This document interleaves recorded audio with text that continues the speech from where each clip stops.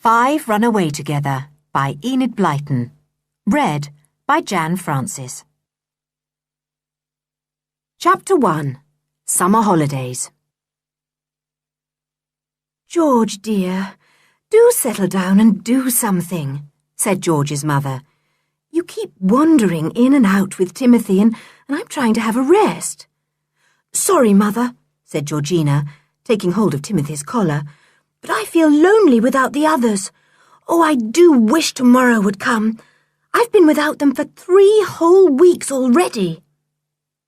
Georgina went to boarding school with her cousin Anne, and in the holidays, she and Anne's 2 brothers, Julian and Dick, usually joined up together and had plenty of fun.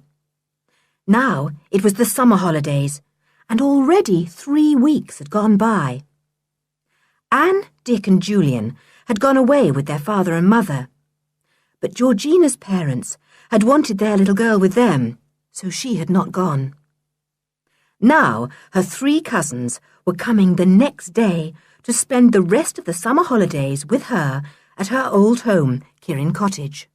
It will be lovely when they're here, said George, as she was always called, to Timothy, her dog.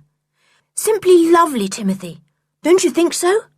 Woof, said Timothy, and licked George's hand. George was dressed, as usual, exactly like a boy, in jeans and jersey. She had always wanted to be a boy, and would never answer if she was called Georgina. So everyone called her George. She had missed her cousins very much during the first weeks of the summer holidays. I used to think I liked best to be alone, George said to Timothy, who always seemed to understand every word she said. But now I know that was silly. It's nice to be with others and share things and make friends. Timothy thumped his tail on the ground. He certainly liked being with the other children too. He was longing to see Julian, Anne and Dick again. George took Timothy down to the beach. She shaded her eyes with her hand and looked out to the entrance of the bay.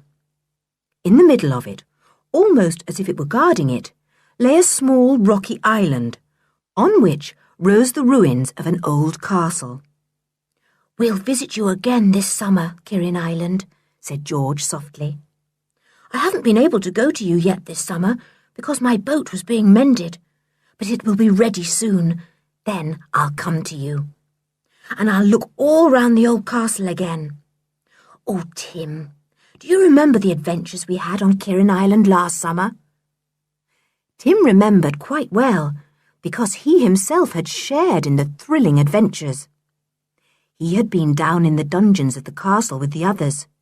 He had helped to find treasure there, and had had just as grand a time as the 4 children he loved.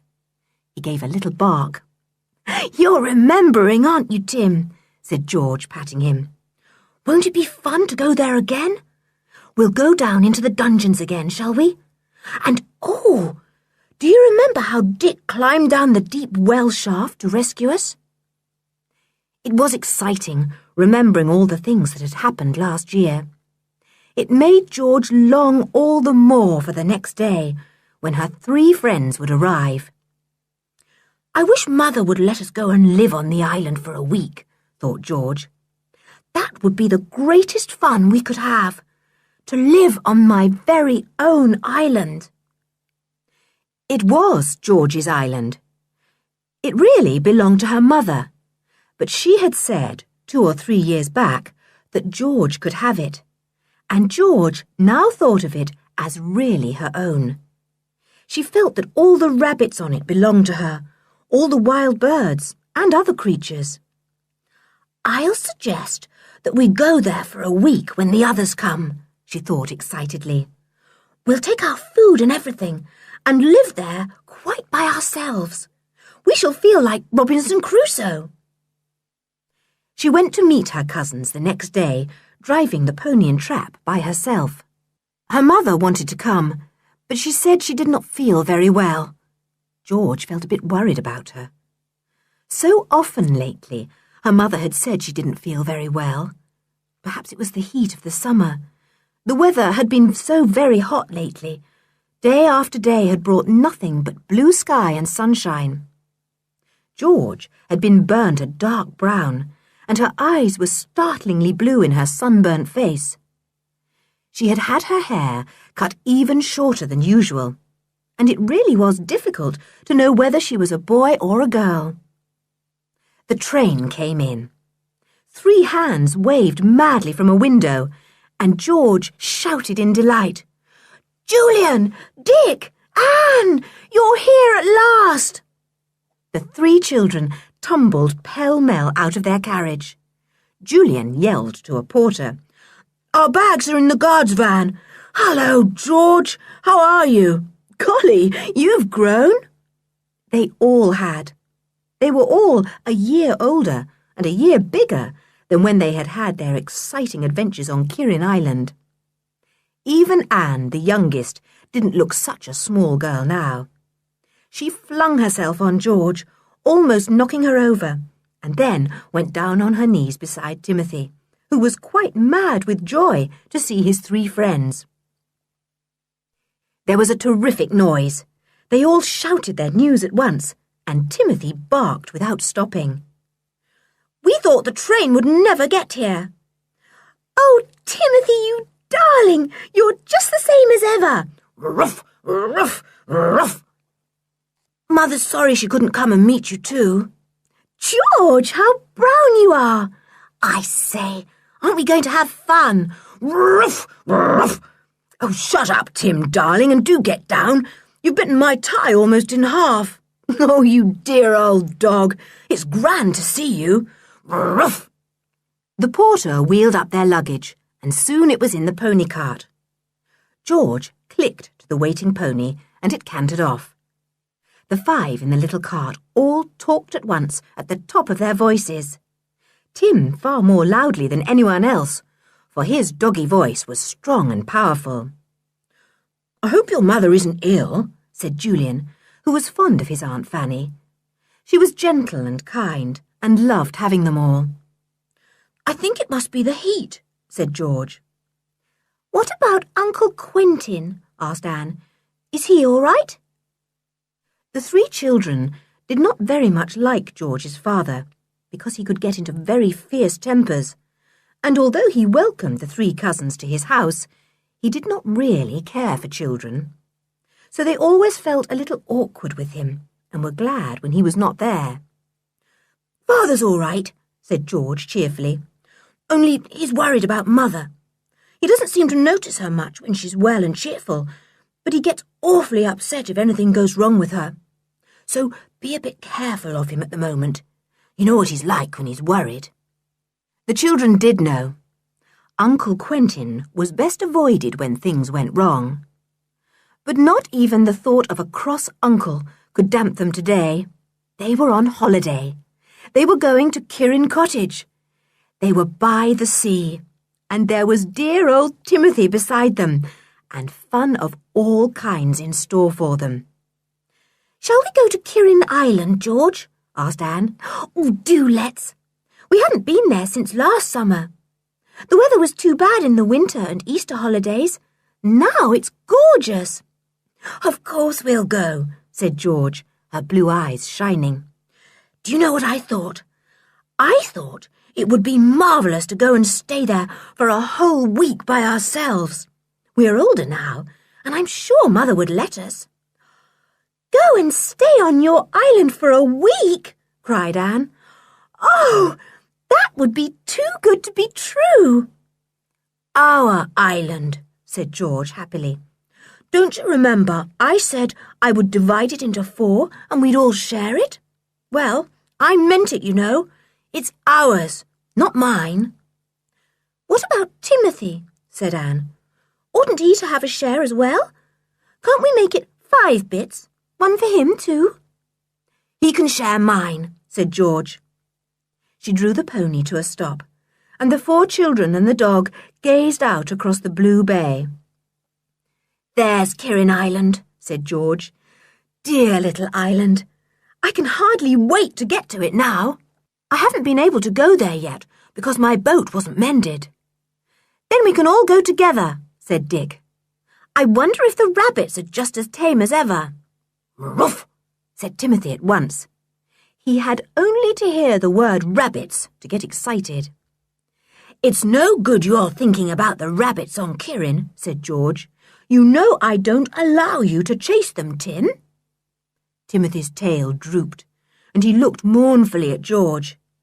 It was the only thing on which he and George did not agree. Tim was firmly convinced that rabbits were meant for him to chase, and George was just as firmly convinced that they were not. Get on, said George to the pony, and jerked the reins. The little creature trotted on towards Kirin Cottage, and very soon they were all opposite the front gate. A sour-faced woman came out from the back door to help them down with their luggage. The children did not know her. Who's she? They whispered to George. The new cook, said George. Joanna had to go and look after her mother who broke her leg. Then Mother got this cook. Mrs. Stick, her name is. Good name for her, grinned Julian. She looks a real old stick. But all the same, I hope she doesn't stick here for long. I hope Joanna comes back. I liked old fat Joanna, and she was nice to Timmy. Mrs. Stick has a dog too, said George. A dreadful animal, smaller than Tim, all sort of mangy and moth-eaten. Tim can't bear it. Where is it? Asked Anne, looking round. It's kept in the kitchen and Tim isn't allowed near it, said George. Good thing too, because I'm sure he'd eat it. He can't think what's in the kitchen and goes sniffing round the shut door till Mrs. Stick nearly goes mad. The others laughed. They had all climbed down from the pony cart now and were ready to go indoors. Julian had helped Mrs. Stick in with all the bags. George took the pony cart away, and the other three went in to say how do you do to their uncle and aunt. Well, dears, said Aunt Fanny, smiling at them from the sofa where she was lying down. How are you all? Oh, I'm sorry I couldn't come to meet you. Uncle Quentin is out for a walk.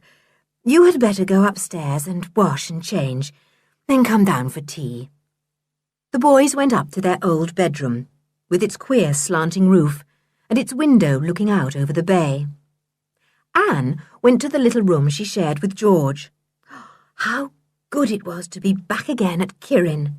What fun they would have these holidays with George and dear old Timmy. Chapter 2. The Stick Family. It was lovely to wake up the next morning at Kirin Cottage and see the sun shining in at the windows and to hear the far-off plash, plash, plash of the sea. It was gorgeous to leap out of bed and rush to see how blue the sea was and how lovely Kirin Island looked at the entrance of the bay. I'm going for a bathe before breakfast, said Julian, and snatched up his bathing trunks. Coming, Dick? You bet, said Dick. Call the girls, we'll all go. So down they went, the four of them, with Tim galloping behind them, his tail wagging 19 to the dozen, and his long pink tongue hanging out of his mouth. He went into the waters with the others and swam all round them. They were all good swimmers, but Julian and George were the best. They put towels round themselves, rubbed their bodies dry, and pulled on jeans and jerseys. Then back to breakfast they went, as hungry as hunters. Anne noticed a boy in the back garden and stared in surprise. Who's that? She said. Oh, that's Edgar, Mrs. Stick's boy, said George. I don't like him. He does silly things like putting out his tongue and calling rude names. Edgar appeared to be singing when the others went in at the gate. Anne stopped to listen. Georgie, porgy, pudding and pie, sang Edgar, a silly look on his face. He seemed about 13 or 14, a stupid yet sly-looking youth. Georgie, porgy, pudding and pie. George went red. He's always singing that, she said furiously.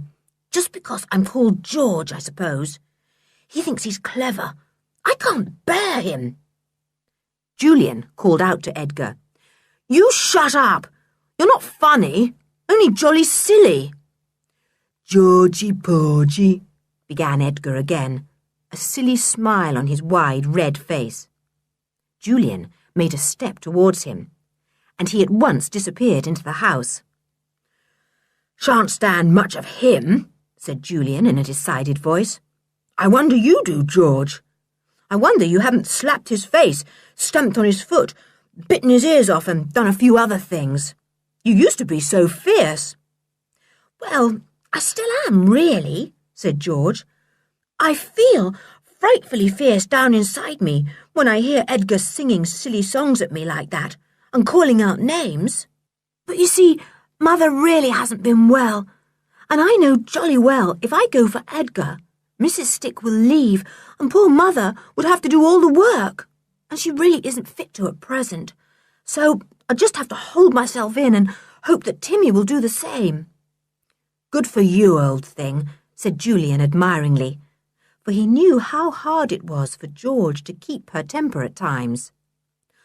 "I think I'll just go up to Mother's room and see if she'd like breakfast in bed," said George. "Hang on to old Timmy for a moment, will you? If Edgar appears again, he might go for him."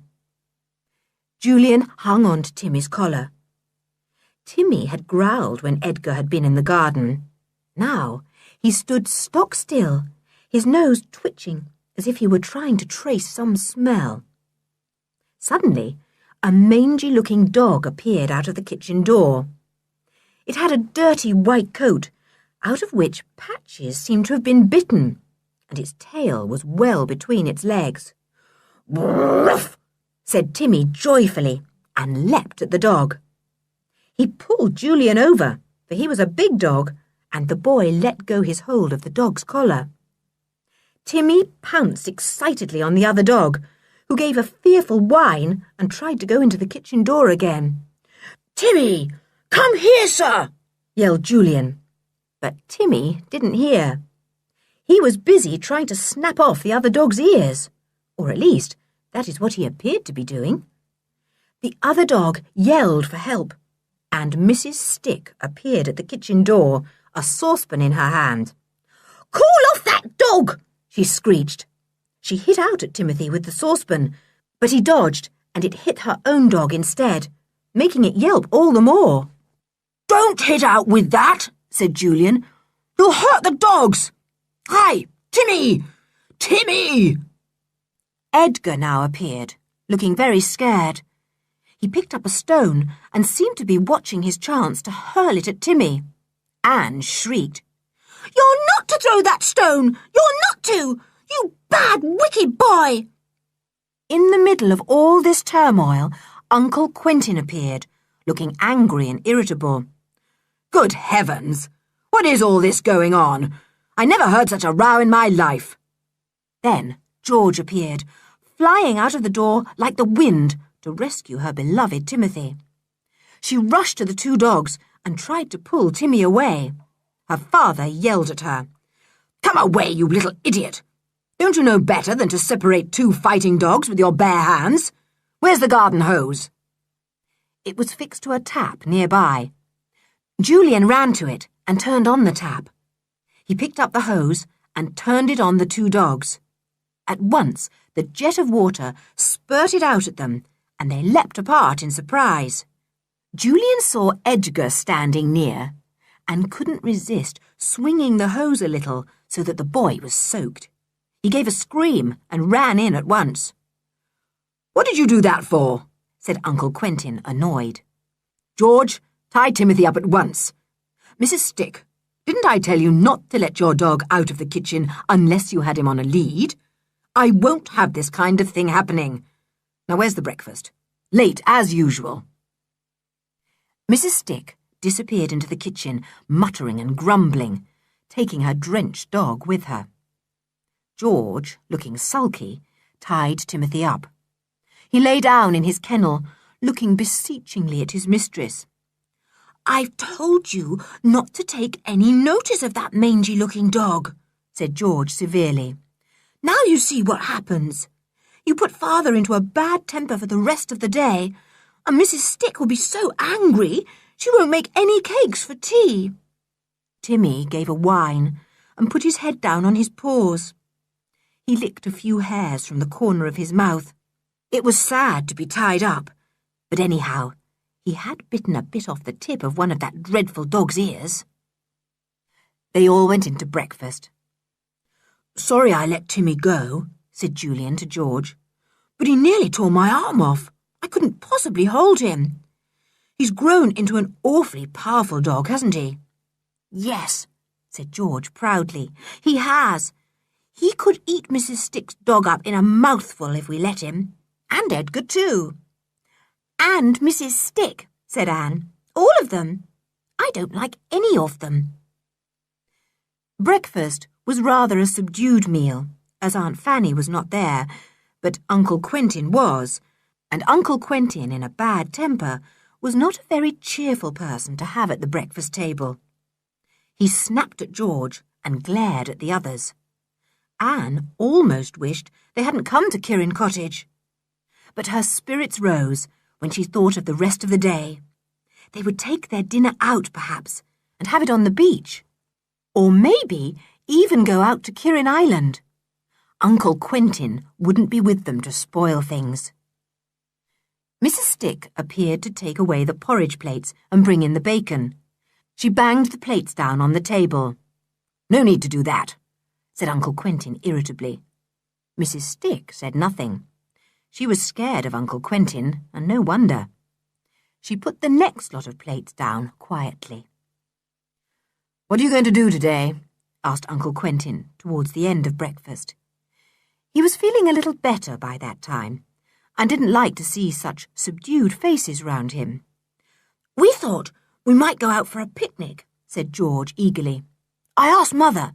She said we might, if Mrs. Stick will make us sandwiches." "Well, I shouldn't think she'll try very hard," said Uncle Quentin, trying to make a little joke. They all smiled politely. "But you can ask her." There was a silence. Nobody liked the idea of asking Mrs. Stick for sandwiches. "I do wish she hadn't brought Stinker," said George gloomily. "Everything would be easier if he wasn't here." "Is that the name of her son?" asked Uncle Quentin, startled. George grinned. "Oh, no, though it wouldn't be a bad name for him, because he hardly ever has a bath, and he's jolly smelly. It's her dog, I mean. She calls him Tinker, but I call him Stinker, because he really does smell awful."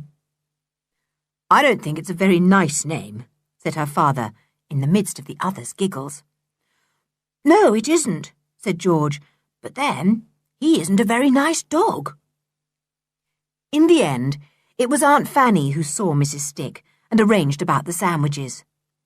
Mrs. Stick went up to see Aunt Fanny, who was having breakfast in bed, and agreed to make sandwiches, though with a very bad grace. "I didn't bargain for 3 more children to come traipsing along," she said sulkily. "I told you they were coming, Mrs. Stick," said Aunt Fanny patiently. "I didn't know I should be feeling so ill myself when they came. If I had been well, I could have made their sandwiches and done many more things. I can only ask you to help as much as you can till I feel better. I may be all right tomorrow. Let the children have a good time for a week or so, and then, if I still feel ill, I am sure they will all turn to and help a bit. But let them have a good time first." The children took their packets of sandwiches and set off. On the way, they met Edgar, looking as stupid and sly as usual. "Why don't you let me come along with you?" he said. "Let's go to that island. I know a lot about it, I do." "No, you don't," said George in a flash. "You don't know anything about it. And I'd never take you. It's my island, see? Well, ours. It belongs to all 4 of us, and Timmy too. We should never allow you to go." "'Tisn't your island," said Edgar. "That's a lie, that is."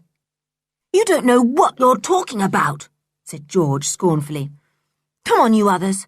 We can't waste time talking to Edgar." They left him, looking sulky and angry. As soon as they were at a safe distance, he lifted up his voice. Georgie, Porgy, pudding and pie, she knows how to tell a lie. Georgie, Porgy, pudding and pie. Julian made as if he would go back after the rude Edgar, but George pulled him on. He'll only go and tell tales to his mother, and she'll walk out, and there'll be no one to help Mother, she said. I'll just have to put up with it. We'll try and think of some way to get our own back, though. Nasty creature. I hate his pimply nose and screwed-up eyes. Ruff, said Timmy feelingly. Timmy says he hates Stinker's miserable tail and silly little ears, explained George, and they all laughed. That made them feel better. They were soon out of hearing of Edgar's silly song and forgot all about him. Let's go and see if your boat is ready, said Julian.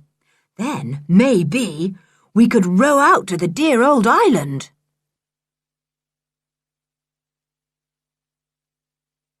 Chapter 3.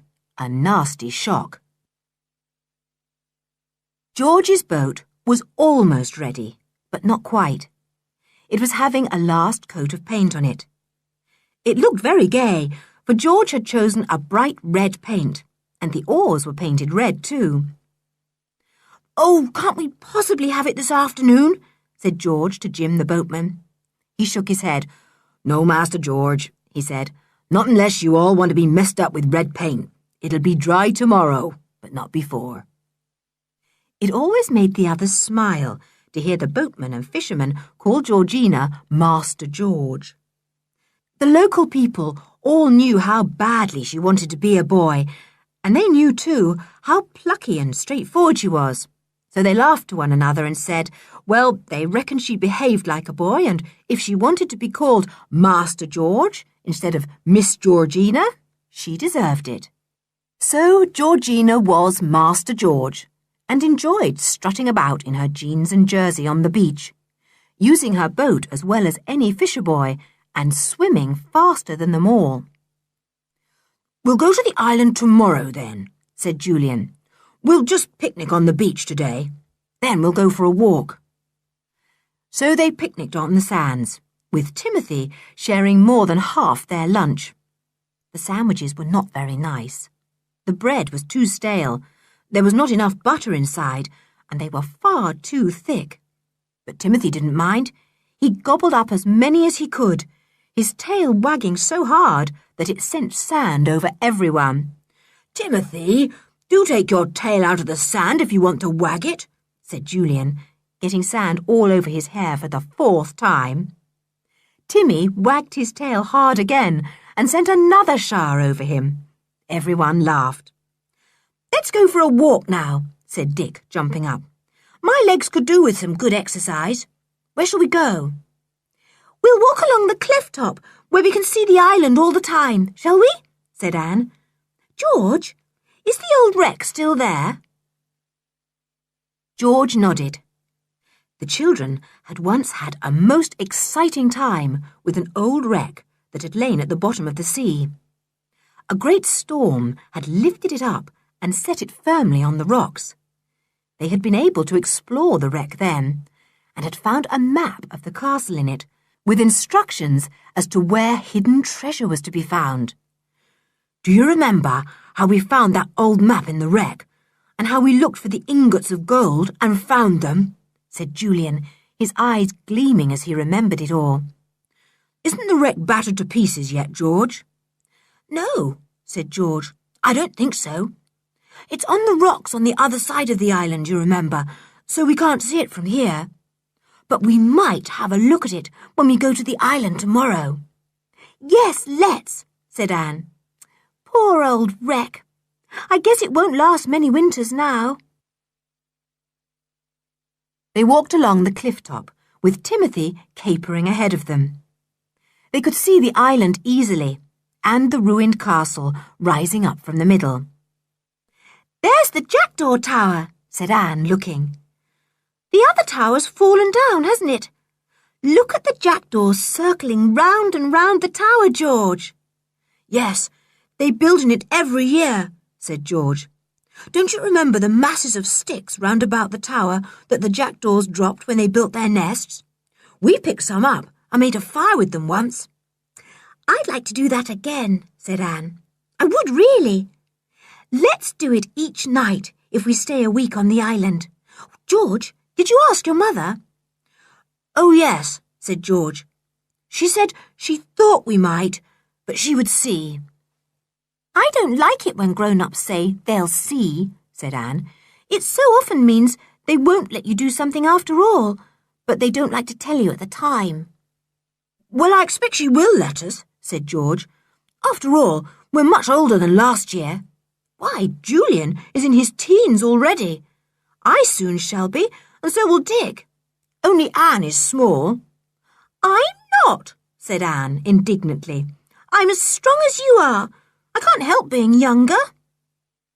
Shh, shh, baby, said Julian, patting his little sister on the back and laughing at her furious face. Hello, look, what's that over there on the island? He had caught sight of something as he was teasing Anne. Everyone swung round and gazed at Kirin. George gave an exclamation. Golly, a spire of smoke. Surely it's smoke. Someone's on my island. On our island, corrected Dick. It can't be. That smoke must come from a steamer out beyond the island. We can't see it, that's all. But I bet the smoke comes from a steamer. We know no one can get to the island but us. They don't know the way. If anyone's on my island, began George, looking very fierce and angry.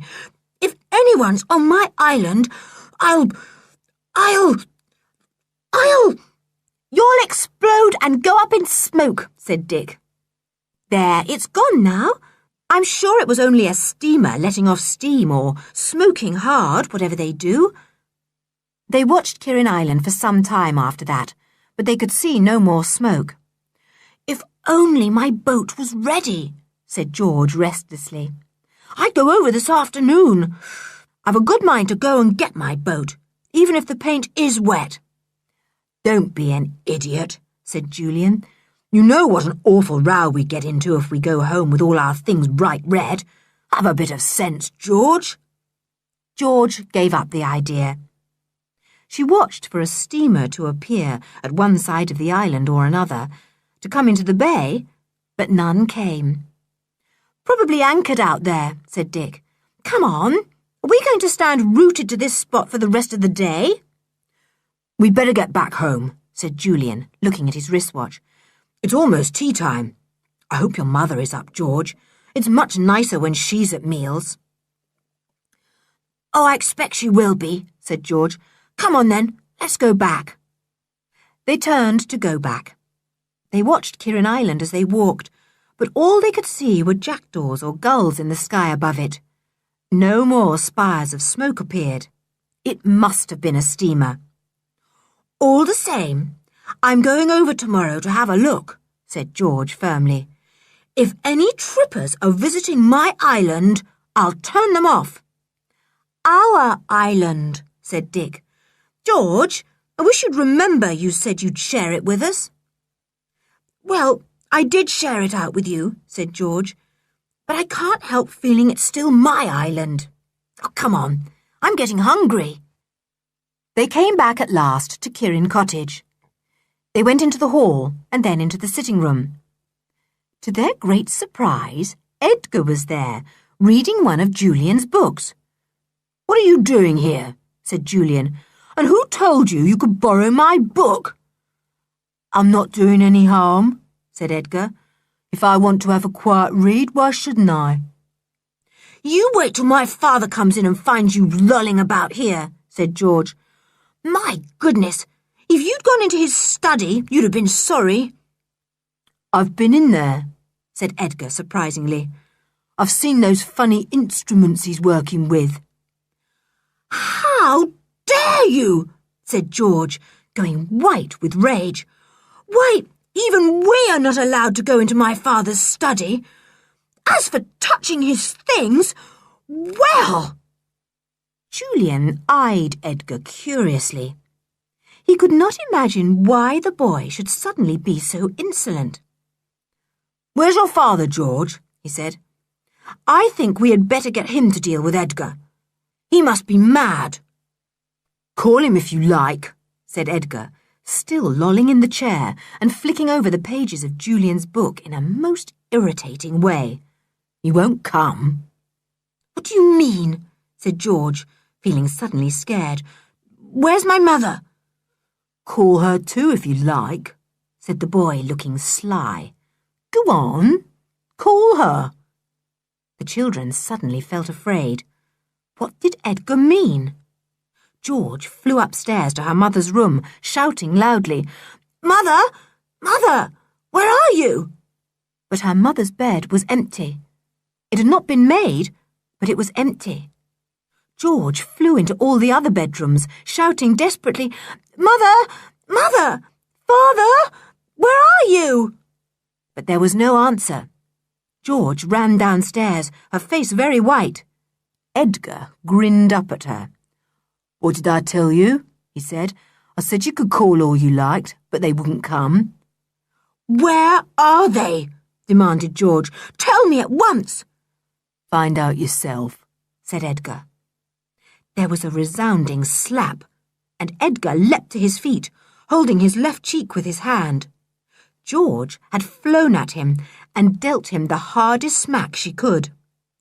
Edgar lifted his hand to slap her back, but Julian stood in front. "You're not fighting George," he said. "She's a girl. If you want to fight, I'll take you on." "I won't be a girl. I'm a boy," shouted George, trying to push Julian away. "I'll fight Edgar, and I'll beat him. You see if I don't." But Julian kept her off. Edgar began to edge towards the doorway, but he found Dick there. "1 minute," said Dick. "Before you go, where are our uncle and aunt?" Suddenly said Timothy, in such a threatening voice that Edgar stared at him in fright. The dog had bared his great teeth and had put up the hackles on his neck. He looked very frightening. "Hold that dog," said Edgar, his voice trembling. "He looks as if he's going to spring at me." Julian put his hand on Tim's collar. "Quiet, Tim," he said. "Now, Edgar, tell us what we want to know, and tell us quickly, or you'll be sorry." "Well, there isn't much to tell," said Edgar, keeping his eye on Timothy. He shot a look at George and went on, "Your mother was suddenly taken very ill, with a terrible pain, here, and they got the doctor, and they've taken her away to hospital, and your father went with her. That's all." George sat down on the sofa, looking paler still and rather sick. "Oh," she said, "poor mother. Oh, I wish I hadn't gone out today. Oh, dear, how can we find out what's happened?" Edgar had slipped out of the room, shutting the door behind him so that Timmy should not follow. The kitchen door was slammed too. The children stared at one another, feeling sorry and dismayed. Poor George! Poor Aunt Fanny! "There must be a note somewhere," said Julian, and looked round the room. He saw a letter stuck into the rim of the big mirror there, addressed to George. He gave it to her. It was from George's father. "Read it quickly," said Anne. "Oh, dear! This is really a horrid beginning to our holidays here."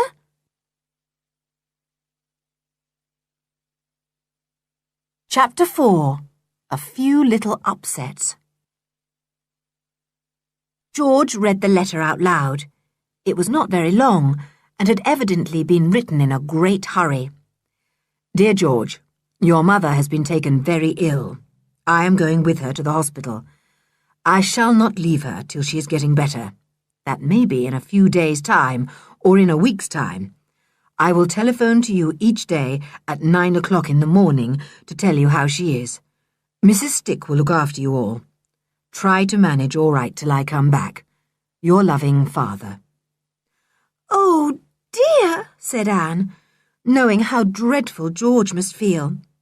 George loved her mother dearly, and for once in a way, the girl had tears in her eyes. George never cried, but it was terrible to come home and find her mother gone like this, and father too. No one there but Mrs. Stick and Edgar. "I can't bear Mother going like this," sobbed George suddenly, and buried her head in a cushion. She might never come back." "Don't be silly, George," said Julian, sitting down and putting his arm round her. "Of course she will. Why shouldn't she? Didn't your father say he was staying with her till she was getting better, and that would be probably in a few days' time? Oh, cheer up, George. It isn't like you to give way like this." "But I didn't say goodbye," sobbed poor George. "And I made her ask Mrs. Stick for the sandwiches instead of me. I want to go and find Mother and see how she is myself." "You don't know where they've taken her, and if you did, they wouldn't let you in," said Dick gently. "Let's have some tea. We shall all feel better after that." "I couldn't eat anything," said George fiercely. Timothy pushed his nose into her hands and tried to lick them. They were under her buried face. The dog whined a little. "Oh, poor Timmy. He can't understand," said Anne. "He's awfully upset because you're unhappy, George." That made George sit up. She rubbed her hands over her eyes and let Timmy lick the wet tears off them. He looked surprised at the salty taste. He tried to get onto George's knee. "Oh, silly Timmy," said George in a more ordinary voice. "Don't be upset. I just got a shock, that's all. I'm better now, Timmy. Don't whine like that, silly. I'm all right. I'm not hurt." But Timothy felt certain George was really hurt or injured in some way to cry like that, and he kept whining and pawing at George and trying to get onto her knee. Julian opened the door. "I'm going to tell Mrs. Stick we want our tea," he said, and went out. The others thought he was rather brave to face Mrs. Stick. Julian went to the kitchen door and opened it. Edgar was sitting there, one side of his face scarlet, where George had slapped it. Mrs. Stick was there, looking grim. "If that girl slaps my Edgar again, I'll be after her," she said threateningly. "Edgar deserved what he got," said Julian. "Can we have some tea, please?" "I've a good mind to get you none," said Mrs. Stick. Her dog started up from its corner and growled at Julian. "That's right, Tinker. You growl at folks that slap Edgar," said Mrs. Stick. Julian was not in the least afraid of Tinker. "If you are not going to get us any tea, I'll get it myself," said the boy. "Where is the bread and where are the cakes?" Mrs. Stick stared at Julian, and the boy looked back at her steadfastly. He thought she was a most unpleasant woman, and he certainly was not going to allow her to get the better of him. He wished he could tell her to go, but he had a feeling that she wouldn't, so it would be a waste of his breath. Mrs. Stick dropped her eyes first. "I'll get your tea," she said, "but if I've any nonsense from you, I'll get you no other meals." "And if I have any nonsense from you, I shall go to the police," said Julian unexpectedly. He hadn't meant to say that. It came out quite suddenly, but it had a surprising effect on Mrs. Stick. She looked startled and alarmed. "Now, there's no call to be nasty," she said in a much more polite voice. "We've all had a bit of a shock and we're upset like. I'll get you your tea right now." Julian went out. He wondered why his sudden threat of going to the police had made Mrs. Stick so much more polite. Perhaps she was afraid the police would get on to his Uncle Quentin and he would come tearing back. Uncle Quentin wouldn't care for 100 Mrs. Sticks. He went back to the others. "Tea's coming," he said, "so cheer up, everyone." It wasn't a very cheerful company that sat down to the tea Mrs. Stick brought in. George was now feeling ashamed of her tears. Anne was still upset. Dick tried to make a few silly jokes to cheer everyone up, but they fell so flat that he soon gave it up. Julian was grave and helpful, suddenly very grown up. Timothy sat close beside George, his head on her knee. "I do wish I had a dog who loved me like that," thought Anne. Timmy kept gazing up at George out of big, brown, devoted eyes. He had no eyes or ears for anyone but his little mistress, now she was sad. Nobody noticed what they had for tea, but all the same, it did them good, and they felt better after it. They didn't like to go out to the beach afterwards, in case the telephone bell rang, and there was news of George's mother. So they sat about in the garden, keeping an ear open for the telephone. From the kitchen came a song. Georgie, Porgy, pudding and pie, sat herself down and had a good cry. Georgie, Porgy. Julian got up. He went to the kitchen window and looked in. Edgar was there alone. "Come on out here, Edgar," said Julian in a grim voice. "I'll teach you to sing another song. Come along." Edgar didn't stir. "Can't I sing if I want to?" he said. "Oh, yes," said Julian, "but not that song. I'll teach you another. Come along out."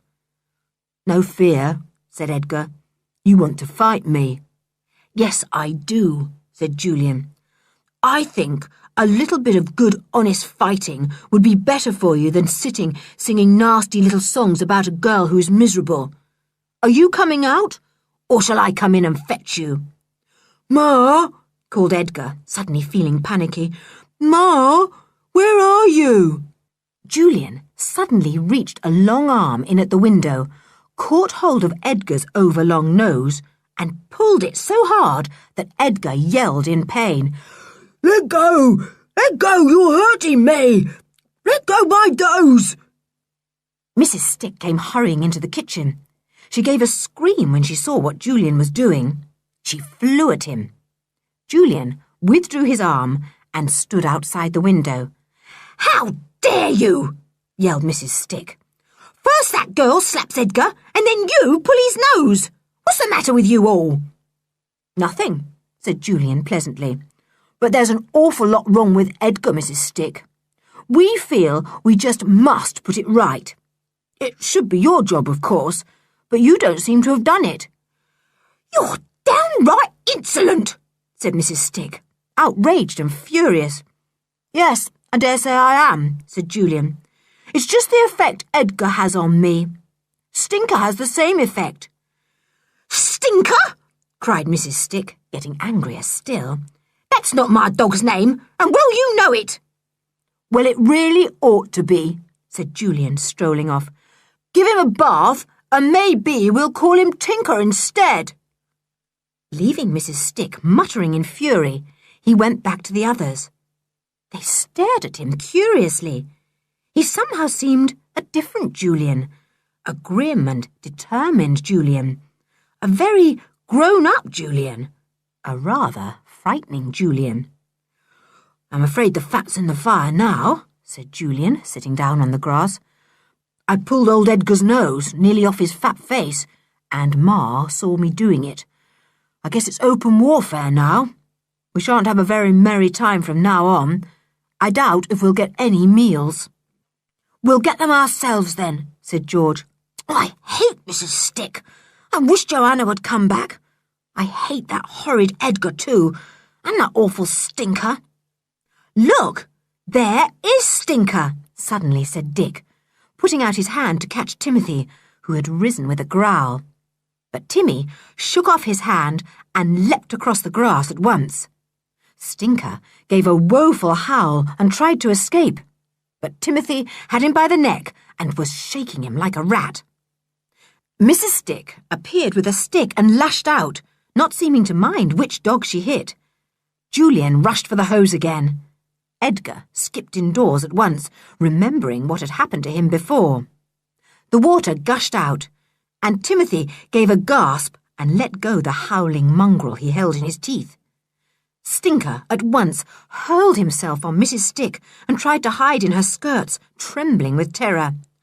"I'll poison that dog of yours," said Mrs. Stick furiously to George.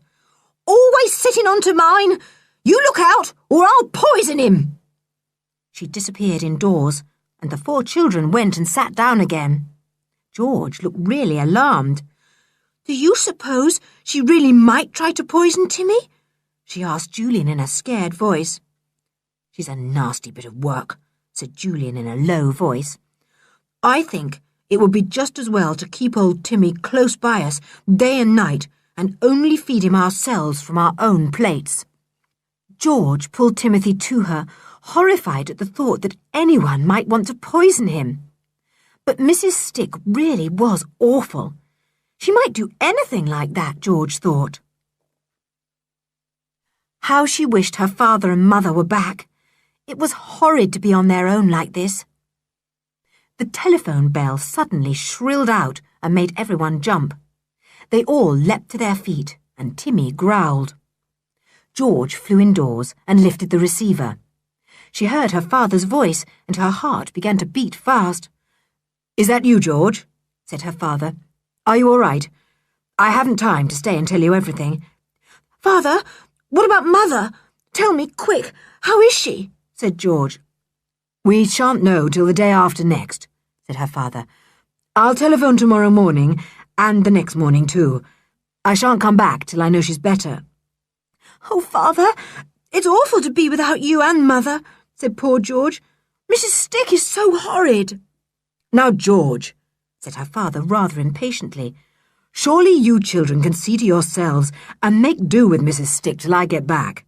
Don't worry me about such things now. I've enough worry as it is. When will you come back, do you think? Said George. Can I come and see Mother? No, said her father. Not for at least 2 weeks, they say. I'll be back as soon as I can, but I'm not going to leave your mother now. She needs me. Goodbye, and be good, all of you. George put back the receiver. She turned to face the others. Shan't know about Mother till the day after next, she said. And we've got to put up with Mrs. Stick till Father comes back, and goodness knows when that will be. Oh, it's awful, isn't it?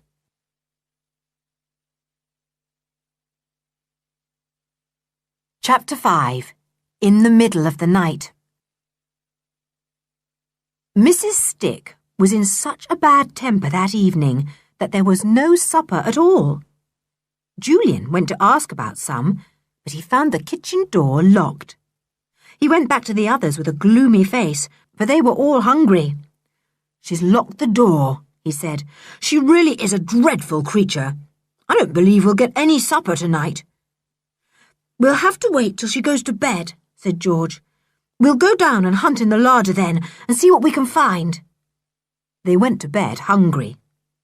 Julian listened for Mrs. Stick and Edgar to go to bed too. When he heard them going upstairs and was sure their doors had shut, he slipped down to the kitchen. It was dark there, and Julian was just about to put on the light when he heard the sound of someone breathing heavily. He wondered who it could be. Was it Stinker? No, it couldn't be the dog. It sounded like a human being. Julian stood there, his hand over the light switch, puzzled and a little scared. It couldn't be a burglar, because burglars don't go to sleep in the house they have come to rob. It couldn't be Mrs. Stick or Edgar. Then who was it? He snapped on the light. The kitchen was flooded with radiance, and Julian's eyes fastened on the figure of a small man lying on the sofa. He was fast asleep, his mouth wide open. He was not a very pleasant sight. He had not shaved for some days, and his cheeks and chin were bluish-black. He didn't seem to have washed for even longer than that, for his hands were black, and so were his fingernails. He had untidy hair and a nose exactly like Edgar's. Must be dear Edgar's father, thought Julian to himself. What a sight! Well, poor Edgar hadn't much chance to be decent with a father and mother like his. The man snored.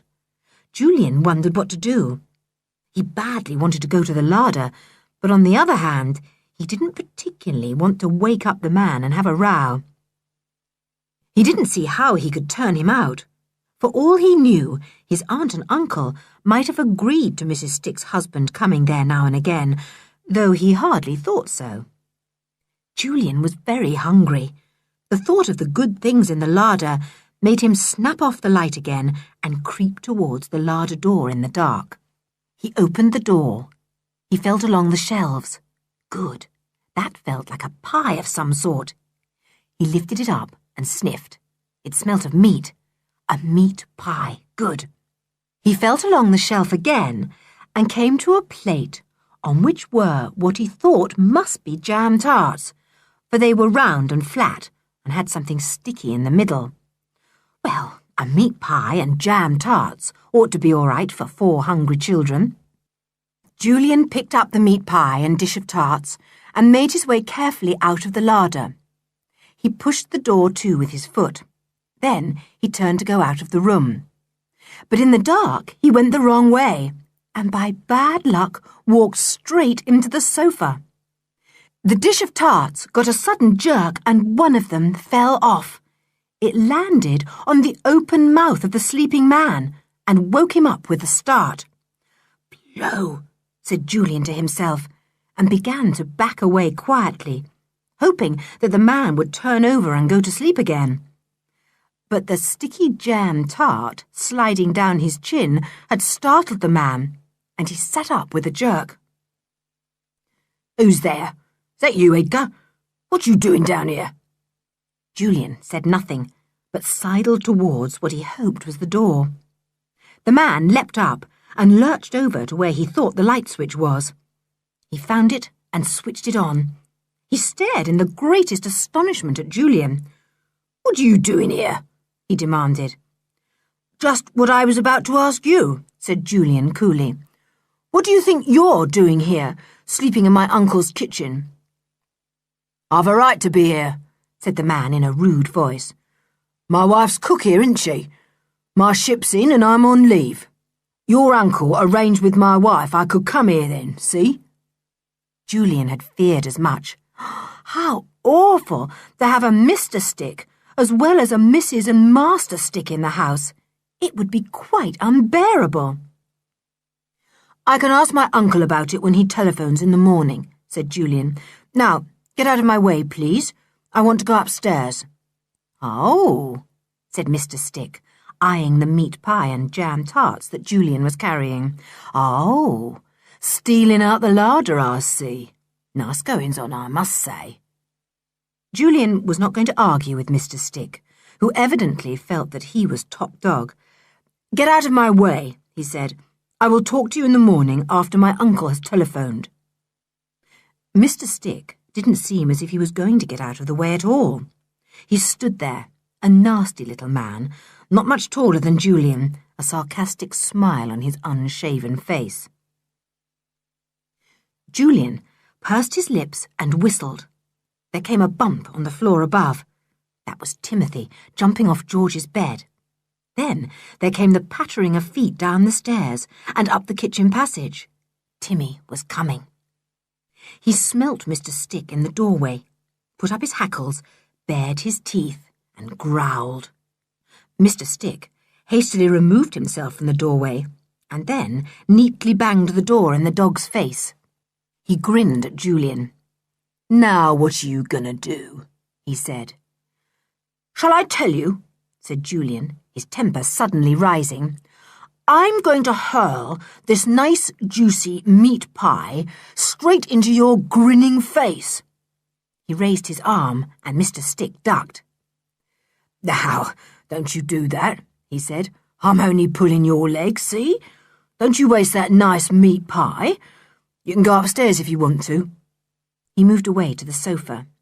Julian opened the door and Timothy bounded in, growling. Mr. Stick eyed him uncomfortably. "Don't you let that nasty great dog come near me," he said. "I don't like dogs." "Then I wonder you don't get rid of Stinker," said Julian. "Come here, Timmy. Leave him alone. He's not worth growling at." Julian went upstairs with Timothy close at his heels. The others crowded round him, wondering what had happened, for they had heard the voices downstairs. They laughed when Julian told them how he had nearly thrown the meat pie at Mr. Stick. "It would have served him right," said Anne, "though it would have been a great pity, because we shouldn't have been able to eat it. Well, Mrs. Stick may be simply horrible, but she can cook. This pie is gorgeous." The children finished all the pie and the tarts too. Julian told them all about Mr. Stick coming on leave from his ship. "3 sticks are a lot too much," said Dick thoughtfully. "Pity we can't get rid of them all and manage for ourselves. George, can't you possibly persuade your father tomorrow to let us get rid of the sticks and look after ourselves?" "I'll try," said George, "but you know what he is. Awfully difficult to argue with, but I'll try. Golly, I'm sleepy now." "Come on, Timmy, let's get to bed. Lie on my feet. I'm hardly going to let you out of my sight now, in case those awful sticks poison you." Soon the 4 children, now no longer hungry, were sleeping peacefully. They did not fear the sticks coming up to their rooms, for they knew that Timmy would wake and warn them at once. Timmy was the best guard they could have.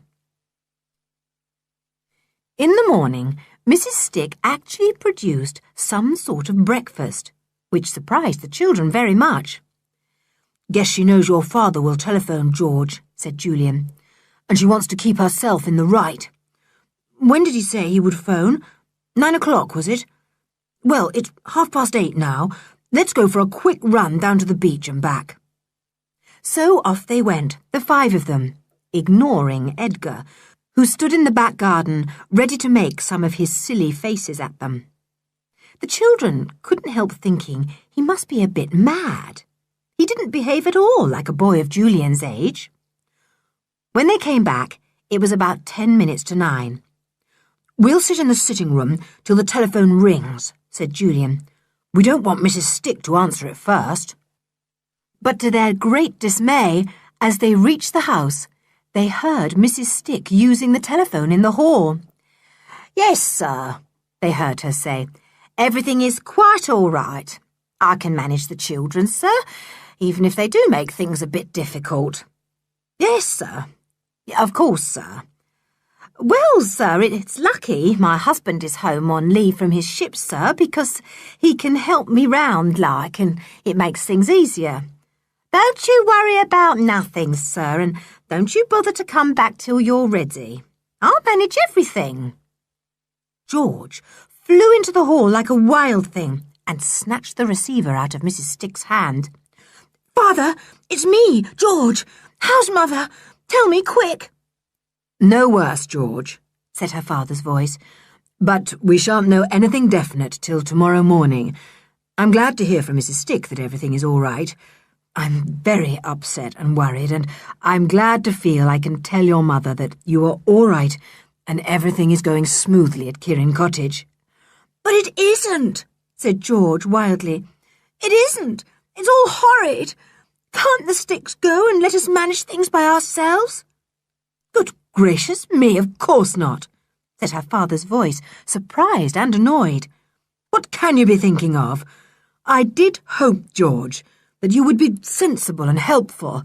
I must say—" "You talk to him, Julian," said George helplessly, and thrust the receiver into Julian's hand.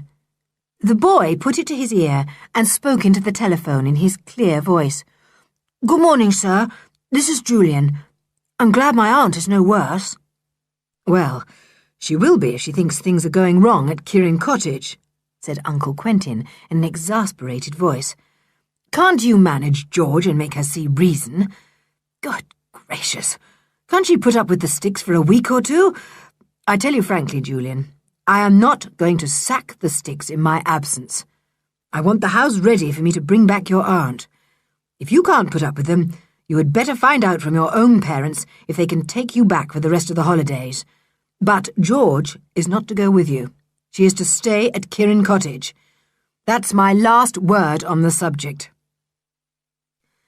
"But, sir," began Julian, wondering how in the world he could deal properly with his hot-tempered uncle, "I must tell you that—" There was a click at the other end of the phone. Uncle Quentin had put down his receiver and gone. There was no more to be said. Blow. Julian pursed up his mouth and looked round at the others, frowning. "He's gone," he said. "Cut me off just as I was trying to reason with him." "Serves you right," said Mrs. Stick's harsh voice from the end of the hall. "Now you know where you stand.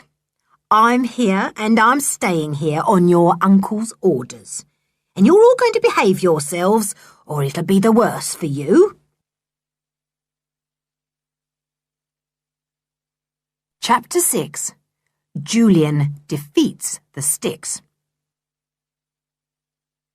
There was a slam, the kitchen door shut, and Mrs. Stick could be heard telling the news triumphantly to Edgar and Mr. Stick. The children went into the sitting room, sat down, and stared at one another gloomily.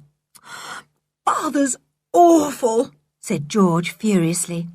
"He never will listen to anything." "Well, after all, he is very upset," said Dick reasonably. "It was a great pity that he rang before 9, so that Mrs. Stick got her say in first." "What did Father say to you?" said George. "Tell us exactly." "He said that if we couldn't put up with the Sticks, Anne and Dick and I were to go back to our own parents," said Julian, "but you were to stay here." George stared at Julian. "Well," she said at last, "you can't put up with the Sticks, so you'd better all go back. I can look after myself." "Don't be an idiot," said Julian, giving her arm a friendly shake. "You know we wouldn't desert you. I can't say I look forward to the idea of being under the thumb of the amiable Sticks for a week or two, but there are worse things than that. We'll stick it together." But the feeble little joke didn't raise a smile, even from Anne. The idea of being under the Sticks' 3 thumbs was a most unpleasant prospect. Timothy put his head on George's knee. She patted him and looked round. "You go home," she said to the others. "I've got a plan of my own, and you're not in it. I've got Timmy, and he'll look after me. Telephone to your parents and go home tomorrow." George stared round defiantly. Her head was up, and there was no doubt but that she had made a plan of some sort. Julian felt uneasy. "Don't be silly," he said. "I tell you, we all stand together in this. If you've got a plan, we'll come into it. But we're staying here with you, whatever happens." "Stay if you like," said George, "but my plan goes on. And you'll find you'll have to go home in the end. Come on, Timothy, let's go to Jim and see if my boat is ready." "We'll go with you," said Dick. He was sorry for George. He could see below her defiance, and he knew she was very unhappy, worried about her mother, angry with her father, and upset because she felt the others were staying on because of her, when they could go back home and have a lovely time. It was not a happy day. George was very standoffish, and kept on insisting that the others should go back home and leave her. She grew quite angry when they were as insistent that they would not. "You're spoiling my plan," she said at last. "You might go back. You really might. I tell you, you're spoiling my plan completely." "Well, what is your plan?" said Julian impatiently. "I can't help feeling you're just pretending you've got a plan so that we'll go." "I'm not pretending," said George, losing her temper. "Do I ever pretend? You know I don't. If I say I've got a plan, I have got a plan. But I'm not giving it away, so it's no good asking me. It's my own secret private plan." "Well, I really do think you might tell us," said Dick, quite hurt. "After all, we're your best friends, aren't we? And we're going to stick by you, plan or no plan. Yes, even if we spoil your plan, as you say, we shall still stay here with you." "I shan't let you spoil my plan," said George, her eyes flashing. You're mean. You're against me, just like the sticks are. Oh, George, don't, said Anne, almost in tears. Don't let's quarrel. It's bad enough quarrelling with those awful sticks, without us quarrelling too. George's temper died down as quickly as it had risen. She looked ashamed. Oh, sorry, she said. I'm an idiot. I won't quarrel, but I do mean what I say. I shall go on with my plan, and I shan't tell you what it is, because if I do, it will spoil the holidays for you. Please believe me. Let's take our dinner out with us again, said Julian, getting up. We'll all feel better away from this house today. I'll go and tackle the old stick. Dear old Jew, isn't he brave? Said Anne, who would rather have died than go and face Mrs. Stick at that moment.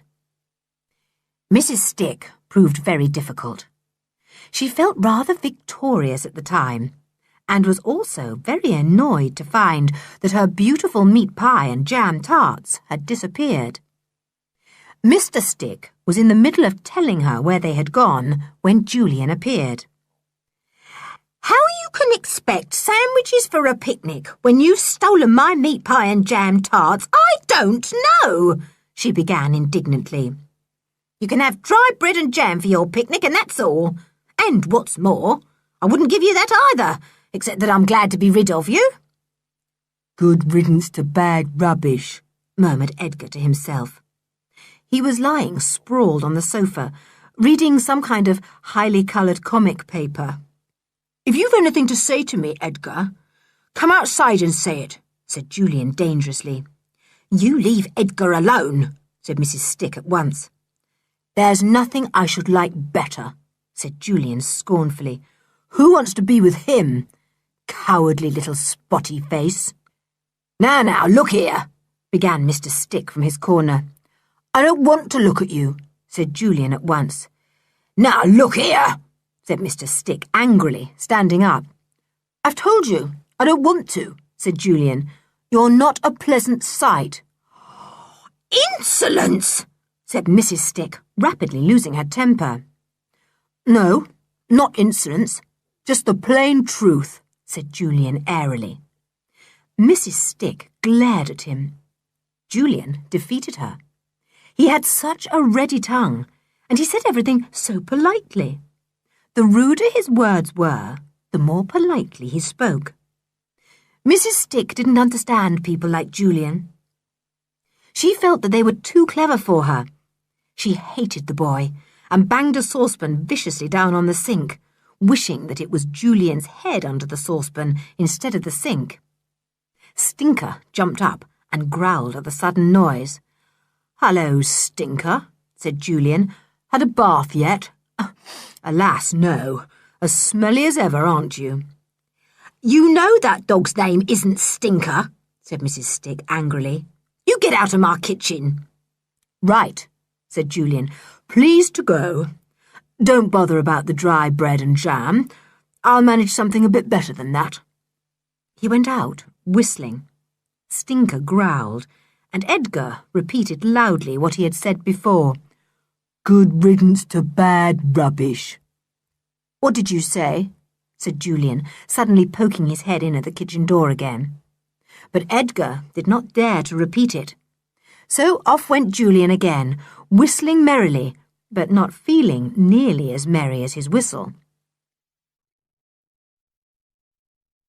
End of Disc 1. Disc 2. He was worried. After all, if Mrs. Stick was going to make meals as difficult as this, life was not going to be very pleasant at Kirin Cottage. Anyone feel inclined to have dry bread and jam for lunch? Inquired Julian when he returned to the others. No? I rather thought so, so I turned down Mrs. Stick's kind offer. I vote we go and buy something decent. That shop in the village has good sausage rolls. George was very silent all that day. She was worrying about her mother, the others knew. She was probably thinking about her plan, too, they thought, and wondered whatever it could be. Shall we go over to Kirin Island today? Asked Julian, thinking that it would take George's mind off her worries if they went to her beloved island. George shook her head. No, she said, I don't feel like it. The boat's all ready, I know, but I just don't feel like it.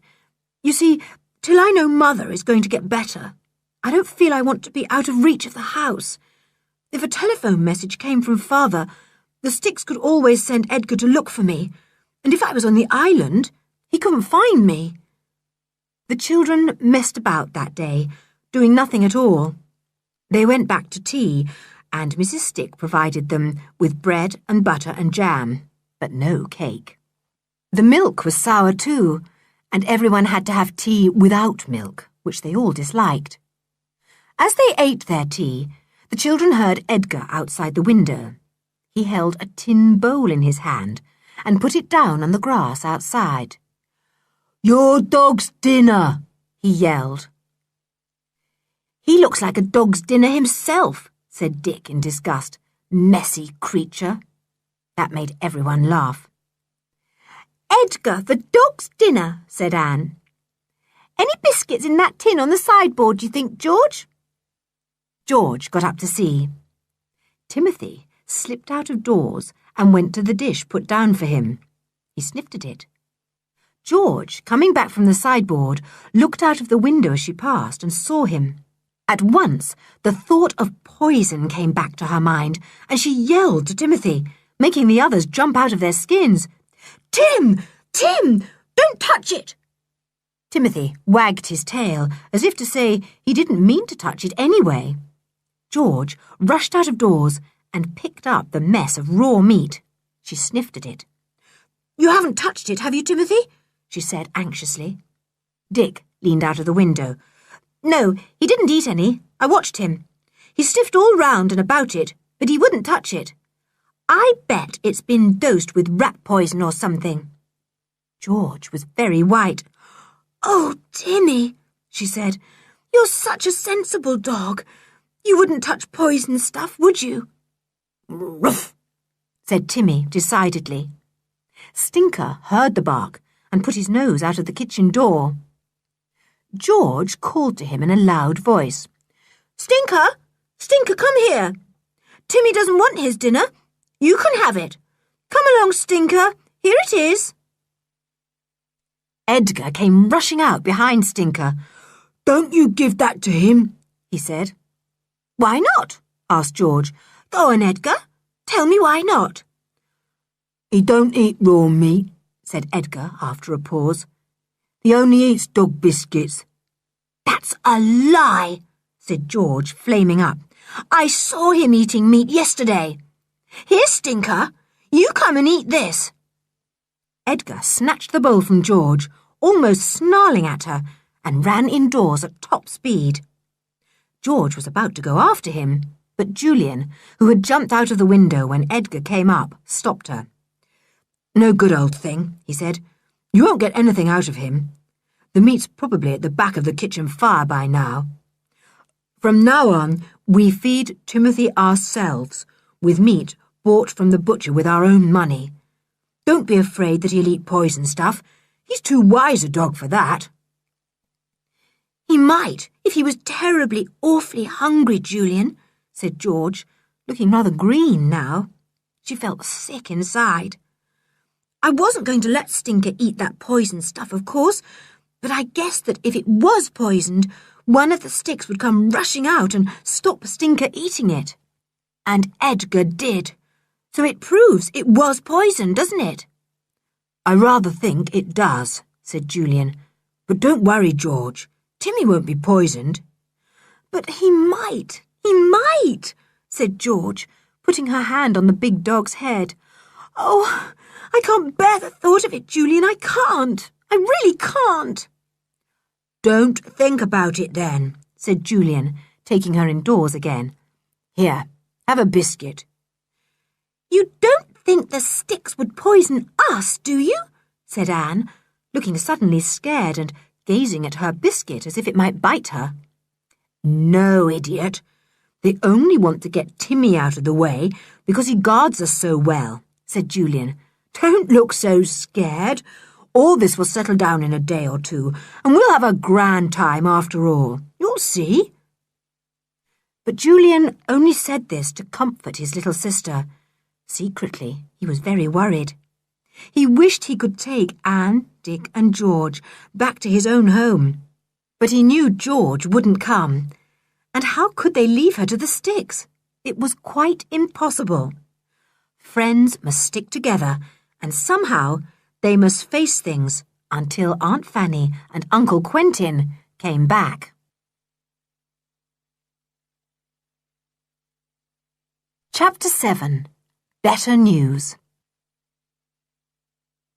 "Do you think we'd better slip down after the sticks have gone to bed and get some food out of the larder again?" said Dick, when no supper appeared that evening. Julian didn't feel inclined to sneak down and confront Mr. Stick again. Not that he was afraid of him, but the whole thing was so unpleasant. This was their house. The food was theirs. So why should they have to beg for it or take it on the sly? It was ridiculous. "Come here, Timothy," said Julian. The dog left George's side and went to Julian, looking up at the boy inquiringly. "You're going to come with me and persuade dear, kind Mrs. Stick to give us the best things out of the larder," said Julian with a grin. The others laughed, cheering up at once. "Good idea," said Dick. "Can we all come and see the fun?" "Better not," said Julian. "I can manage fine by myself." He went down the passage to the kitchen. The radio was going inside, so no one in the kitchen heard Julian till he was actually standing inside the door.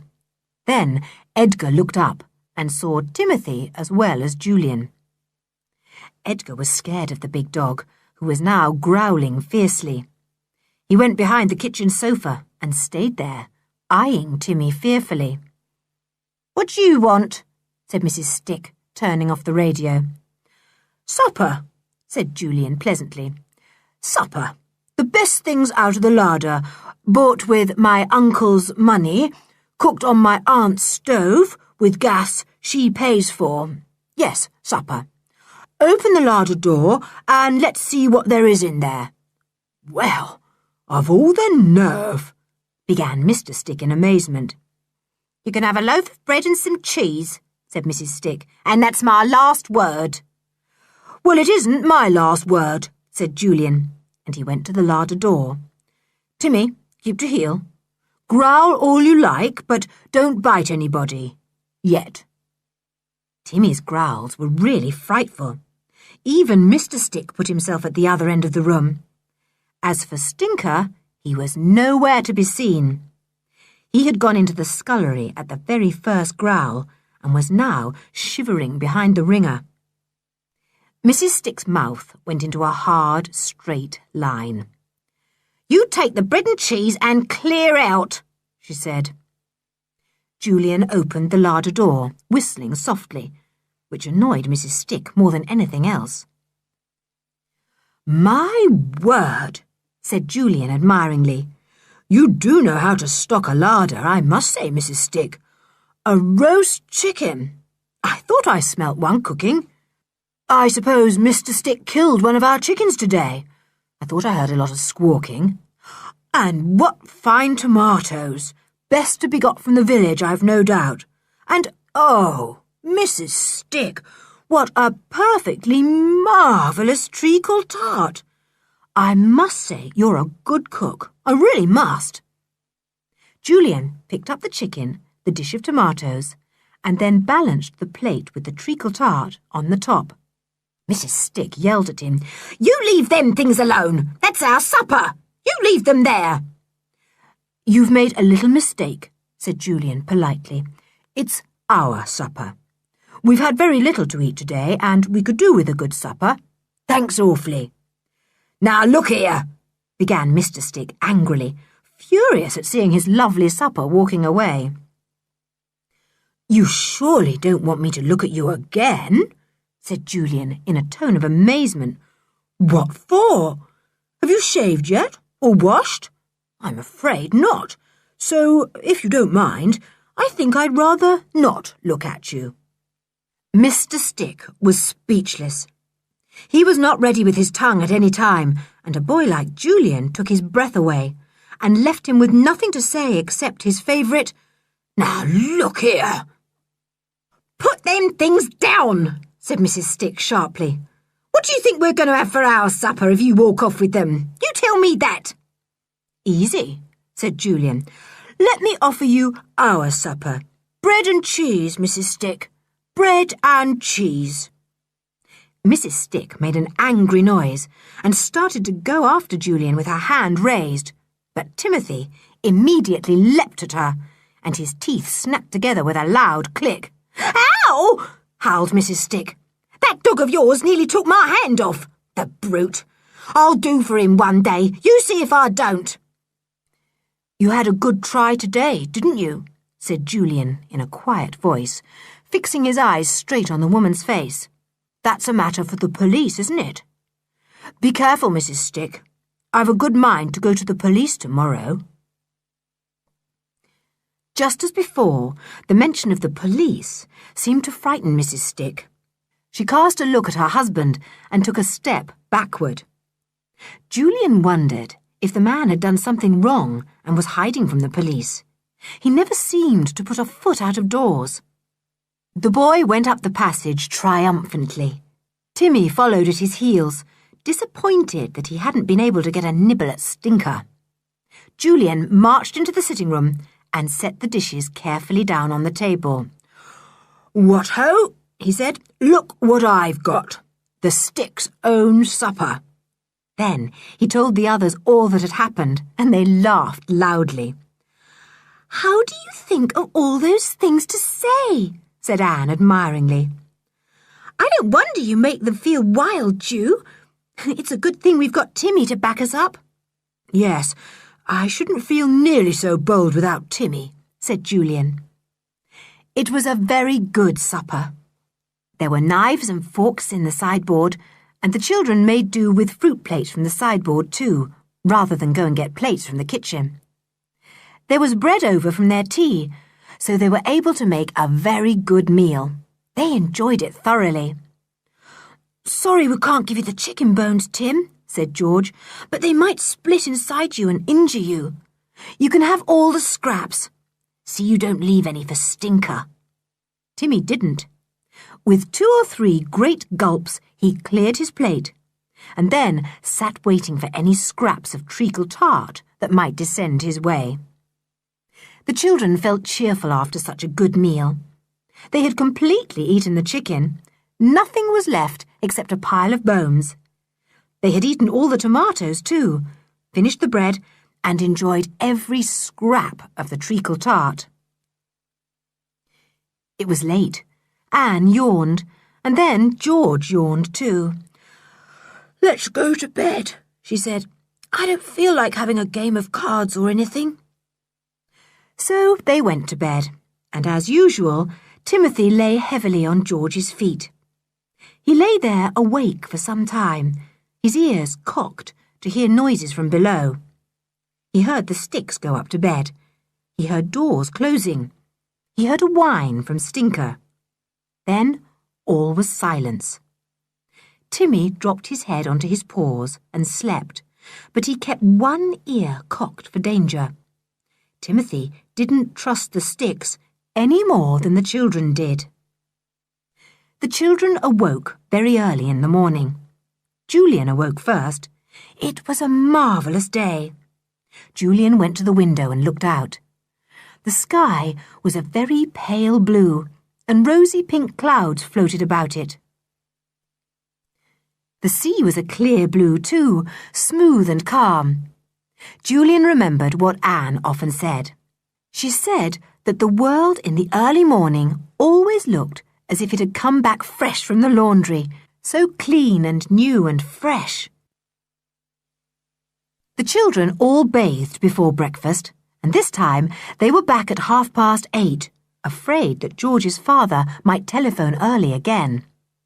Julian saw Mrs. Stick on the stairs and called to her. "Has my uncle telephoned yet?" "No," said the woman in a surly tone. She had been hoping that the telephone would ring while the children were out. Then, as she had done the day before, she could answer it and get a few words in first. "We'll have breakfast now, please," said Julian. "A good breakfast, Mrs. Stick. My uncle might ask us what we've had for breakfast, mightn't he? You never know." Mrs. Stick evidently thought that Julian might tell his uncle if she gave them only bread and butter for breakfast. So very soon the children smelt a delicious smell of bacon frying. Mrs. Stick brought in a dish of it garnished with tomatoes. She banged it down on the table with the plates. Edgar arrived with a pot of tea and a tray of cups and saucers. "Ah, here is dear Edgar," said Julian in a tone of amiable surprise. "Dear old spotty face." "Gone," said Edgar, and banged down the teapot. Timmy growled, and Edgar fled for his life. George didn't want any breakfast. Julian put hers back in the warm dish and put a plate over it. He knew that she was waiting for news. If only the telephone would ring. Then she would know if her mother was really better or not. It did ring as they were halfway through the meal. George was there before the bell had stopped pealing. She put the receiver to her ear. "Father? Yes, it's George. How's Mother?" There was a pause as George listened. All the children stopped eating and listened in silence, waiting for George to speak. They would know by her next words if the news was good or not. Oh, I'm so glad," they heard George say. "Did she have the operation yesterday?" "Oh, you never told me. But it's all right now, is it? Oh, poor Mother. Give her my love. I do want to see her. Oh, Father, can't I come?" Evidently, the answer was no. George listened for a while, then spoke a few more words and said goodbye. She ran into the sitting room. "You heard, didn't you?" she said joyfully. "Mother's better. She'll get all right now, and we'll be back home soon, in about 10 days. Father won't come back till he brings her home. It's good news about Mother, but I'm afraid we can't get rid of the sticks." Chapter 8. George's Plan. Mrs. Stick had overheard the conversation on the telephone. At least, she had heard George's side of it. She knew that George's mother was better and that her father would not return till her mother could be brought home. That would be in about 10 days. The Sticks could have a fine time till then, no doubt about that.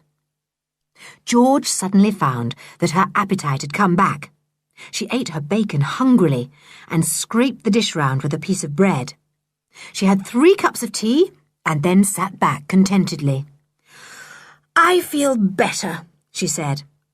Anne slipped her hand in hers. She was very glad that her aunt was going to be all right. If it wasn't for those awful sticks, they could have a lovely time. Then George said something that made Julian cross. "Well, now that I know Mother is going to be better, I can stand up to the sticks all right by myself with Timmy. So I want you 3 to go back home and finish the holes without me. I shall be all right." "Shut up, George," said Julian. "We've argued this all out before. I've made up my mind, and I don't change it any more than you do when I've made it up. Oh, you make me cross." "Well," said George, "I told you I got a plan, and you don't come into it, I'm afraid, and you'll find you'll have to go back home whether you mean to or not." "Oh, don't be so mysterious, George," said Julian impatiently. "What is this strange plan? You'd better tell us, even if we're not in it. Can't you trust us?" "Yes, of course, but you might try to stop me," said George, looking sulky. "Then you'd certainly better tell us," said Julian, feeling uneasy. George was such a madcap once she got ideas into her head. Goodness knows what she might do. But George wouldn't say another word.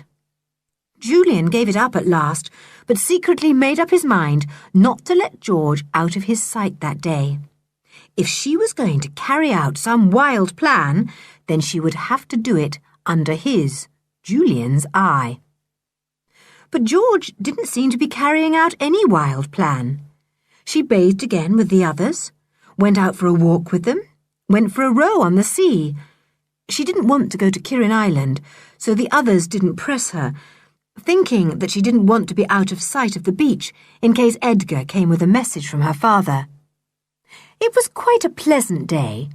The children bought sausage rolls again and fruit and picnicked on the beach. Timmy had a large and juicy bone from the butcher's. "I've got a bit of shopping to do," said George about tea time. "You others go and see if Mrs. Stick is getting some tea for us, and I'll fly down to the shops and get what I want." Julian pricked up his ears at once. Was George sending them off so that she could be alone to carry out this mysterious plan of hers? "I'll come with you," said Julian, getting up. "Dick can tackle Mrs. Stick for once, and take Timmy with him." "No, you go," said George. "I won't be long." But Julian was determined not to go. In the end, they all went with George, for Dick did not want to face Mrs. Stick without Julian or George. George went into the little general shop and got a new battery for her torch. She bought 2 boxes of matches and a bottle of methylated spirit. "Whatever do you want that for?" said Anne in surprise. "Oh, it might come in useful," said George, and said no more. They all went back to Kirin Cottage. Tea was actually on the table. True, it was not a thrilling tea, being merely bread and jam and a pot of hot tea. Still, it was there and was eatable. It rained that evening. The children sat round the table and played cards. Their hearts were lighter now that they had had good news of George's mother. In the middle of the game, Julian got up and rang the bell. The others stared at him in the greatest surprise. "What are you ringing the bell for?" asked George, her eyes wide with astonishment. "To tell Mrs. Stick to bring some supper," said Julian with a grin. But no one answered the bell. So Julian rang again, and then again. The kitchen door opened at last, and Mrs. Stick came up the passage, evidently in a bad temper. She came into the sitting room. "You stop ringing that bell," she said angrily. "I'm not answering any bells rung by you." "I rang it to tell you that we wanted some supper," said Julian, "and to say that if you would rather I came and got it myself from the larder, with Timmy, as I did last night, I'll come with pleasure. If not, you can bring a decent supper to us yourself." "If you come stealing things out of my larder again, I'll, began Mrs. Stick. "You'll call in the police?" Julian finished for her. "Do. That would please us very much. I can see our local policeman taking down all the details in his notebook. I could give him quite a few." Mrs. Stick muttered something rude under her breath, glared at Julian as if she could kill him, and went off down the passage again. By the sound of the clattering and crashing of crockery in the kitchen, it was plain that Mrs. Stick was getting some sort of supper for them, and Julian grinned to himself as he dealt out the cards. Supper was not as good as the night before, but it was not bad. It was a little cold ham, cheese, and the remains of a milk pudding. There was also a plate of cooked meat for Timmy. George looked at it sharply. "Take that away," she said. "I bet you've poisoned it again. Take it away." "No, on the contrary, leave it here," said Julian. "I'll take it down to the local chemist tomorrow and get him to test it. If, as George thinks, it's poisoned, the chemist might have a lot of interesting things to tell us." Mrs. Stick took the meat away without a word. "Horrible woman," said George, pulling Timothy close to her. "How I hate her! I feel so afraid for Timmy." Somehow, that spoilt the evening. As it grew dark, the children became sleepy. "It's 10 o'clock," said Julian. "Bed, I think, everyone." "Anne ought to have gone long ago. She isn't nearly old enough to stay up as late as this." "Well," began Anne indignantly, "I'm nearly as old as George, aren't I? I can't help being younger, can I?" All right, said Julian, laughing. "I shan't make you go off to bed by yourself, don't worry. We all keep together in this house while the sticks are about. Come on, we'll go now, shall we?" The children were tired. They had swum, walked, and rowed that day.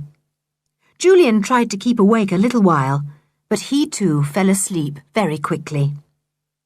He awoke with a jump, thinking that he had heard a noise. But everything was quiet. What could the noise have been? Was it one of the sticks creeping about? No, it couldn't be that, or Tim would have barked the house down. Then what was it? Something must have waked him. "I suppose it's not old George doing anything about that plan of hers," thought Julian suddenly. He sat up. He felt about for his dressing gown and put it on. Without waking Dick, he crept to the girls' room and switched on his torch to see that they were all right. Anne was in her bed, sleeping peacefully. But George's bed was empty. George's clothes were gone. "Blow," said Julian under his breath. "Where has she gone? I bet she's run away to find where her mother is." His torch picked out a white envelope pinned to George's pillow. He stepped softly over to it. It had his name printed on it in bold letters, Julian. Julian ripped it open and read it. "Dear Julian," said the note, "don't be angry with me, please. I daren't stay in Kirin Cottage any longer in case the sticks somehow poisoned Timmy. You know that would break my heart.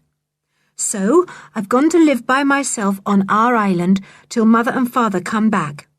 Please leave a note for Father and tell him to ask Jim to sail near Kirin Island with his little red flag flying from the mast as soon as they are back. Then I'll come home. You and Dick and Anne must go back to your own parents now I've gone. It would be silly to stay at Kirin Cottage with the sticks now I'm not there. Love from George." Julian read the note through. "Well, why didn't I guess that was her plan?" he said to himself. "That's why we didn't come into it. She meant to go off by herself with Timmy. Oh, I can't let her do that. She can't live all by herself on Kirin Island for so long. She might fall ill. She might slip on a rock and hurt herself, and no one would ever know." The boy was really worried about the determined little girl. He wondered what to do. That noise, he heard, must have been made by George. So she couldn't have got a very long start, really. If he tore down to the beach, George might still be there, and he could stop her. So, in his dressing gown, he ran down the front path, out of the gate, and took the road to the beach. The rain had stopped, and the stars were out, but it was not at all a light night. "How can George expect to get through those rocks in the dark?" he thought. "She's mad. She'll strike her boat on a rock and sink." He tore on in the darkness, talking aloud to himself. "No wonder she wanted a new battery for her torch and matches. And I suppose the methylated spirit was for her little cooking stove. Why ever couldn't she tell us? It would have been fun to go with her." He came to the beach. He saw the light of a torch where George kept her boat. He ran to it, his feet sinking in the soft, wet sand. "George! Idiot! You're not to go off like this all alone in the dead of night," called Julian. George was pushing her boat out into the water. She jumped when she heard Julian's voice. "You can't stop me," she said. "I'm just off." But Julian caught hold of the boat as he waded up to his waist in the water. "George, listen to me. You can't go like this. You'll strike a rock. Come back." "No," said George, getting cross. "You can go back to your own home, Julian. I shall be all right. Let go my boat! George, why didn't you tell me your plan? Said Julian, almost swept off his feet by a wave. Dash these waves! I shall have to get into the boat. He climbed in.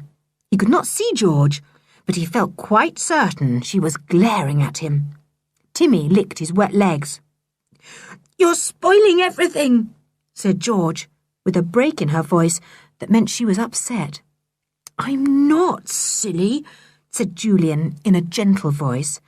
Listen, you come back to Kirin Cottage with me now, George, and I'll faithfully promise you something. Tomorrow, we'll all go to the island with you. See? The whole lot of us. Why shouldn't we? Your mother said we could spend a week there anyway, didn't she? We shall be out of the reach of those horrible sticks. We shall enjoy ourselves and have a marvellous time. So will you come back now, George, and let us go together tomorrow? Chapter 9. An exciting night. There was a silence, except for the waves splashing round the boat. Then George's voice came out of the darkness, lifted joyfully. Oh, Julian, do you really mean it? Will you really come with me? I was afraid I'd get into trouble for doing this because Father said I must stay at Kirin Cottage till he came back, and you know how he hates disobedience. But I knew if I stayed there, you would too, and I didn't want you to be miserable with those horrid sticks, so I thought I'd come away. I didn't think you'd come too, because of getting into trouble. I never even thought of asking you. You're a very stupid person sometimes, aren't you, George? Said Julian. As if we'd care about getting into trouble, so long as we were all together, sticking by one another. Of course we'll come with you, and I'll take all the responsibility for this escape, and tell your father it's my fault. Oh, no, you won't, said George quickly. I shall say it was my idea. If I do wrong, I'm not afraid to own up to it. You know that? Well, we won't argue that now, said Julian. We shall have at least a week or 10 days on Kirin Island to do all the arguing we want to. The thing is, let's get back now, wake up the others for a bit, and have a nice quiet talk in the dead of night about this plan of yours. I must say, it's a very, very good idea. George was overjoyed. I feel as if I could hug you, Julian, she said. Where are the oars? Oh, here they are. The boat's floated quite a long way out. She rowed strongly back to the shore. Julian jumped out and pulled the boat up the beach, with George's help. He shone his torch into the boat and gave an exclamation. You've quite a nice little store of things here, he said. Bread and ham and butter and stuff.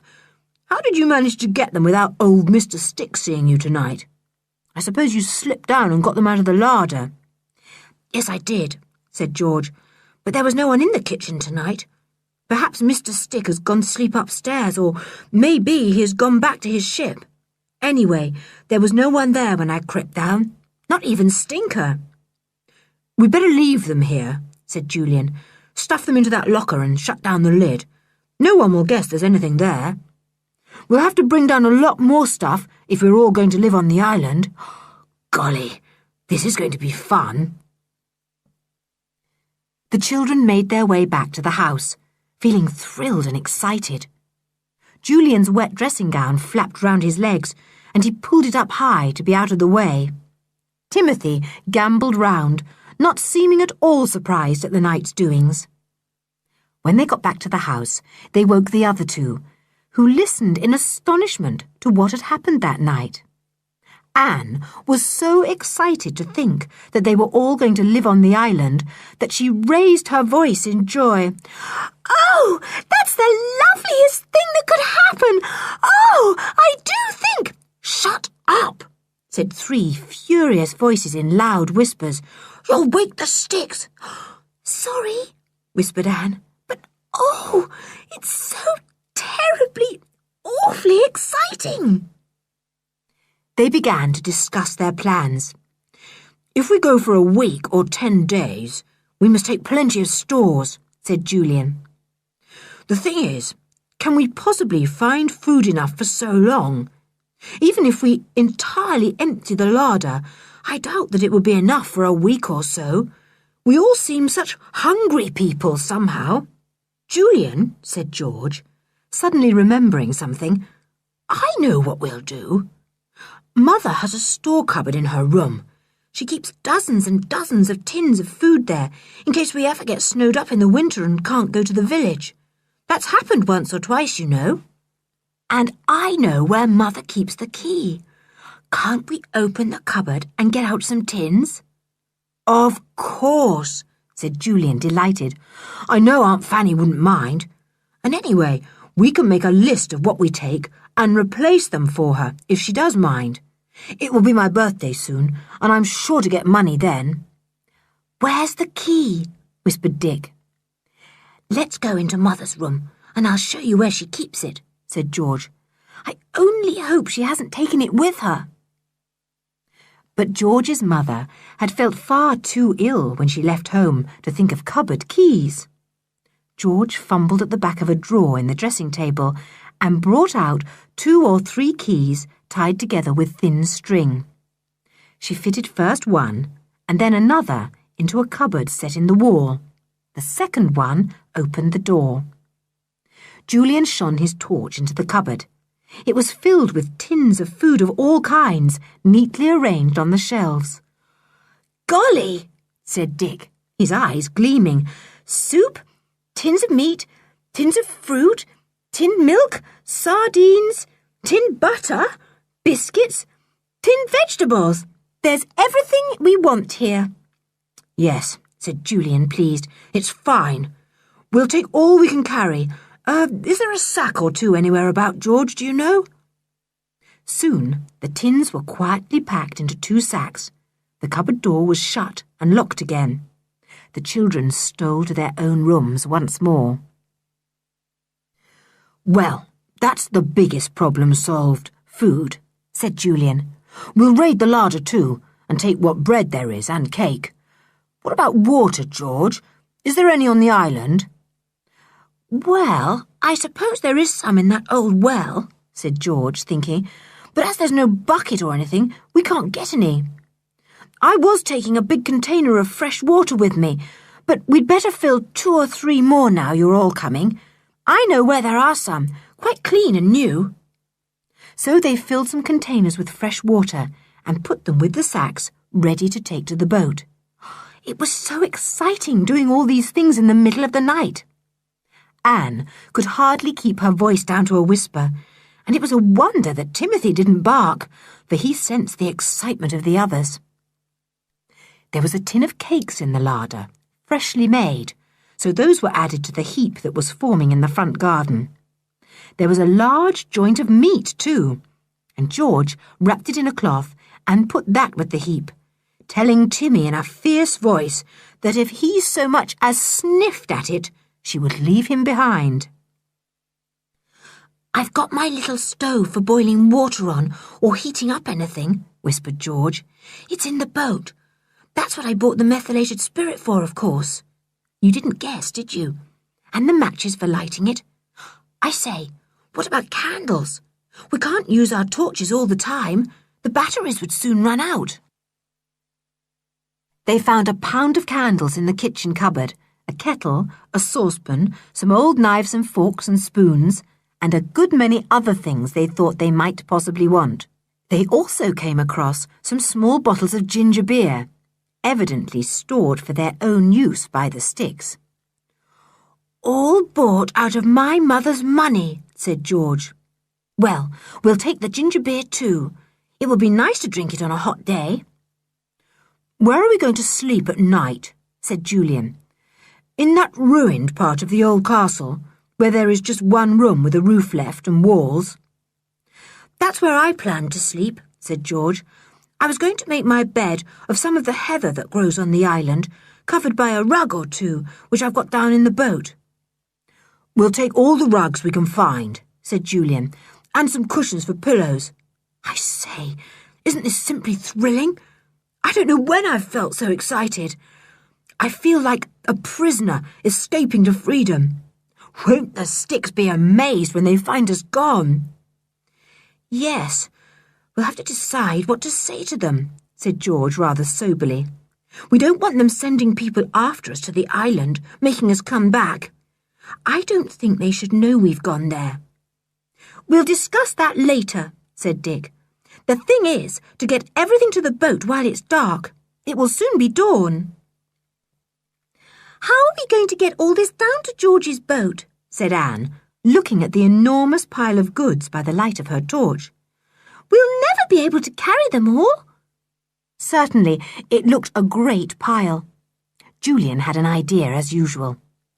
Are there any barrows in the shed? He asked George. If we could pile the things into a couple of barrows, we could easily take everything in one journey. We could wheel the barrows along on the sandy side of the road so that we don't make any noise. Oh, good idea, said George, delighted. I wish I'd thought of that before. I had to make about 5 journeys to and from the boat when I took my own things. There are 2 barrows in the shed. We'll get them. One has a squeaky wheel, but we'll hope no one hears it. Stinker heard the squeak as he lay in a corner of Mrs. Stick's room. He pricked up his ears and growled softly. He did not dare to bark, for he was afraid of bringing Timothy up. Mrs. Stick did not hear the growl. She slept soundly, not even stirring. She had no idea what was going on downstairs. The things were all stowed into the boat. The children didn't like leaving them there unguarded. In the end, they decided to leave Dick there, sleeping on the rugs. They stood thinking for a moment before they went back without Dick. I do hope we've remembered all we shall want, said George, wrinkling up her forehead. Golly, I know. We haven't remembered a tin opener, nor a thing to take off the tops of the ginger beer bottles. They've got those little tin lids that have to be forced off by an opener. We'll put those in our pockets when we get back to the house and find them, said Julian. I remember seeing some in the sideboard drawer. Goodbye, Dick. We'll be down very early to row off. We must get some bread at the baker's as soon as he opens, because we've hardly got any, and we'll see if we can pick up a very large bone at the butcher's for Timmy. George has got a bag of biscuits in the boat for him too. The 3 of them set off back to the house with Timmy, leaving Dick curled up comfortably on the rugs. He soon fell asleep again, his face upturned to the stars that would soon fade from the sky. The others talked about what to tell the Sticks. I think we won't tell them anything, said Julian at last. I don't particularly want to tell them deliberate lies, and I'm certainly not going to tell them the truth. I know what we'll do. There is a train that leaves the station about 8 o'clock, which would be the one we'd catch if we were going back to our own home. We'll find a timetable, leave it open on the dining room table, as if we'd been looking up a train, and then we'll all set off across the moor at the back of the house, as if we were going to the station. Oh, yes. Then the Sticks will think we've run away and gone to catch the train back home, said Anne. They will never guess we've gone to the island. That's a good idea, said George, pleased. But how shall we know when Father and Mother get back? Is there anyone you could leave a message with? Somebody you could really trust? Asked Julian. George thought hard. There's Alf, the fisher boy, she said at last. He used to look after Tim for me when I wasn't allowed to have him in the house. I know he'd not give us away. We'll call on Alf before we go then, said Julian. Now, let's look for that timetable and lay it open on the table at the right place. They hunted for the timetable, found the right page, and underlined the train they hoped that the Sticks would think they were catching. They found the tin and bottle openers and put them into their pockets. Julian found 2 or 3 more boxes of matches too. He thought 2 would not last long enough. By this time, dawn had come, and the house was being flooded with early sunshine. I wonder if the baker is open, said Julian. We might as well go and see. It's about 6 o'clock. They went to the baker. He was not open, but the new loaves had already been made. The baker was outside sunning himself. He had baked his bread at night, ready to sell it new-made in the morning. He grinned up at the children. "Up early today," he said. "What, you want some of my loaves?" "How many?" "6? Good gracious, whatever for?" "To eat," said George, grinning. Julian paid for 6 enormous loaves, and they went to the butcher's. His shop was not open either, but the butcher himself was sweeping the path outside. "Could we buy a very big bone for Timmy, please?" asked George. She got an enormous one, and Timmy looked at it longingly. Such a bone would last him for days, he knew. "Now," said Julian as they set off to the boat, "we'll pack these things into the boat, then go back to the house and make a noise so that the sticks know we're there. Then we'll set off across the moors and hope the sticks will think we're making for the train." They woke Dick, who was still sleeping peacefully in the boat, and packed in the bread and bone. "Take the boat into the next cove," said George. "Can you do that? We shall be hidden there from anyone on the beach then. The fishermen are all out in their boats fishing. We shan't be seen if we set off in about an hour's time. We'll be back by then." They went back to the house and made a noise as if they were just getting up. George whistled to Timmy, and Julian sang at the top of his voice. Then, with a great banging of doors, they set out down the path and cut across the moors in full sight of the kitchen window. "Hope the sticks won't notice Dick isn't with us," said Julian, seeing Edgar staring out of the window. "I expect they'll think he's gone ahead." They kept to the path until they came to a dip where they were hidden from any watcher at Kieran Cottage. Then they took another path that led them unseen to the cove where Dick had taken the boat.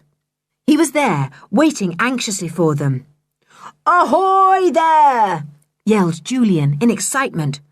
"The adventure is about to begin!"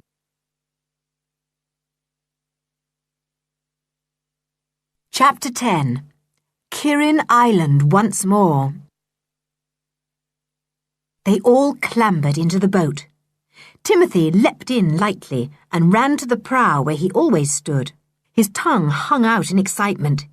He knew quite well that something was up, and he was in it. No wonder he panted and wagged his tail hard. "Off we go," said Julian, taking the oars. "Sit over there a bit, Anne. The luggage is weighing down the boat awfully at the other end. Dick, sit by Anne to keep the balance better. That's right. Off we go." And off they went in George's boat, rocking up and down on the waves. The sea was fairly calm, but a good breeze blew through their hair. The water splashed round the boat and made a nice gurgly, friendly noise. The children all felt very happy. They were on their own. They were escaping from the horrid sticks. They were going to stay on Kieran Island with the rabbits and gulls and jackdaws.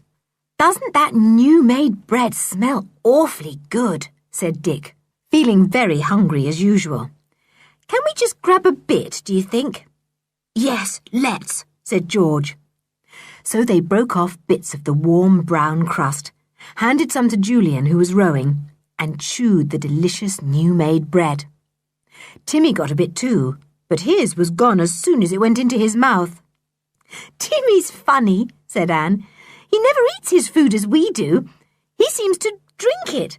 Just takes it into his mouth and swallows it as if it was water." The others laughed. "He doesn't drink his bones," said George. "He always eats those all right. Chews on them for hours and hours. Don't you, Timothy?" "Ruff," said Timmy, agreeing. He eyed the place where that enormous bone was, wishing he could have it now. But the children wouldn't let him. They were afraid it might go overboard, and that would be a pity. "I don't believe anyone has noticed us going," said Julian, "except Alf the fisher boy, of course. We told him about going to the island, Dick, but nobody else." They had called at Alf's house on their way to the cove. Alf was alone in the yard at the back. His mother was away and his father was out fishing. They had told him their secret, and Alf had nodded his tousled head and promised faithfully to tell nobody at all. He was evidently very proud at being trusted. "If my mother or father come back, you must let us know," said George. "Sail as near the island as you dare and hail us. You can get nearer to it than anyone else." "I'll do that," promised Alf, wishing he could go with them. "So you see, Dick," said Julian as he rowed out to the island, "if by any chance Aunt Fanny does return sooner than we expect, we shall know at once and come back. I think we've planned everything very well." "Yes, we have," said Dick. He turned and faced the island, which was coming nearer. "We shall soon be there. Isn't George going to take the oars and guide the boat in?" "Yes," said George. "We've come to the difficult bit now, where we've got to weave our way in and out of the difficult rocks that keep sticking up. Give me the oars, Ju." She took the oars, and the others watched in admiration as the girl guided the big boat skillfully in and out of the hidden rocks. She certainly was very clever. They felt perfectly safe with her. The boat slid into the little cove. It was a natural harbour, with the water running up to a stretch of sand. High rocks sheltered it. The children jumped out eagerly, and 4 pairs of willing hands tugged the boat quickly up the sand. "Higher up still," panted George. "You know what awful storms suddenly blow up in this bay. We want to be sure the boat is quite safe, no matter how high the seas run." The boat soon lay on one side, high up the stretch of sand. The children sat down, puffing and blowing. "Whew! Let's have breakfast here," said Julian. "I don't feel like unloading all those heavy things at the moment. We'll get what we want for breakfast and have it here on this warm bit of sand." They got a loaf of new bread, some cold ham, a few tomatoes, and a pot of jam. Anne found knives and forks and plates. Julian opened 2 bottles of ginger beer. "Funny sort of breakfast," he said, setting the bottles down on the sand, "but simply gorgeous when anyone is as hungry as we are."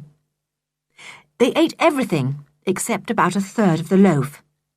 Timmy was given his bone and some of his own biscuits. He crunched up the biscuits at once, and then sat down contentedly to gnaw the fine bone. "How nice to be Timmy, with no plate or knife or fork or cup to bother about," said Anne, lying on her back in the sun, feeling that she really couldn't eat anything more. "Oh, if we are always going to have mixed-up meals like this on the island, I shall never want to go back. Who would have thought that ham and jam and ginger beer would go so well together?" Timmy was thirsty.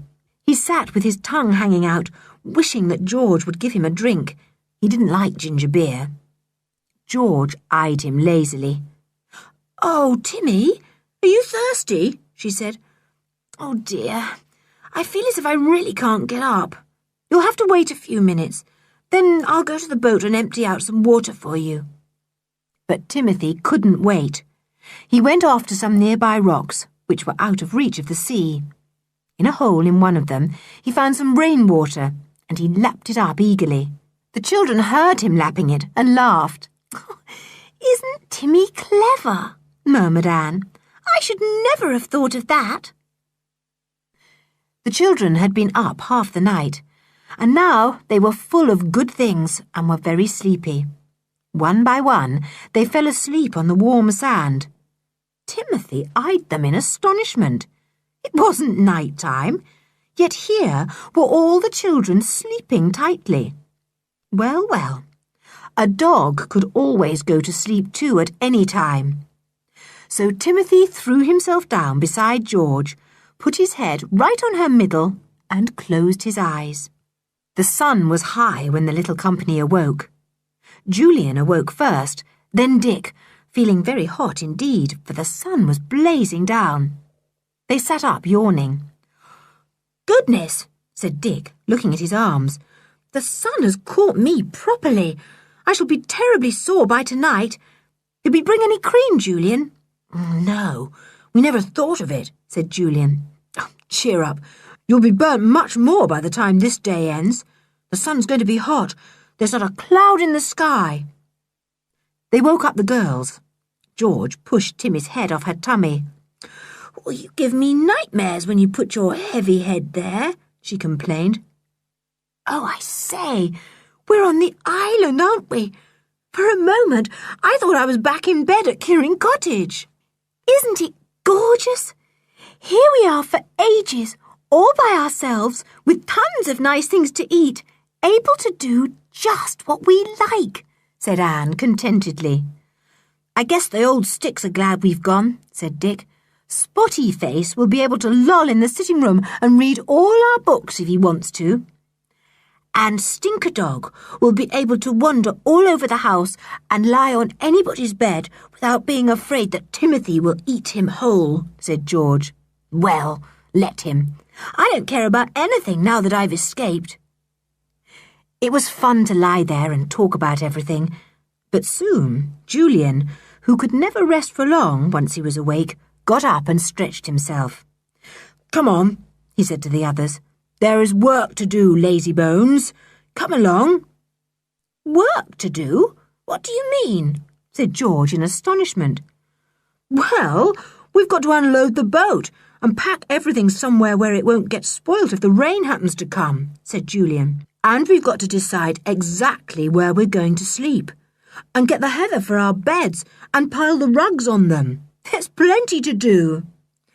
"Oh, don't let's do it yet," said Anne, not at all wanting to get up out of the warm sand.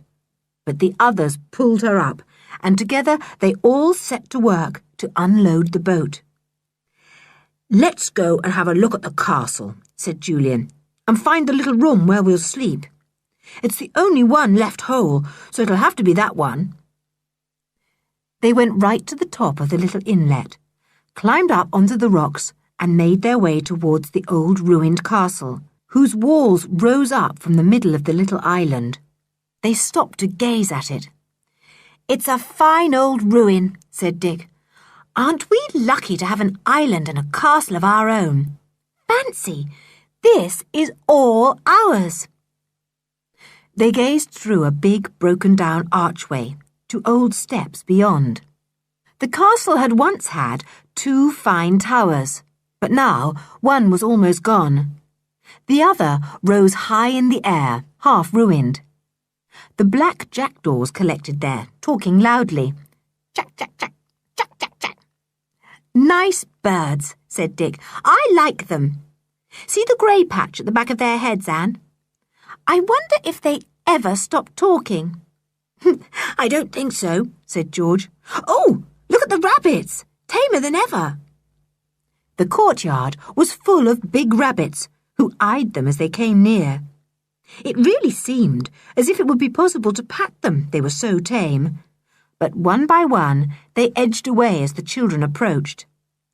Timothy was in a great state of excitement, and his tail quivered from end to end. Those rabbits! Why couldn't he chase them?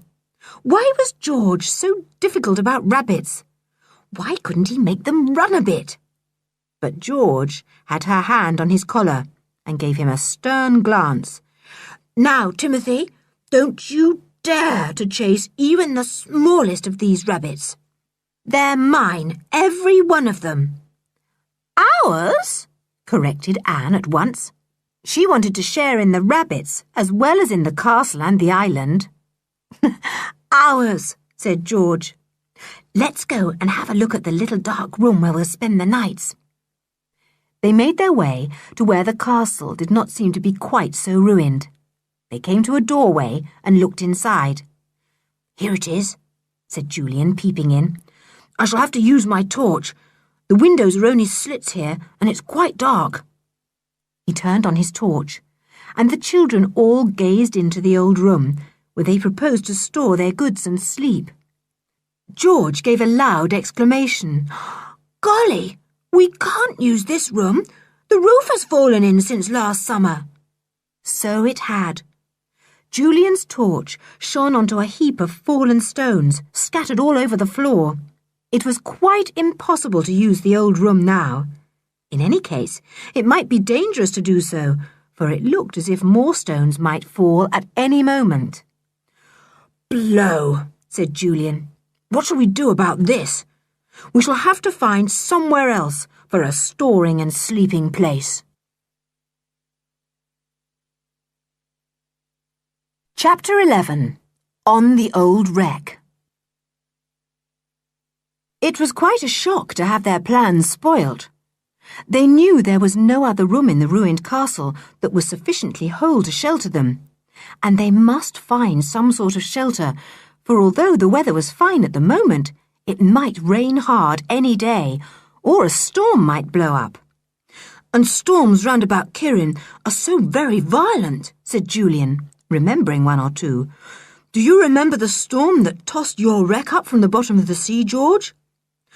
"Oh, yes," said George and Anne together, and Anne added eagerly, "Let's go and see the wreck today if we can. I'd love to see if it's still balanced on those rocks as it was last year when we explored it." "Well, first we must make up our minds where we're going to sleep," said Julian firmly. "I don't know if you realise it, but it's about 3 o'clock in the afternoon. We slept for hours on the sand, tired out with our exciting night, I suppose. We really must find some safe place and put our things there at once and make our beds." "Well, but where shall we go?" said Dick. "There's no other place in the old castle." "There's the dungeon below," said Anne, shivering. "But I don't want to go there. It's so dark and mysterious." Nobody wanted to sleep down in the dungeons. Dick frowned and thought hard. "What about the wreck?" he said. "Any chance of living there?" "We might go and see," said Julian. "I don't somehow fancy living on a damp old rotting wreck, but if it's still high on the rocks, maybe the sun will have dried it, and it might be possible to have our bed and stores there." "Let's go and see now," said George. So they made their way from the ruined castle to the old wall that ran round it. From there, they would be able to see the wreck.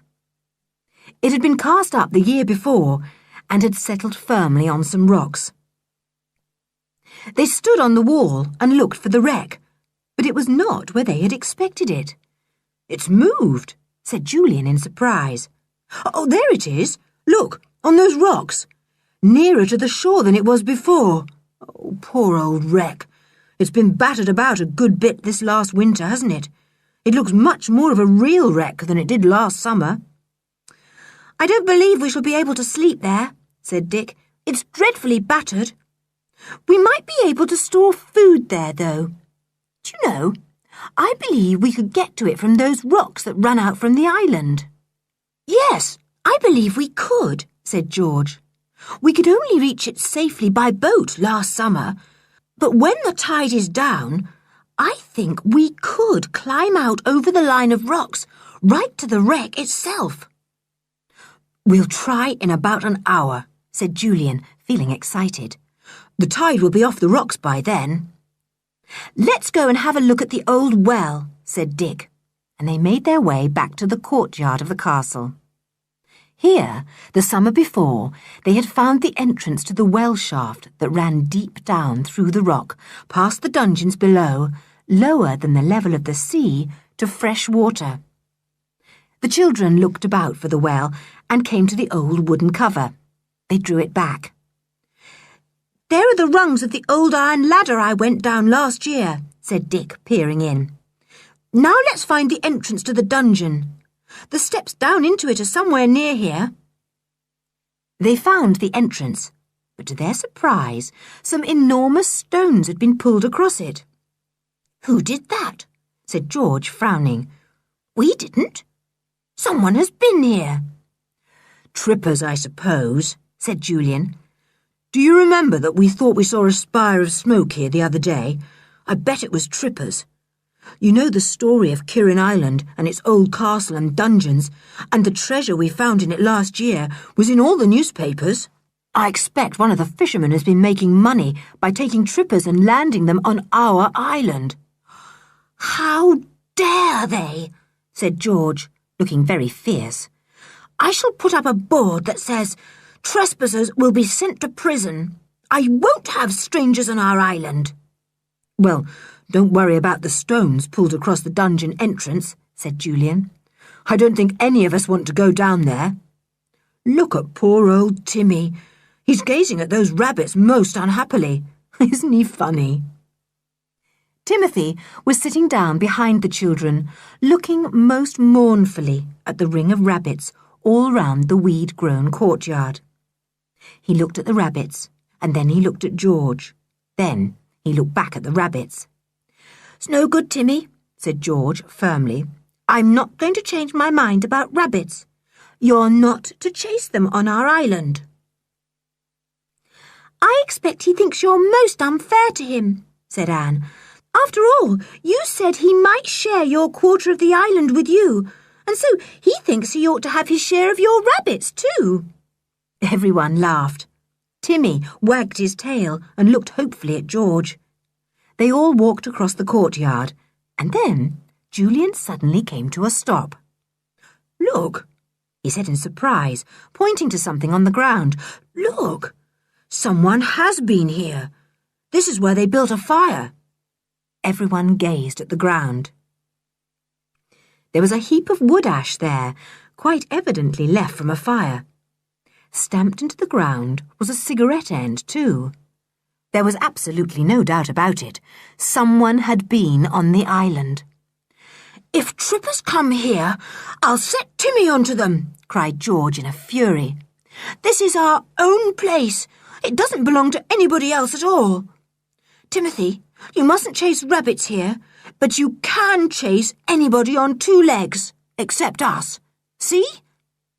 Timmy wagged his tail at once.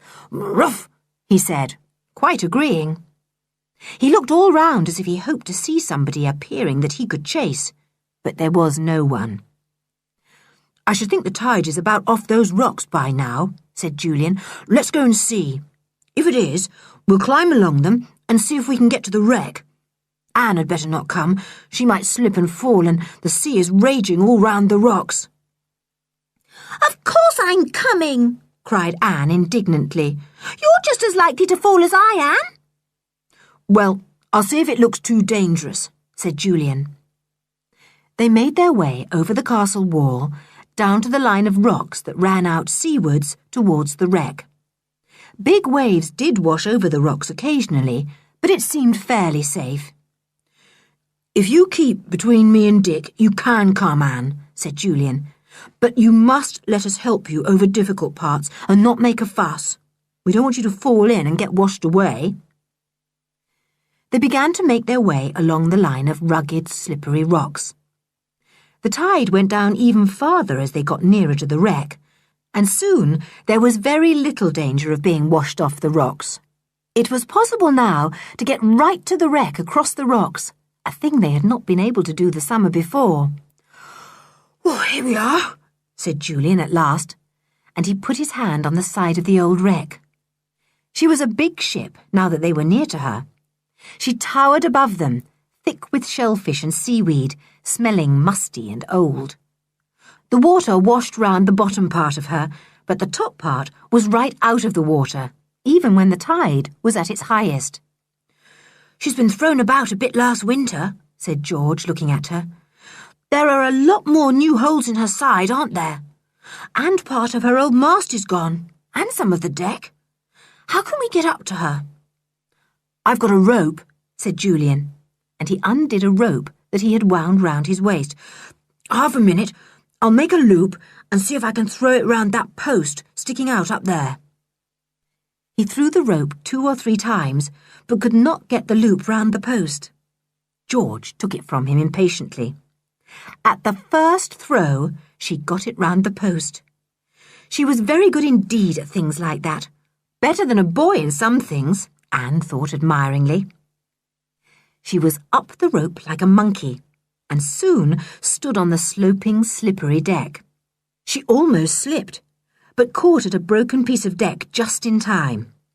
Julian helped Anne to go up, and then the 2 boys followed. "Ooh, it's a horrid smell, isn't it?" said Anne, wrinkling up her nose. "Do all wrecks smell like this. I don't think I'll go and look down in the cabins like we did last time. The smell would be worse there." So the others left Anne up on the half-rotten deck while they went to explore a bit. They went down to the smelly, seaweed-hung cabins and into the captain's old cabin, the biggest of the lot. But it was quite plain that not only could they not sleep there, but they could certainly not hope to store anything there either. The whole place was damp and rotten. Julian was half afraid his foot would go through the planking at any moment. "Let's go up to the deck," he said. "It's nasty down here. Awfully dark, too." They were just going up when they heard a shout from Anne. "I say, come here quick! I found something!" They hurried up as fast as they could, slipping and sliding on the sloping deck. Anne was standing where they had left her, her eyes shining brightly. She was pointing to something on the opposite side of the ship. "What is it?" said George. "What's the matter?" "Look! That wasn't here when we came here before, surely," said Anne, still pointing. The others looked where she pointed. They saw an open locker at the other side of the deck, and stuffed into it was a small black trunk. How extraordinary! "A little black trunk," said Julian in surprise. "No, that wasn't there before. And it's not been there long either. It's quite dry and new. Whoever does it belong to? And why should it be here?" End of Disc 2. Disc 3. Chapter 12. The Cave in the Cliff. Cautiously, the children made their way down the slippery deck towards the locker. The door of this had evidently been shut on the trunk, but had come open so that the trunk was not hidden as had been intended. Julian pulled out the little black trunk. All the children were amazed. Why should anyone put a trunk there? "Smugglers, do you think?" said Dick, his eyes gleaming. "Yes, it might be," said Julian thoughtfully, trying to undo the straps of the trunk. "This would be a very good place for smugglers. Ships that knew the way could put in, cast off a boat with smuggled goods, leave them here, and go on their way knowing that people could come and collect their goods at their leisure." "Do you think there are smuggled goods inside the trunk?" asked Anne in excitement. "What would there be? Diamonds? Silks?" "Anything that has a duty to be paid on it before it can get into the country," said Julian. "Oh, blow these straps. I can't undo them." "Let me try," said Anne, who had very deft little fingers. She began to work at the buckles, and in a short time had the straps undone. But a further disappointment awaited them. The trunk was well and truly locked. There were 2 good locks and no keys. "Blow," said George. "How sickening. How can we get the trunk open now?" "We can't," said Julian, "and we mustn't smash it open, because it would warn whoever it belongs to that the goods have been found. We don't want to warn the smugglers that we have discovered their little game. We want to try and catch them." "Oh!" said Anne, going red with excitement. "Catch the smugglers? Oh, Julian, do you really think we could?" "Why not?" said Julian. "No one knows we're here. If we hid whenever we saw a ship approaching the island, we might see a boat coming to it, and we could watch and find out what is happening. I should think that the smugglers are using this island as a sort of dropping place for goods. I wonder who comes and fetches them. Someone from Kirin village or the nearby places, I should think." "This is going to be awfully exciting," said Dick. "We always seem to have adventures when we come to Kirin. It's absolutely full of them. This will be the 3rd one we've had." "I think we ought to be getting back over the rocks," said Julian, suddenly looking over the side of the ship and seeing that the tide had turned. "Come on, we don't want to be caught by the tide and have to stay here for hours and hours. I'll go down the rope first, and then you come, Anne. They were soon climbing over the rocks again, feeling very excited. Just as they reached the last stretch of rocks leading to the rocky cliff of the island itself, Dick stopped. What's up? Said George, pushing behind him. Do get on. Isn't that a cave, just beyond that big rock there? Said Dick, pointing. It looks awfully like one to me. If it was, it would be a simply lovely place to store our things in, and even to sleep in, if it was out of reach of the sea. There aren't any caves on Kirin, began George, and then she stopped short. What Dick was pointing at really did look like a cave. It was worthwhile seeing if it was one. After all, George had never explored this line of rocks, and so had never been able to catch sight of the cave that lay just beyond. It could not possibly be seen from the land. We'll go and see, she said. So they changed their direction, and instead of climbing back the way they had come, they cut across the mass of rock and made their way towards a jutting out part of the cliff, in which the cave seemed to be. They came to it at last. Steep rocks guarded the entrance and half hid it. Except from where Dick had seen it, it was really impossible to catch sight of it. It was so well hidden. It is a cave, said Dick in delight, stepping into it. And my, what a fine one! It really was a beauty. Its floor was spread with fine white sand, as soft as powder and perfectly dry, for the cave was clearly higher than the tide reached, except possibly in a bad winter storm. Round one side of it ran a stone ledge. Exactly like a shelf made for us, cried Anne in joy. We can put all our things here. How lovely! Let's come and live here and sleep here. Oh, and look, Julian, we've even got a skylight in the roof. The little girl pointed upwards, and the others saw that the roof of the cave was open in one part, giving on to the cliff top itself. It was plain that somewhere on the heathery cliff above was a hole that looked down to the cave, making what Anne called a skylight. We could drop all our things down through that hole, said Julian, quickly making plans. We would have an awful time bringing them over the rocks.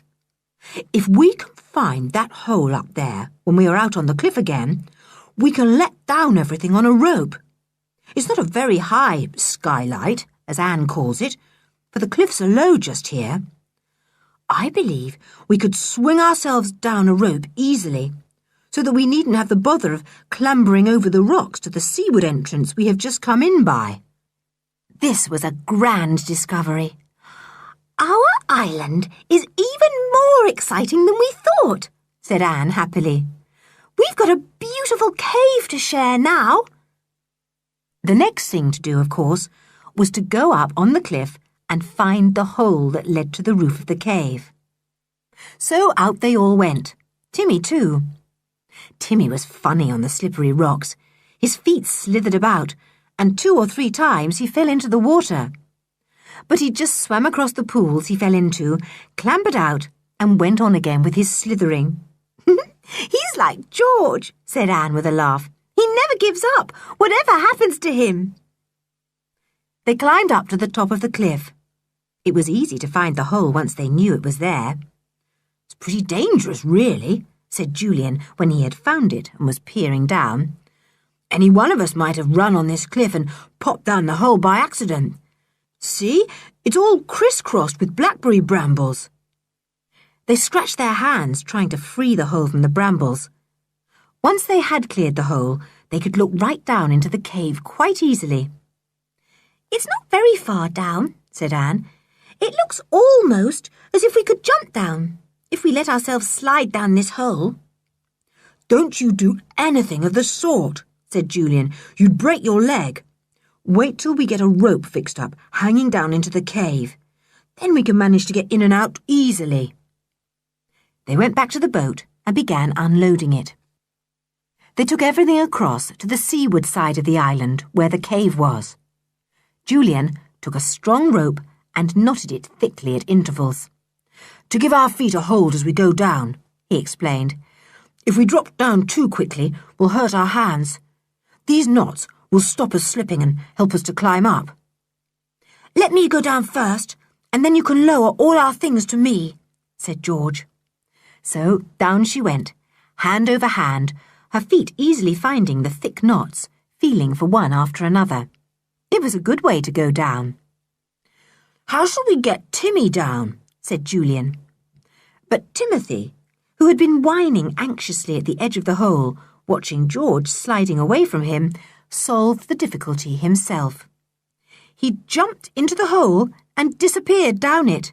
There came a shriek from below. Oh, my goodness! What's this? Oh, Timmy! Have you hurt yourself?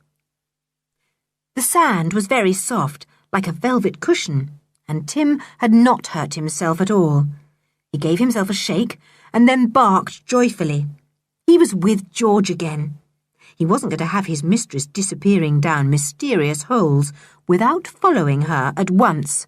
Not Timmy. Then followed the business of lowering down all the goods. Anne and Dick tied the things together in rugs, and Julian lowered them carefully. George untied the rope as soon as it reached her, took out the goods, and then back went the rope again to be tied round another bundle. Last one, called Julian, after a long spell of really hard work. Then down we come too. And I don't mind telling you that before we make our beds or anything, our next job is to have a jolly good meal. It's hours and hours since we had a meal, and I'm starving. Soon they were all sitting on the warm, soft floor of the cave. They opened a tin of meat, cut huge slices of bread, and made sandwiches. Then they opened a tin of pineapple chunks and ate those, spooning them out of the tin, full of sweetness and juice. After that, they still felt hungry, so they opened 2 tins of sardines and dug them out with biscuits. It made a really grand meal. Ginger pop to finish up with, please, said Dick. My word! Why don't people always have meals like this? We'd better hurry up, or we shan't be able to get heather for our beds, said George sleepily. Who wants heather? Said Dick. I don't. This lovely soft sand is all I shall want. And a cushion and a rug or two. I shall sleep better here than ever I did in bed. So the rugs and cushions were spread out on the sandy floor of the cave. A candle was lighted as it grew dark, and the 4 sleepy children looked at one another. Timmy, as usual, was with George. Good night, said George. I can't keep awake another minute. Good night, everybody. Good night. Chapter 13. A Day on the Island. The children hardly knew where they were the next day when they woke up. The sun was pouring into the cave entrance, and fell first of all on George's sleeping face. It awoke her, and she lay half dozing, wondering why her bed felt rather less soft than usual. But I'm not in my bed. I'm on Kirin Island, of course, she thought suddenly to herself. She sat up and gave Anne a punch. Wake up, sleepyhead. We're on the island. Soon they were all awake, rubbing the sleep from their eyes. I think I'm going to get heather today for my bed after all, said Anne. The sand feels soft at first, but it gets hard after a bit. The others agreed that they would all get heather for their beds, set on the sand, with rugs for covering. Then they would have really fine beds. It's fun to live in a cave, said Dick. Fancy having a fine cave like this on our island, as well as a castle and dungeons. We are really very lucky. Oh, I feel sticky and dirty, said Julian. Let's go and have a bathe before we have breakfast. Then, cold ham, bread, pickles and marmalade for me. We shall be cold after our bathe, said George. "We'd better light my little stove and put the kettle on to boil while we're bathing. Then we can make some hot cocoa when we come back shivering." "Oh, yes," said Anne, who had never boiled anything on such a tiny stove before. "Do let's.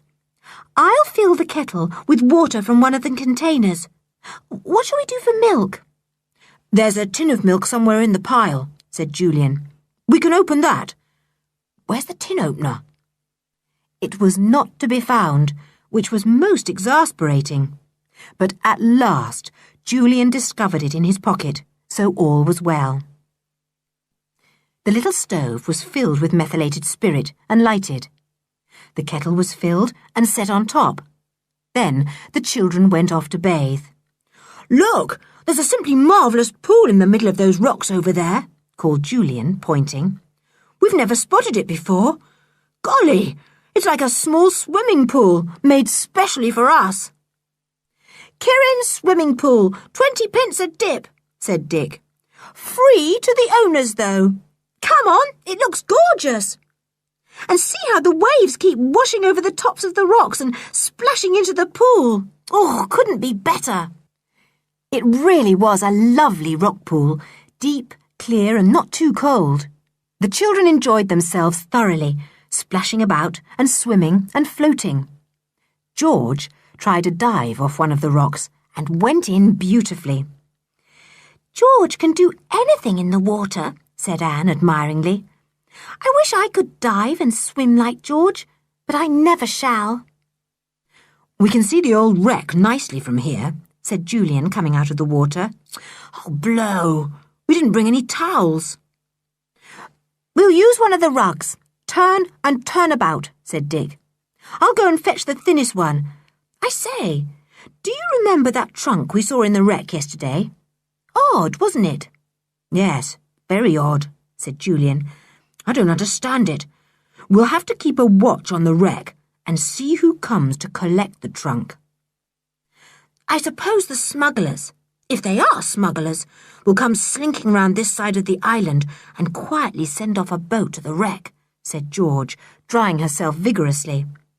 "Well, we'd better keep a strict lookout and see if anything appears on the sea out there in the way of a small steamer, boat or ship." "Yes, we don't want them to spot us," said Dick. "We shan't find out anything if they see us and are warned. They'd at once give up coming to the island. I vote we each of us take turns at keeping a lookout so that we can spot anything at once and get under cover." "Good idea," said Julian. "Well, I'm dry but not very warm. Let's race to the cave and get that hot drink. And breakfast. Golly, I could eat a whole chicken and probably a duck as well, to say nothing of a turkey." The others laughed. They all felt the same. They raced off to the cave, running over the sand and climbing over a few rocks, then down to the cave beach and into the big entrance, still splashed with sunshine. The kettle was boiling away merrily, sending a cloud of steam up from its tin spout. "Get the ham out, and a loaf of bread, and that jar of pickles we brought," ordered Julian. "I'll open the tin of milk. George, you take the tin of cocoa and that jug, and make enough for all of us."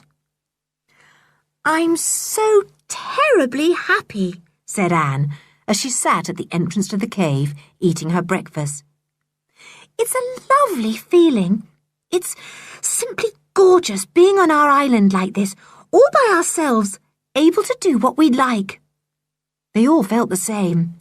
It was such a lovely day, too, and the sky and sea were so blue. They sat eating and drinking, gazing out to sea, watching the waves break into spray over the rocks beyond the old wreck. It certainly was a very rocky coast. "Let's arrange everything very nicely in the cave," said Anne, who was the tidiest of the four and always liked to play at houses if she could.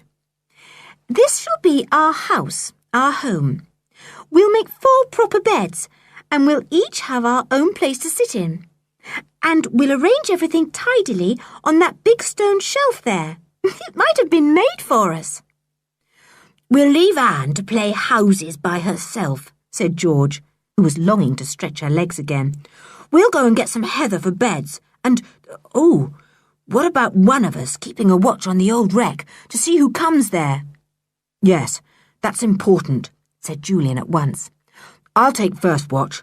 The best place would be up on the cliff just above this cave. I can find a gorse bush that will hide me all right from anyone out at sea. You others get the heather.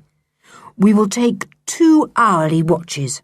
We can read if we like, so long as we keep on looking up."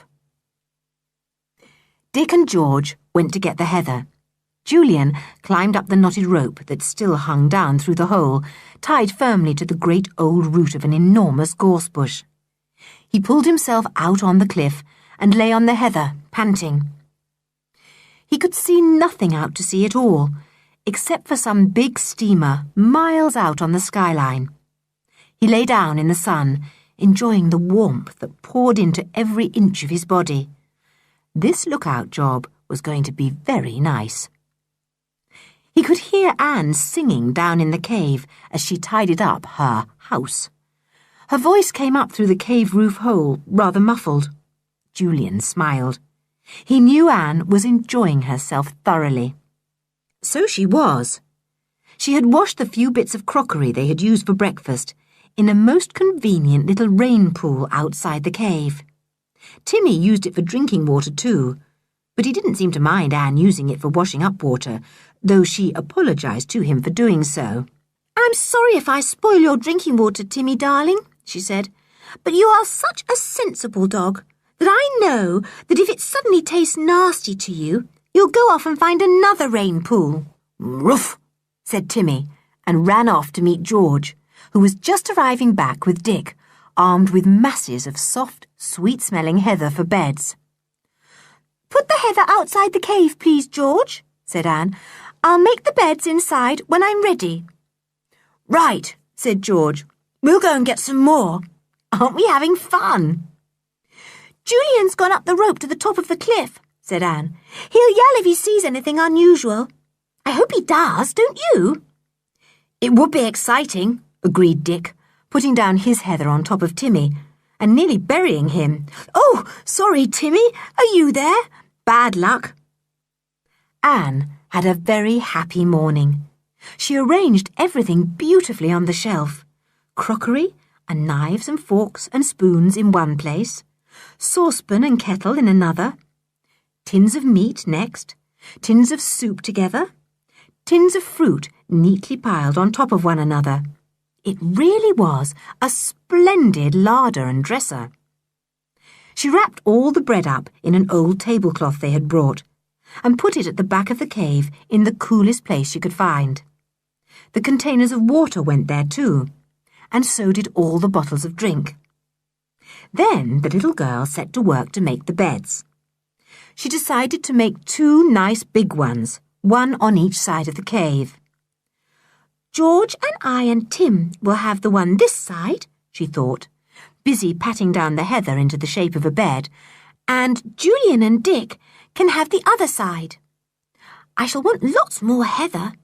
Oh, is that you, Dick? You're just in time. I want more heather." Soon the beds were made beautifully, and each had an old rug for an underblanket and 2 better rugs for covers. Cushions made pillows. "What a pity we didn't bring night things," thought Anne. "I could have folded them neatly and put them under the cushions. Ah, there. It all looks lovely.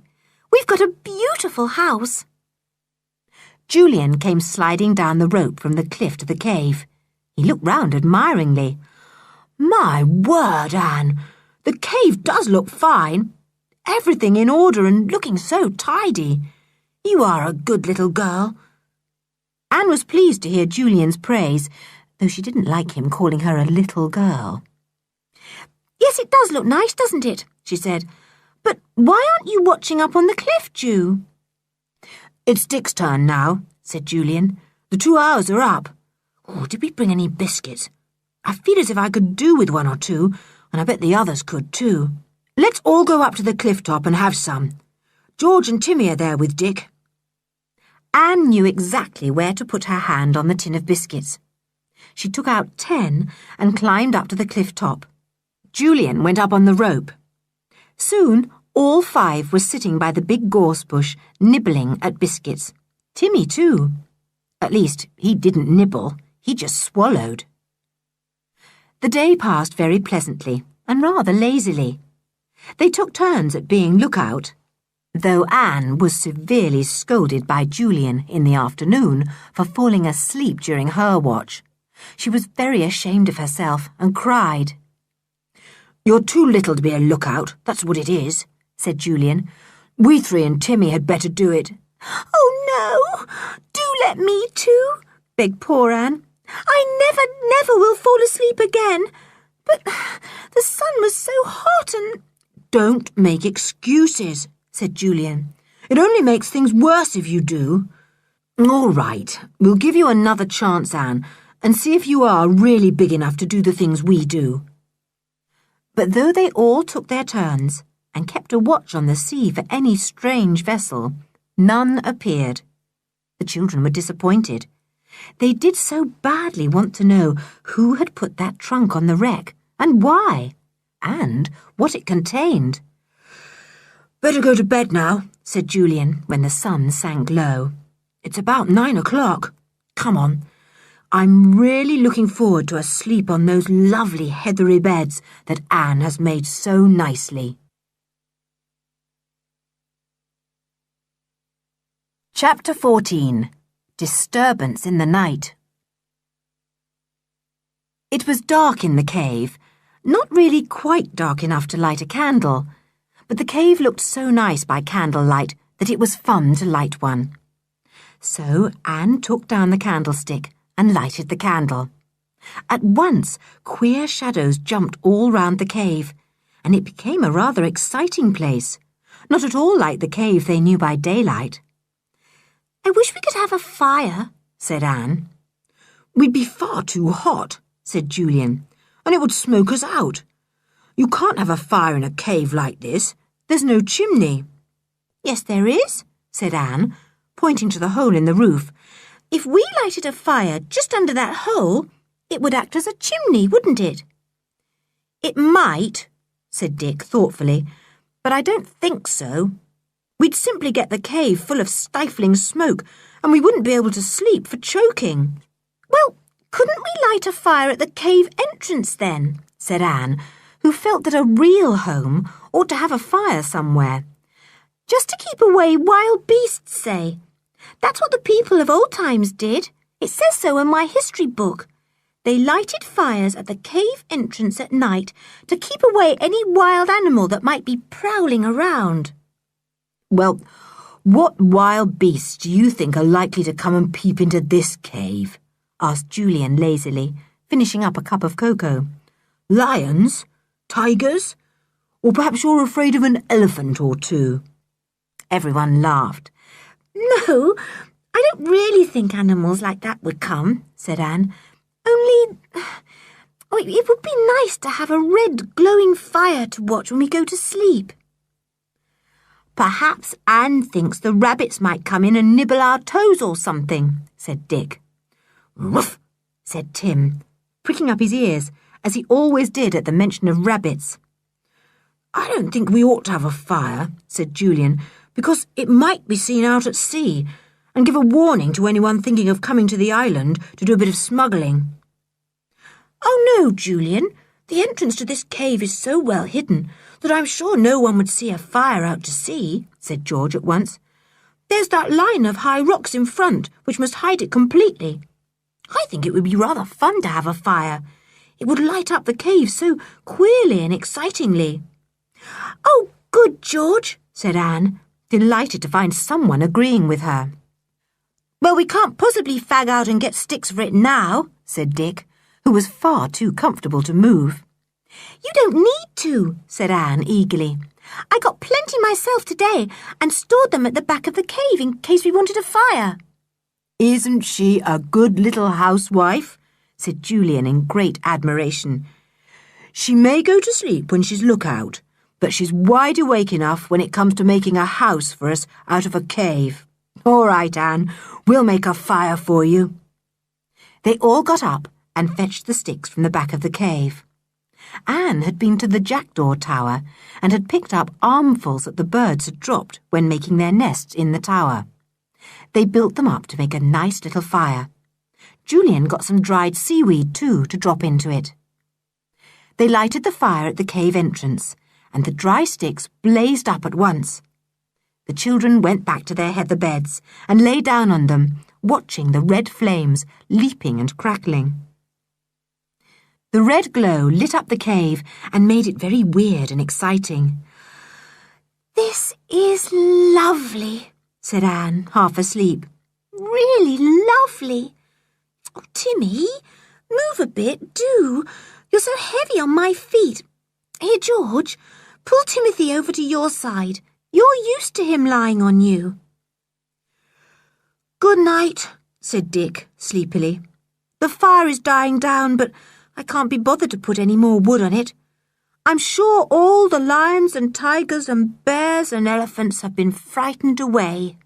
"Silly," said Anne. "You needn't tease me about it. You've enjoyed it as much as I have. Good night." They all fell asleep and dreamed peacefully of many things. Julian awoke with a jump. Some queer noise had awakened him. He lay still, listening. Timothy was growling deeply, right down in his throat. "Grrr," he went. "Grrr." George awoke too and put out her hand sleepily. "What's the matter, Tim?" she said. "He's heard something, George," said Julian, in a low voice from his bed on the other side of the cave. George sat up cautiously.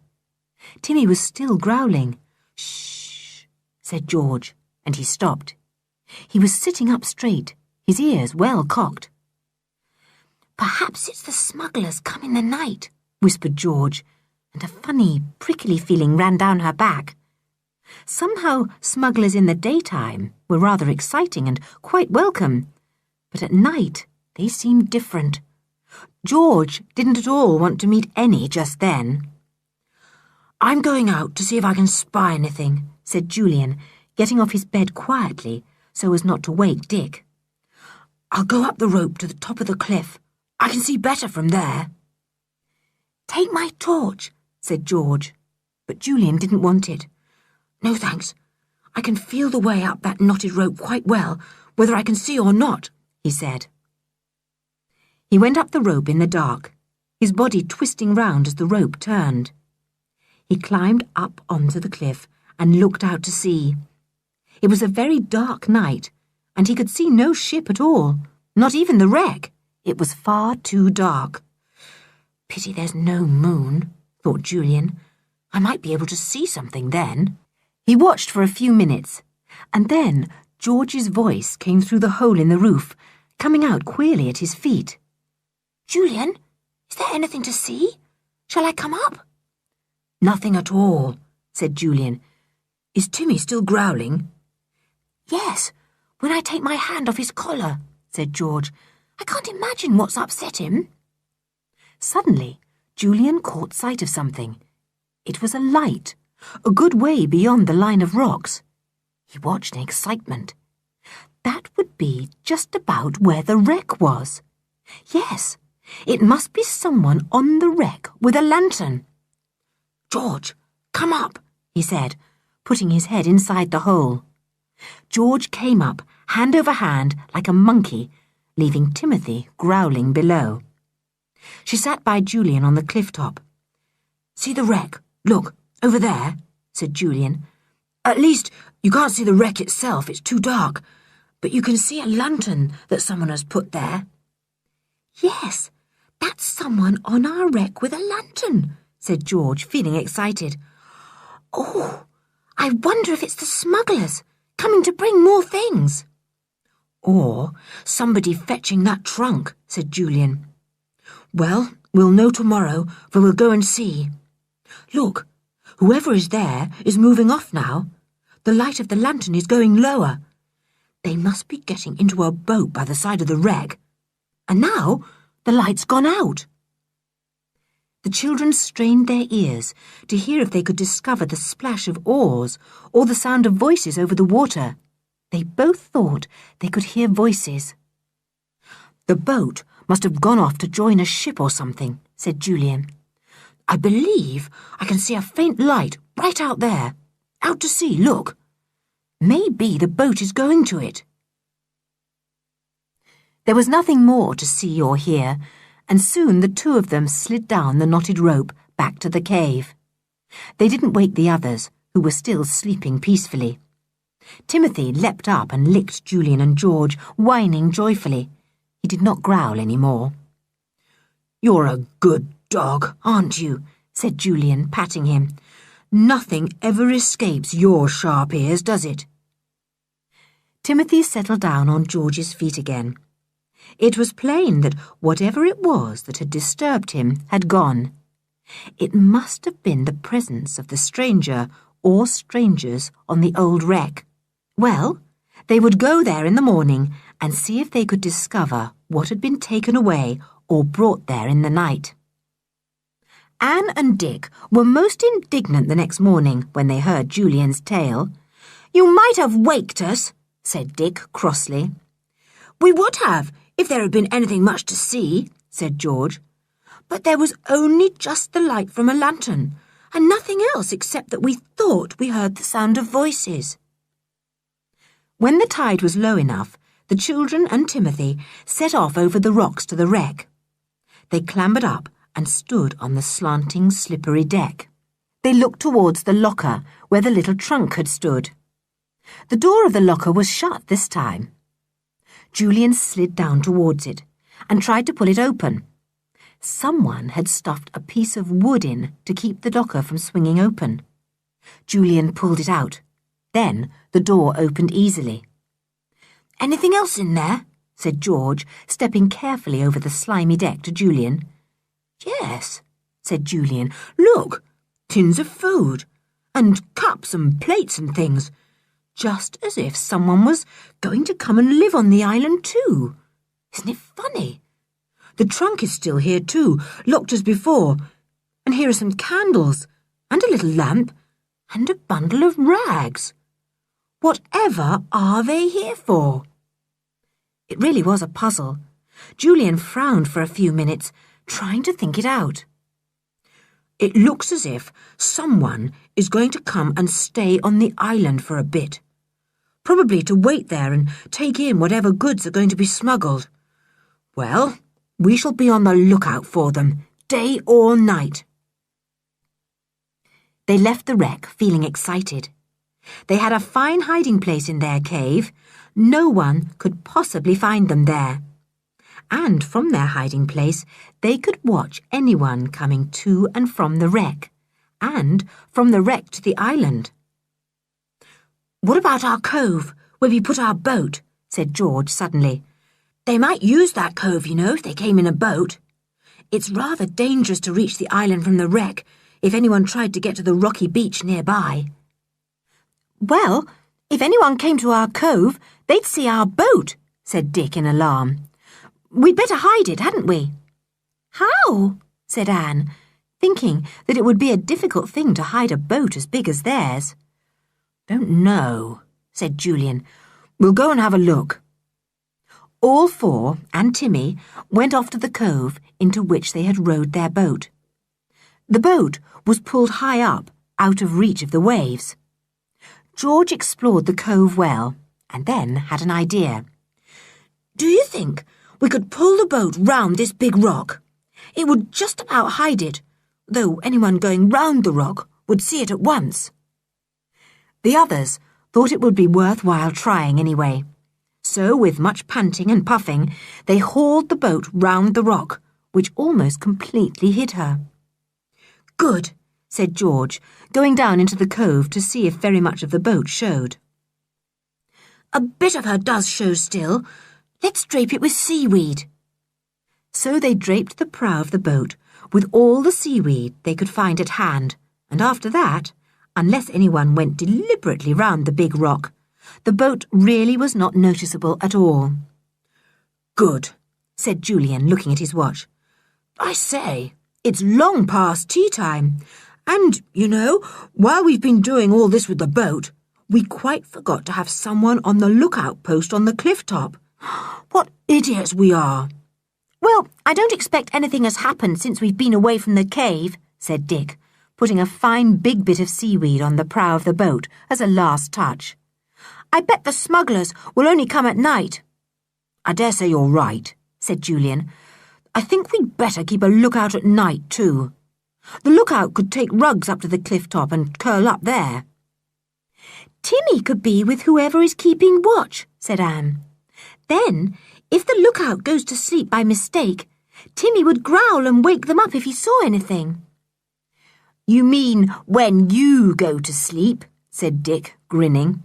Come on, let's get back to the cave and have some tea. And then Timothy suddenly began to growl again. Chapter 15. Who is on the island? Shh, said Julian at once.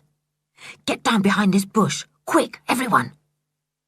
They had left the cove and were walking towards the castle when Timmy growled.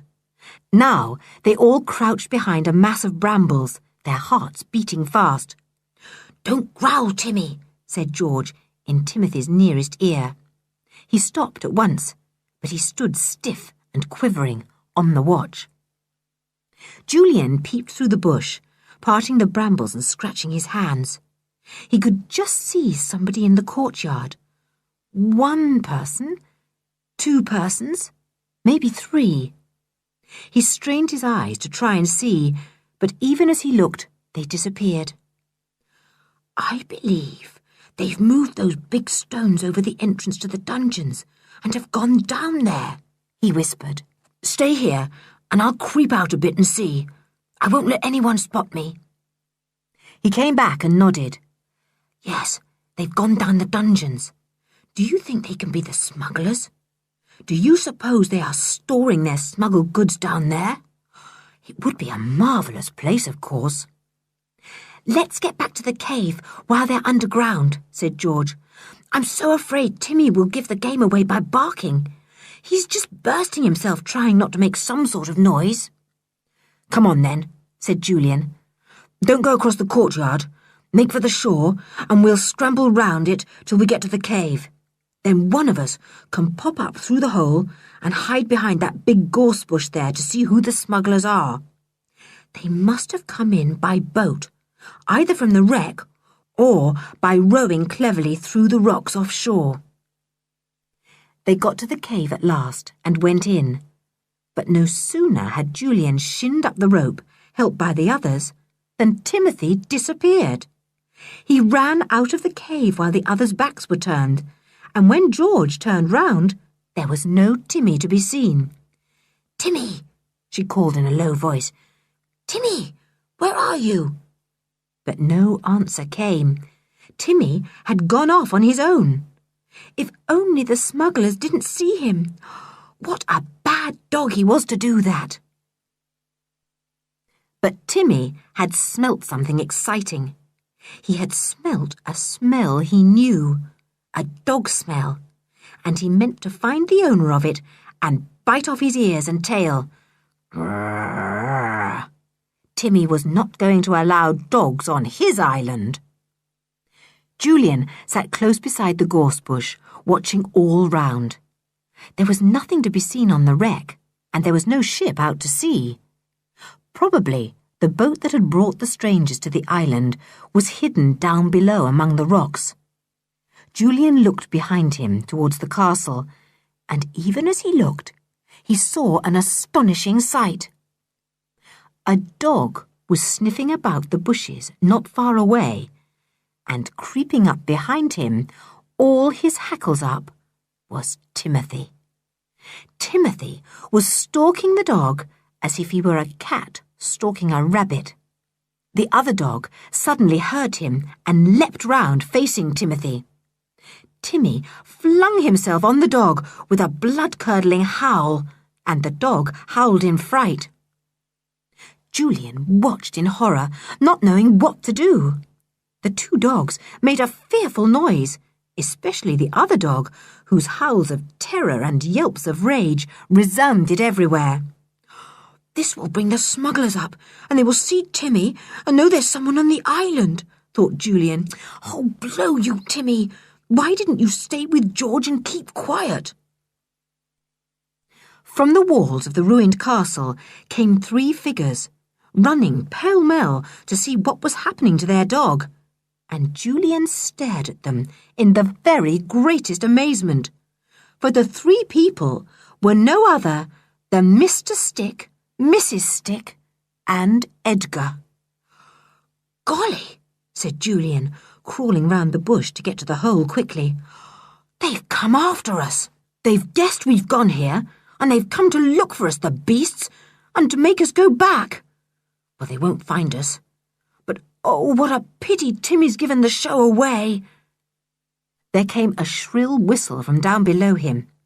It was George, who, hearing the row from the dogs, was feeling worried, and had sent out her piercing whistle for Timmy. It was a whistle the dog always obeyed, and he let go his hold on the dog and shot off to the cliff top at once, just as the 3 Sticks arrived on the scene and picked up their bleeding, whining mongrel. Edgar tore after Timmy up to the cliff top.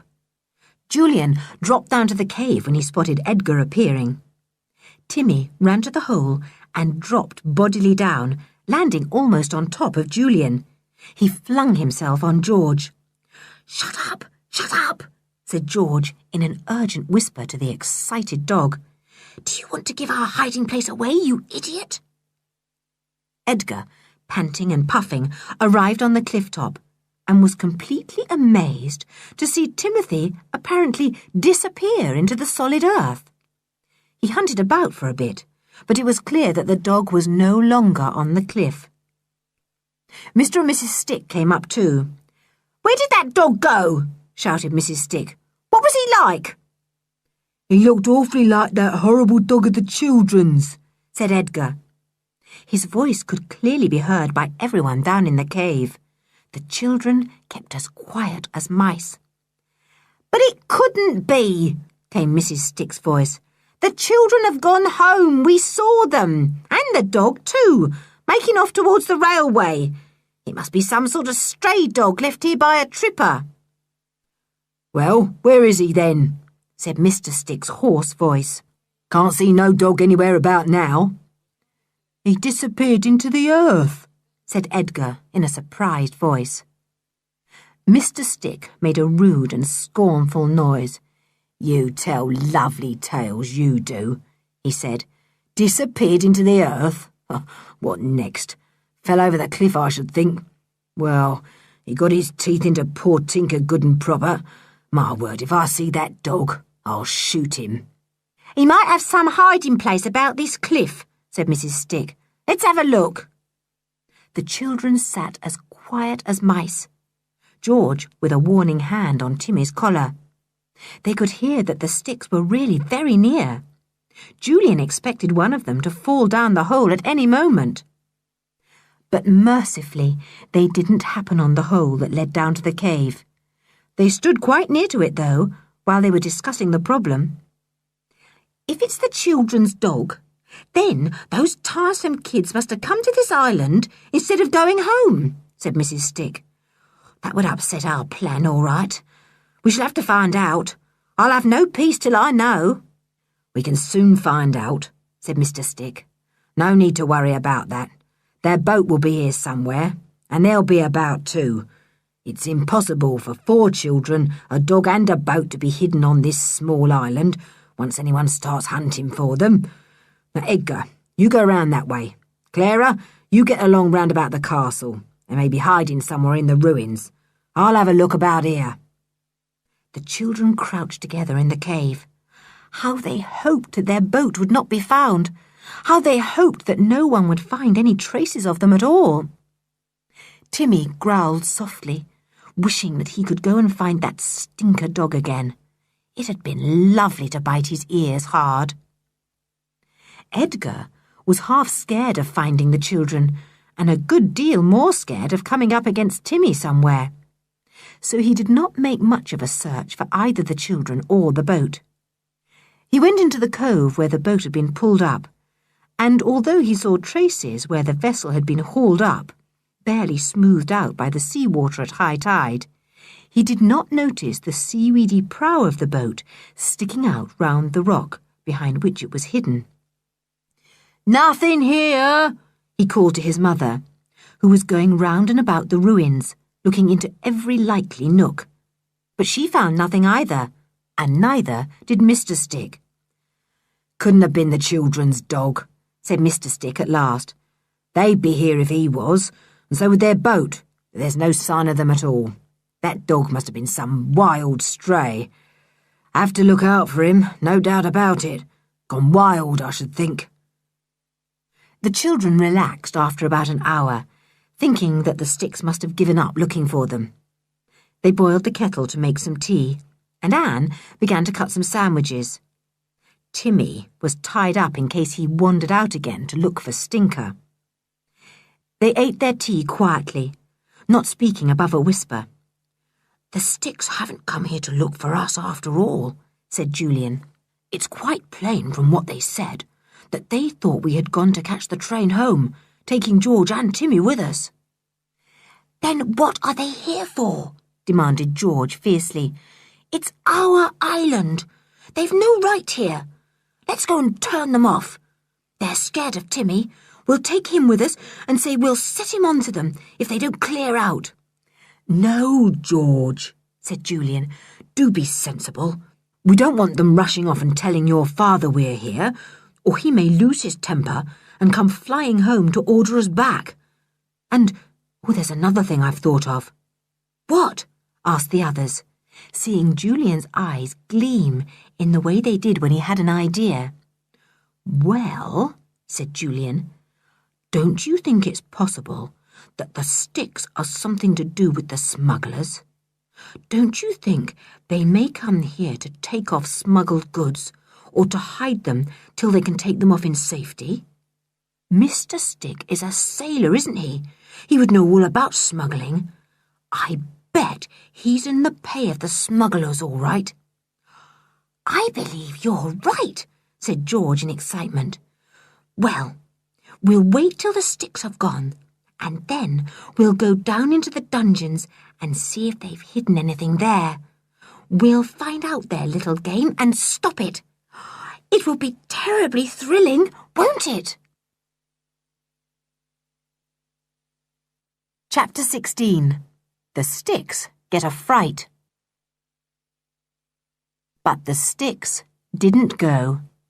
The children peeped out of the spy hole at the top of the cave roof every now and again and saw one or other of the Sticks. The evening went on and it began to be dark. Still the Sticks didn't go. Julian ran down to the nearby shore and discovered a small boat there.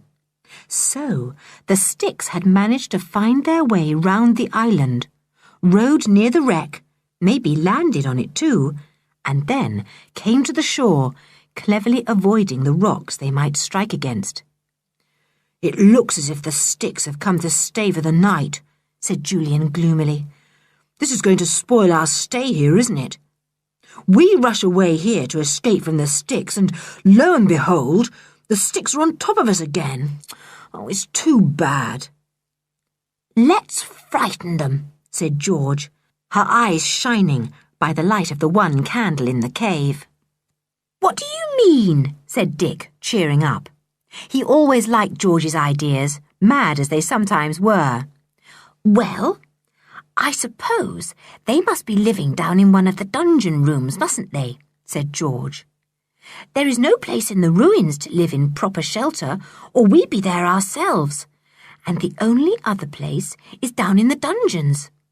I wouldn't care to sleep there myself, but I don't suppose the Sticks would mind." "Well, what about it?" said Dick. "What's your idea?" "Couldn't we creep down and do a bit of shouting so that the echoes start up all round?" said George. "You know how frightening we found the echoes when we first went down into the dungeons? We only had to say one or two words, and the echoes began saying them over and over again, shouting them back at us. "Oh, yes, I remember," said Anne. "And wasn't Timmy frightened when he barked? The echoes barked back at him, and he thought there were thousands of dogs hiding down there. He was awfully frightened." "It's a good idea," said Julian. "Serve the sticks right for coming to our island like this. If we can frighten them away, that would be one up to us. Let's do it." "What about Timothy?" said Anne. "Hadn't we better leave him behind?" "No, he can come and stand at the dungeon entrance to guard it for us," said George. "Then, if any of the real smugglers happen to come, Timmy could give us a warning.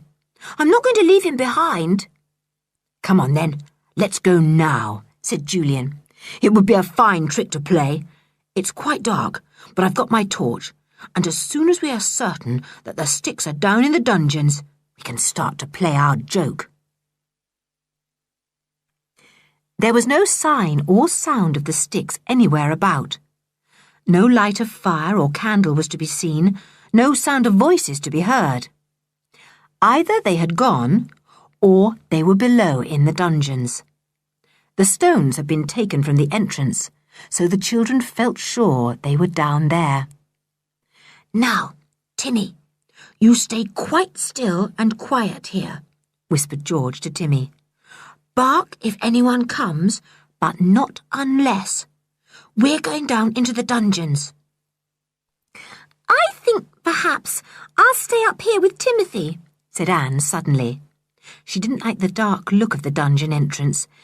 "You see, George, Timmy might be frightened or lonely up here by himself." The others chuckled. They knew Anne was frightened. Julian squeezed her arm. "You stay here then," he said kindly. "You keep old Timmy company." Then Julian, George and Dick went down the long flight of steps that led into the deep old dungeons of Kirin Castle. They had been there the summer before when they had been seeking for lost treasure. Now, here they were again. They crept down the steps and came to the many cellars or dungeons cut out of the rock below the castle.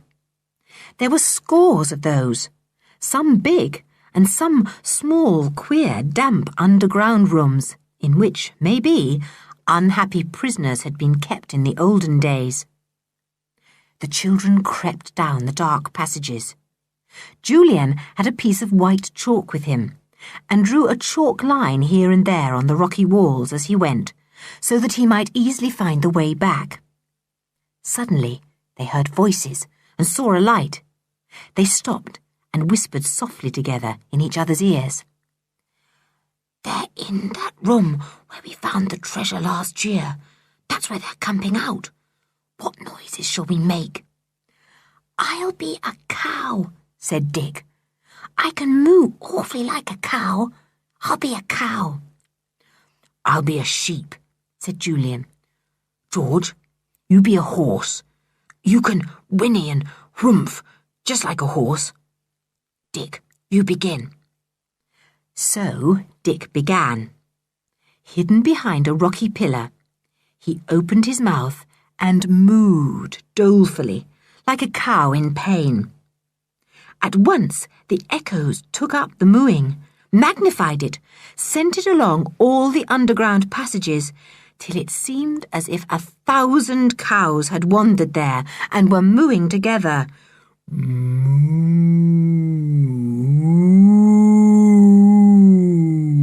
moo. The sticks listened in amazement and fright at the sudden awful noise. "What is it, Ma?" said Edgar, almost in tears. Stinker crouched at the back of the cave, terrified. "It's cows," said Mr. Stick, amazed. "Then there's cows. Can't you hear the moos? But how did cows get to be here?" "Nonsense," said Mrs. Stick, recovering herself a little.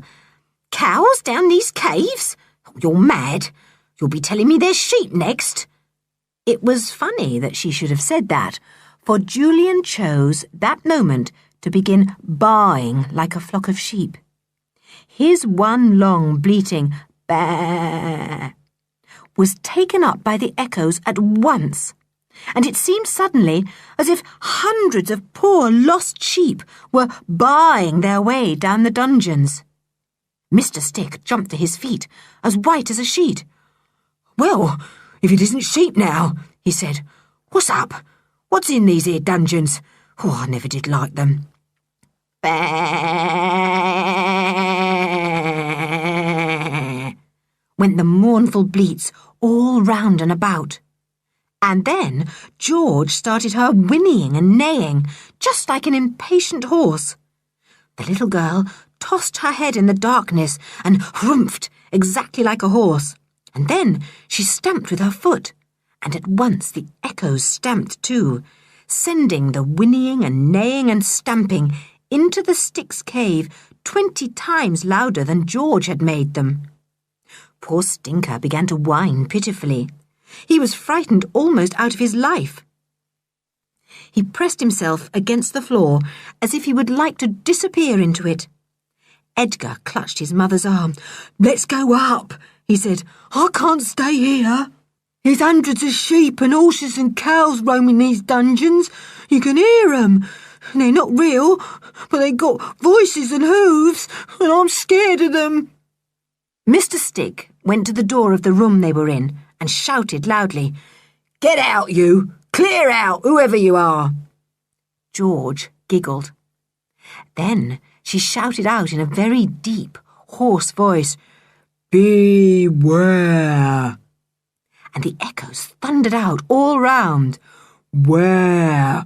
Where? Where?"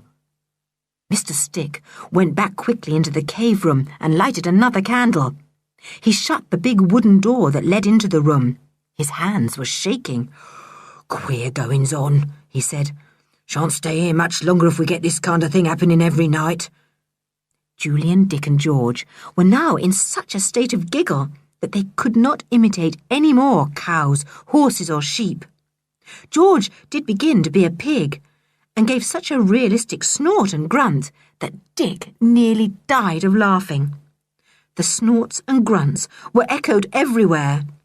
Oh, come out," gasped Julian at last. "I shall burst with trying not to laugh. Come out." "Come out," whispered the echoes. "Come out, out, out." They stumbled out, stuffing hankies into their mouths as they went, following Julian's chalk marks easily by the light of his torch. It was impossible to take the wrong passage if they followed his guiding lines. They sat on the dungeon steps with Anne and Timmy and choked with laughter as they related all they had done. "We heard old Stick yelling to us to clear out," said George, "and he sounded scared stiff. As for Stinker, we never even heard the smallest growl from him. I bet the Sticks will clear off tomorrow after this. It must have given them a most terrible fright." Oh, that was grand," said Julian. "It was a pity I began to laugh. I was just feeling I might trumpet like an elephant next. The echoes would like that." "Funny the Sticks all staying on the island like this," said Dick thoughtfully. "They've left Kieran Cottage, but they're not looking for us. They must be in league with the smugglers all right. Perhaps that's why Mrs. Stick took the job with your mother, George, to be near the island when the time came, when the smugglers wanted their help." "We could really go back to Kieran Cottage, couldn't we?" said Anne, who, much as she loved the island, was not nearly so keen on it now that the Sticks were there.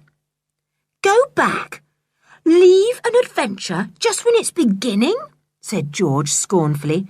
"How silly you are, Anne. Go back if you want to, but I'm sure nobody will go with you." "Oh, Anne will stay with us all right," said Julian, knowing that Anne would feel hurt at the suggestion she should leave them. "It will be the Sticks who have to go. Don't worry."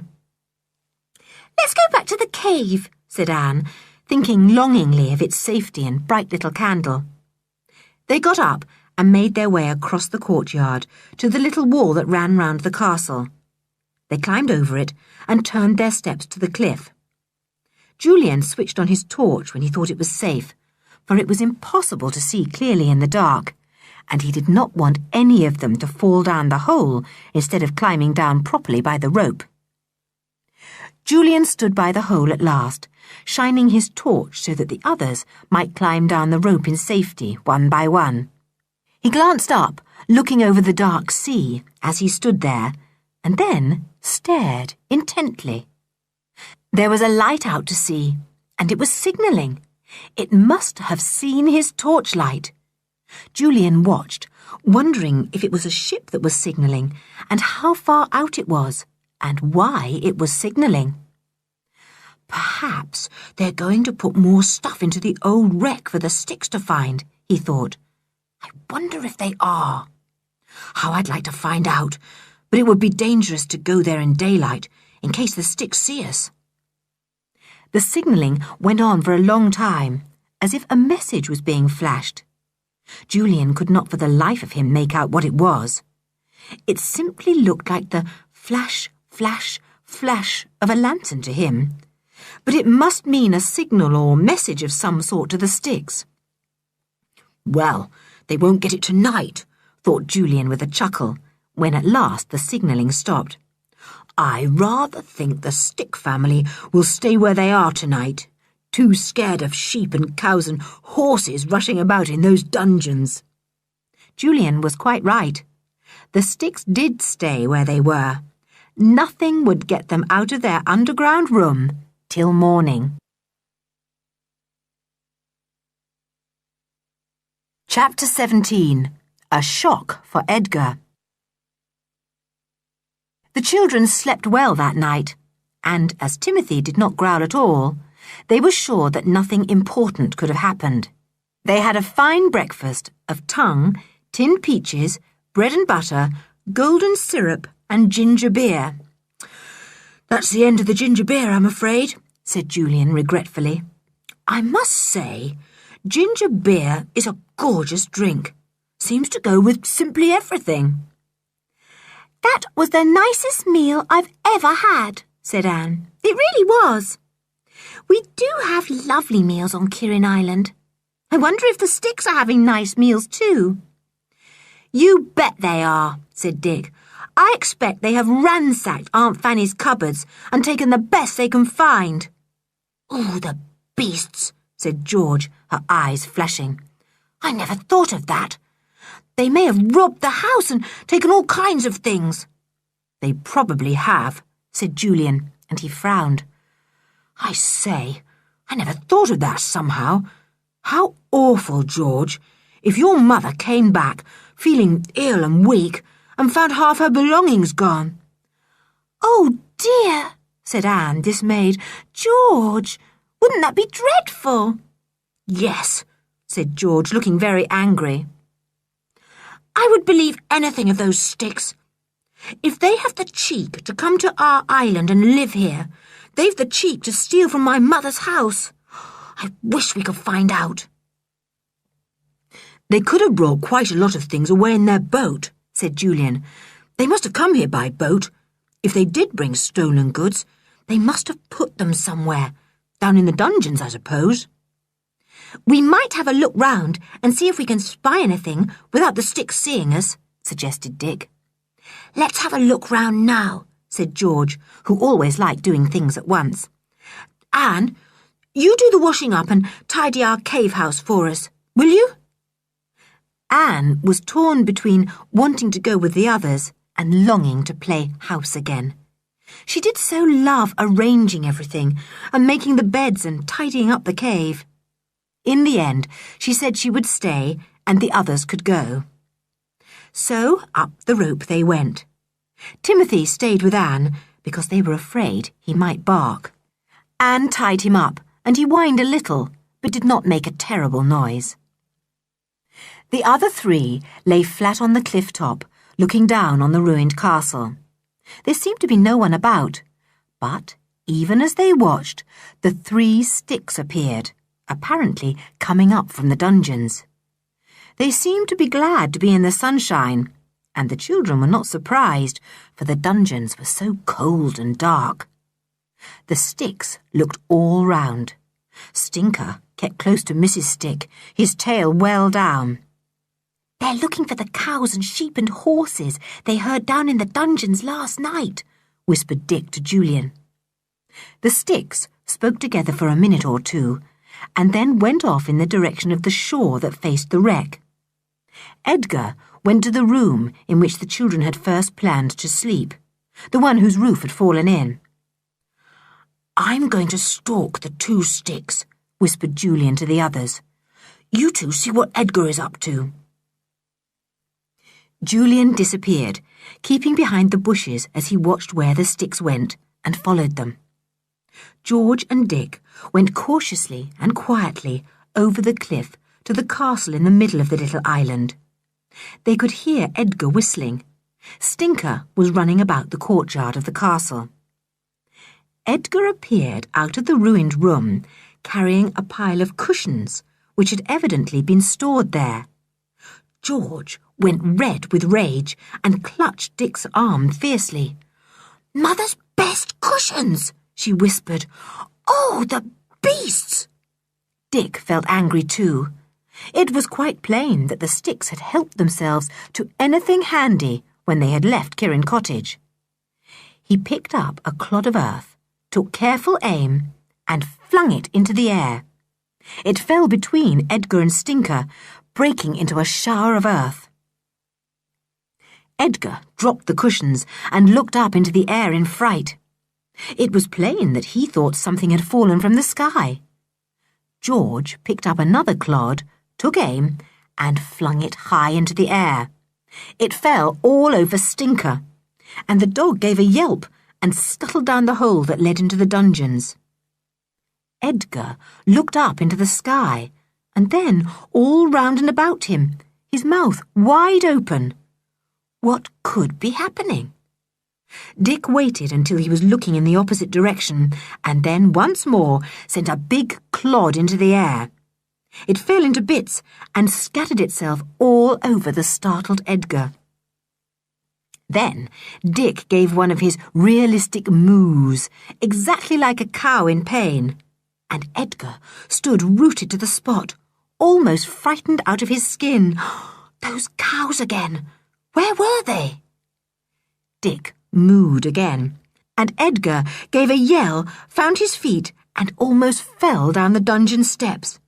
He disappeared with a dismal howl, leaving behind all the cushions on the ground.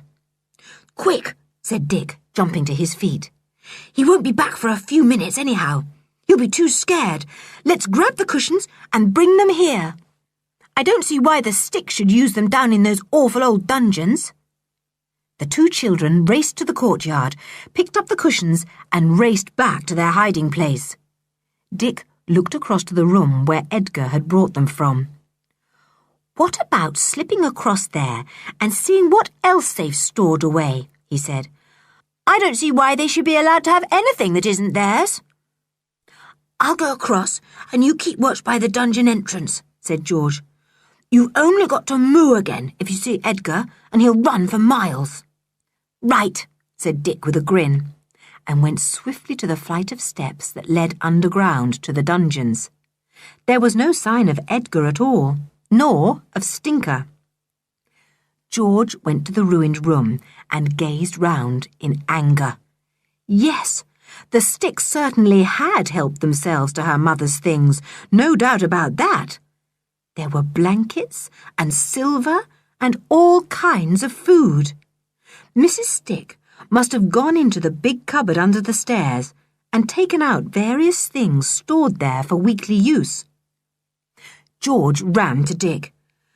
"There are heaps of our things," she said in a fierce whisper. "Come and help me to get them.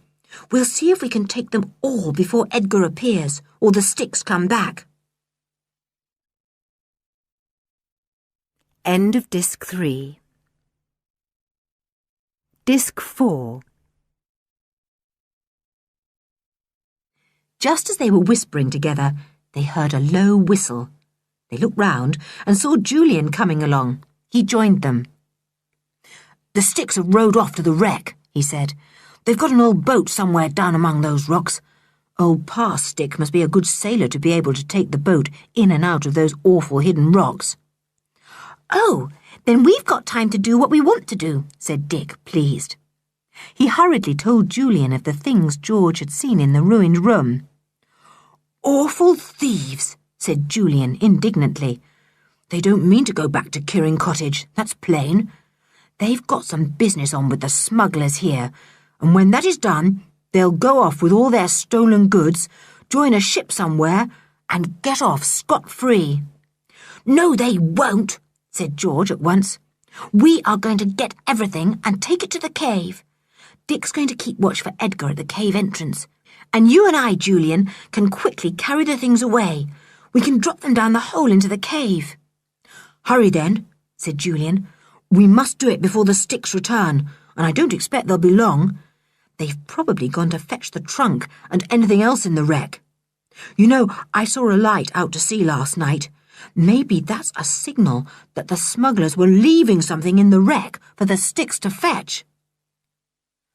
George and Julian ran to the ruined room, piled their arms with the goods there, and then ran to hide them on the cliff, ready to take them to the hole when they had time.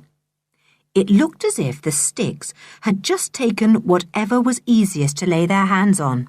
They had even got the kitchen clock. Edgar did not appear at all, so Dick had nothing to do but sit by the steps of the dungeon and watch the others. After some time, Julian and George gave a sigh of relief and beckoned to Dick. He left his place and went to join them. We've got everything now, said Julian. I'm just going to the cliff edge to see if the Sticks are returning yet. If they're not, we'll carry all the things to the hole in the roof of the cave. He soon returned. I can see their boat tied to the wreck, he said. We're safe for some while yet. Come on, let's get the things to safety. This really is a bit of luck. They carried the things to the hole and called down it to Anne. Anne, we've got tons of things to put down the hole. Stand by to catch. Soon, all kinds of things came down the hole into the cave. Anne was most astonished. The silver and anything that might be hurt by a fall was first wrapped up in the blankets and then let down by rope. My goodness, said Anne. This cave will really look like a house soon when I've arranged all these things too. Just as they were finishing their job, the children heard voices in the distance. The Sticks are back, said Julian, and looked cautiously over the cliff top. He was right. They had returned to their boat and were even now on their way back to the castle, carrying the trunk from the wreck. Let's follow them and see what happens when they find everything gone, grinned Julian. Come on, everyone. They wriggled over the cliff on their tummies and came to a clump of bushes behind which they could hide and watch. The Sticks put the trunk down and looked round for Edgar, but Edgar was nowhere to be seen. Where's that boy? Said Mrs. Stick impatiently. He's had plenty of time to do everything. Edgar? Edgar! Edgar! Mr. Stick went into the ruined room and peeped inside. He came back to Mrs. Stick. He's taken everything down, he said. He must be down in the dungeon. That room's quite empty. I told him to come up and sit in the sun when he'd finished, said Mrs. Stick. 'Tisn't healthy down in them dungeons. Edgar! This time Edgar heard, and his head appeared, looking out of the entrance to the dungeon. He looked extremely scared. Come on up, said Mrs. Stick. You've got all the things down, and you'd better stay up here in the sunshine now. I'm scared, said Edgar. I'm not staying up here alone. Why not? Said Mr. Stick, astonished. It's them cows again, said poor Edgar. Hundreds of 'em, Pa, all a mooing round me and throwing things at me. They're dangerous animals, they are. I'm not coming up here alone.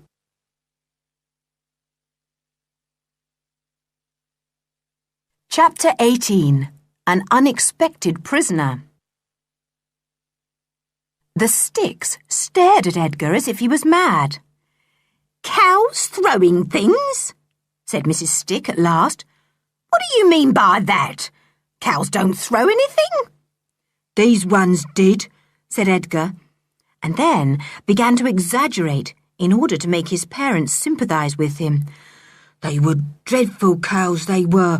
Hundreds of 'em, with horns as long as reindeer and awful mooing voices. And they threw things at me.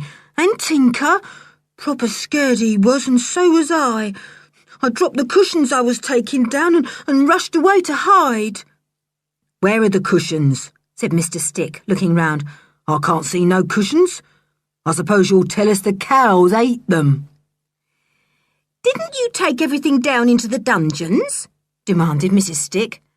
"Because that room's empty now. There's not a thing in it." "I didn't take nothing down at all," said Edgar, coming cautiously out of the dungeon entrance. "I dropped the cushions just about where you're standing. What's happened to them?" "Look here," said Mr. Stick in amazement. "Who's been here since we've been gone? Someone's taken them cushions and everything else too. Where have they put them?" "Pa, it was them cows," said Edgar, looking all round as if he expected to see cows walking off with cushions and silver and blankets. "Shut up about them cows," said Mrs. Stick, suddenly losing her temper. "For one thing, there aren't any cows on this island, and that we do know, for we looked all over it this morning. What we heard last night must have been queer sort of echoes rumbling round. No, my boy, there's something funny about all this. Looks as if there is somebody on the island." A dismal howl came echoing up from below the ground. It was Stinker, terrified at being alone below and not daring to come up. "Poor lamb," said Mrs. Stick, who seemed much fonder of Stinker than of anyone else. "What's up with him?" Stinker let out an even more doleful howl, and Mrs. Stick hurried down the steps to go to him. Mr. Stick followed her, and Edgar lost no time in going after them. "Quick," said Julian, standing up. "Come with me, Dick. We may just have time to get that trunk. Run!" The two boys ran quickly down to the courtyard of the ruined castle. Each took a handle of the small trunk and lifted it between them. They staggered back to George with it. "We'll take it to the cave," whispered Julian. "You stay here a few minutes and see what happens." The boys went over the cliff with the trunk. George flattened herself behind her bush and waited. Mr. Stick appeared again in a few minutes and looked round for the trunk.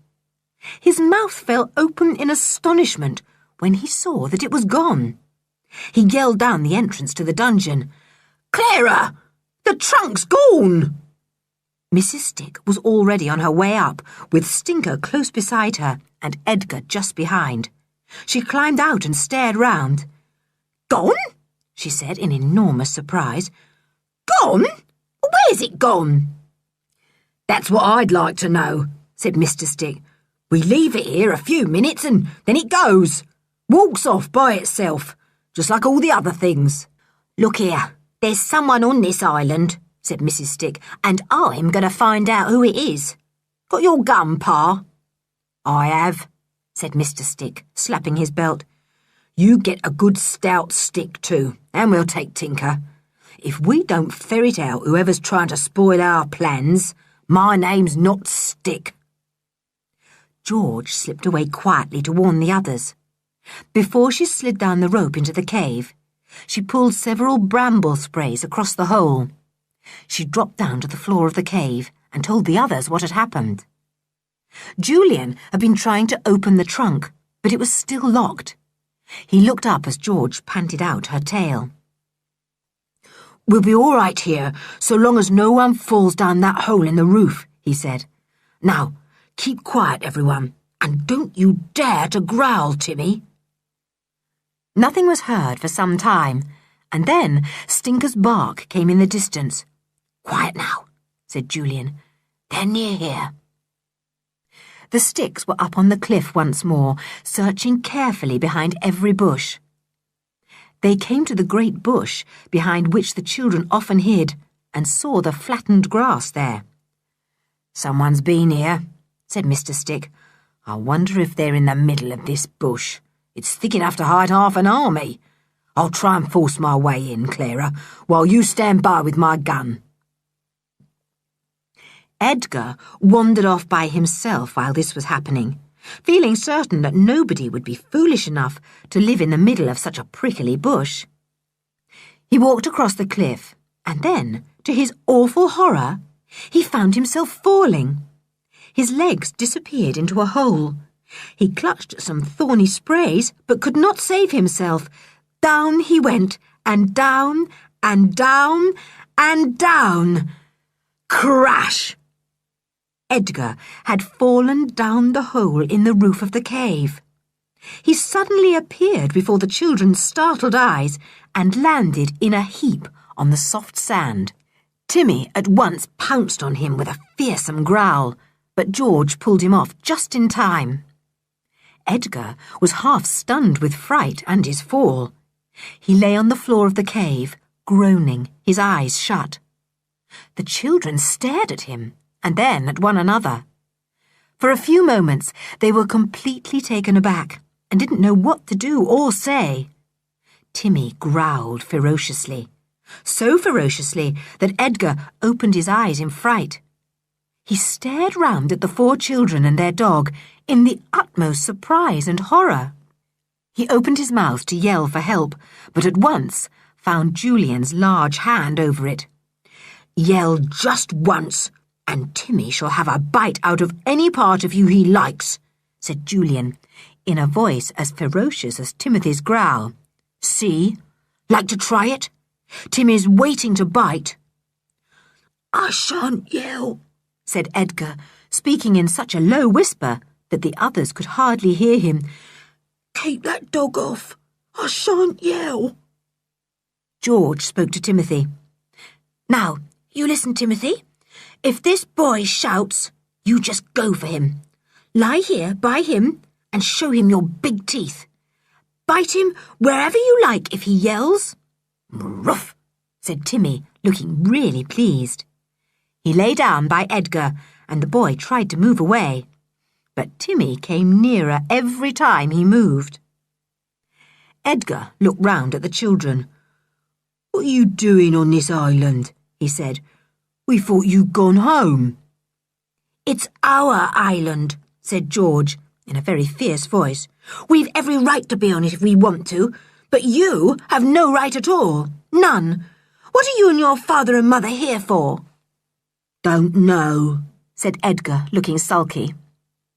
"You'd better tell us," said Julian. "We know you're in league with smugglers." Edgar looked startled. "Smugglers?" he said. "I didn't know that. Pa and Ma don't tell me nothing. I don't want nothing to do with smugglers." "Don't you know anything?" said Dick. "Don't you know why you've come to Kirin Island?" "I don't know nothing," said Edgar in an injured tone. "Pa and Ma are mean to me. They never tell me nothing. I do as I'm told, that's all. I don't know nothing about smugglers, I tell you that." It was quite plain to the children that Edgar really did not know anything of the reasons for his parents coming to the island. "Well, I'm not surprised they don't let Spotty Face into their secrets," said Julian. "He'd blab them if he could, I bet. Anyway, we know it's smuggling they're mixed up in." "You let me go," said Edgar sullenly. "You got no right to keep me here." "We're not going to let you go," said George at once. "You're our prisoner now. If we let you go back to your parents, you tell them all about us, and we don't want them to know we're here. We're going to spoil their pretty plans, you see." Edgar saw. He saw quite a lot of things. He felt rather sick. "Was it you that took the cushions and things?" "Oh, no, dear Edgar," said Dick. "It was the cows, wasn't it? Don't you remember how you told your mother about the hundreds of cows that mooed at you and threw things and stole the cushions you dropped? Surely you haven't forgotten your cows already." "Funny, aren't you?" said Edgar sulkily. "What are you going to do with me? I won't stay here, that's flat. But you will, Spotty Face, said Julian. You will stay here till we let you go, and that won't be till we've cleared up this little smuggling mystery. And let me warn you that any nonsense on your part will be punished by Timmy. Lot of beasts you are, said Edgar, seeing that he could do nothing but obey the 4 children. My ma and pa won't half be furious with you. His ma and pa were feeling extremely astonished. There had, of course, been nobody hiding in the big, thick bush, and when Mr. Stick had wriggled out, scratched and bleeding, he had looked round for Edgar, and Edgar was not to be seen. "Where's that dratty boy?" he said, and shouted for him. "Edgar! Edgar!" But Edgar did not answer. The Stick spent a very long time looking for Edgar, both above ground and underground. Mrs. Stick was convinced that poor Edgar was lost in the dungeons, and she tried to send Stinker to find him.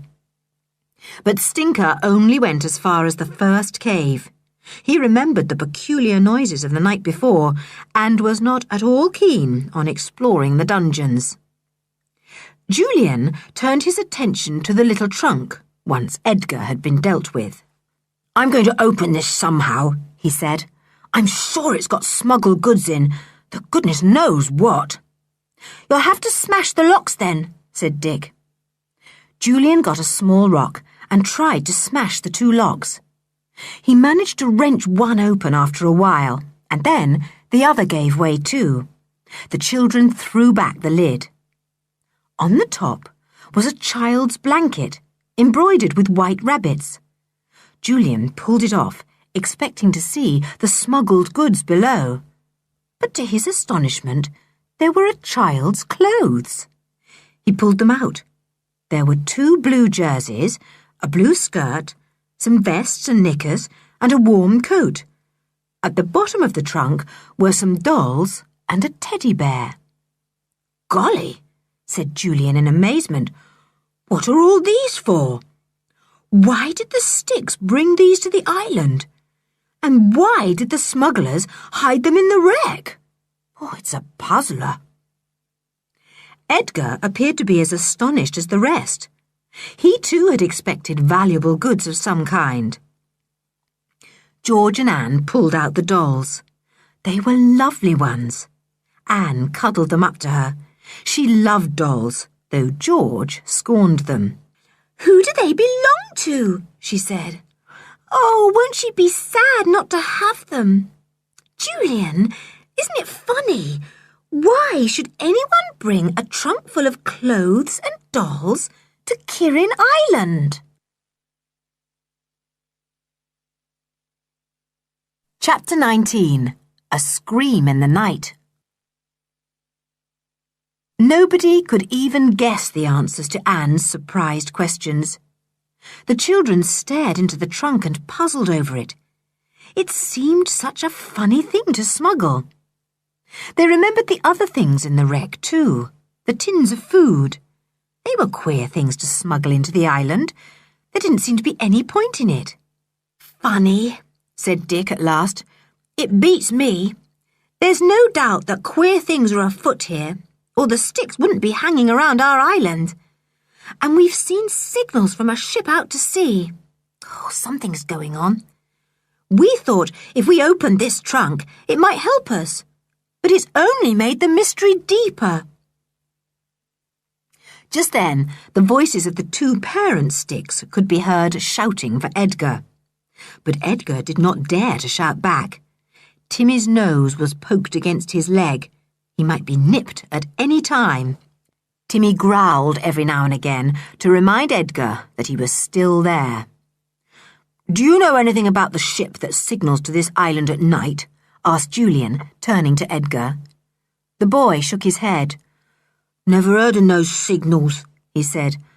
I just heard my mother saying that she expected the Roma tonight, but I don't know what she meant. The Roma? Said George at once. What's that? A man?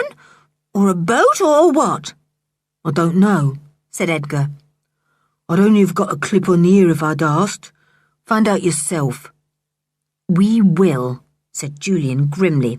We'll watch out for the Roma tonight. Thanks for the information.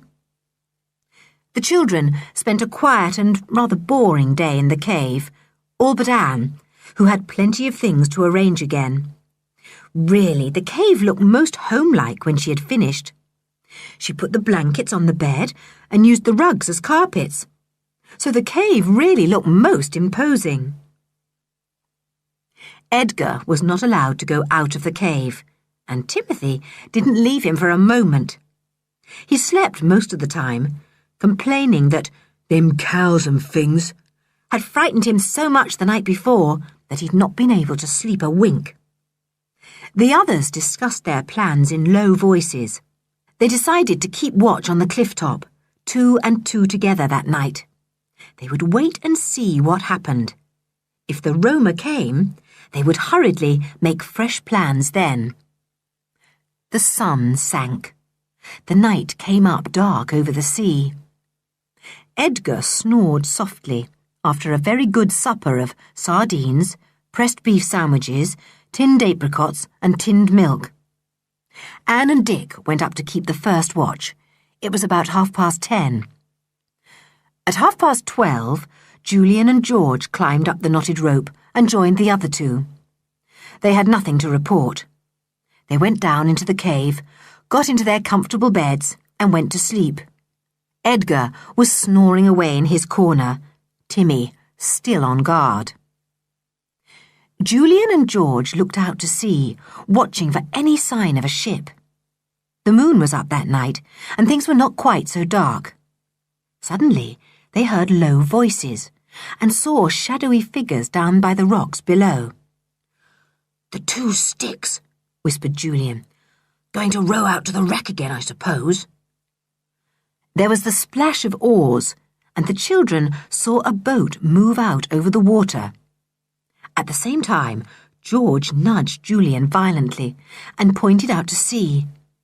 A light was being shown a good way out from a ship that the children could barely see. Then the moon went behind a cloud, and they could see nothing for some time. They watched breathlessly. Was that shadowy ship a good way out the Roma? Or was the owner of it the Roma? Were the smugglers at work tonight? There's another boat coming. Look, said George. It must be coming from that ship out to sea. Now the moon has come out again, you can just see it. It's going to the old wreck. It must be a meeting place, I should think. Then, most irritatingly, the moon went behind a cloud again and remained there so long that the children grew impatient. At last, it sailed out again and lighted up the water. Both boats are leaving the wreck now, said Julian excitedly. They've had their meeting and passed over the smuggled goods, I suppose. And now one boat is returning to the ship, and the other, the Sticks boat, is coming back here with the goods. We'll follow the Sticks when they get back and see where they put the goods. After a long time, the Sticks boat came to shore again. The children could not see anything then, but presently they saw the Sticks going back towards the castle. Mr. Stick carried what looked like a large bundle flung over his shoulder. They could not see if Mrs. Stick carried anything.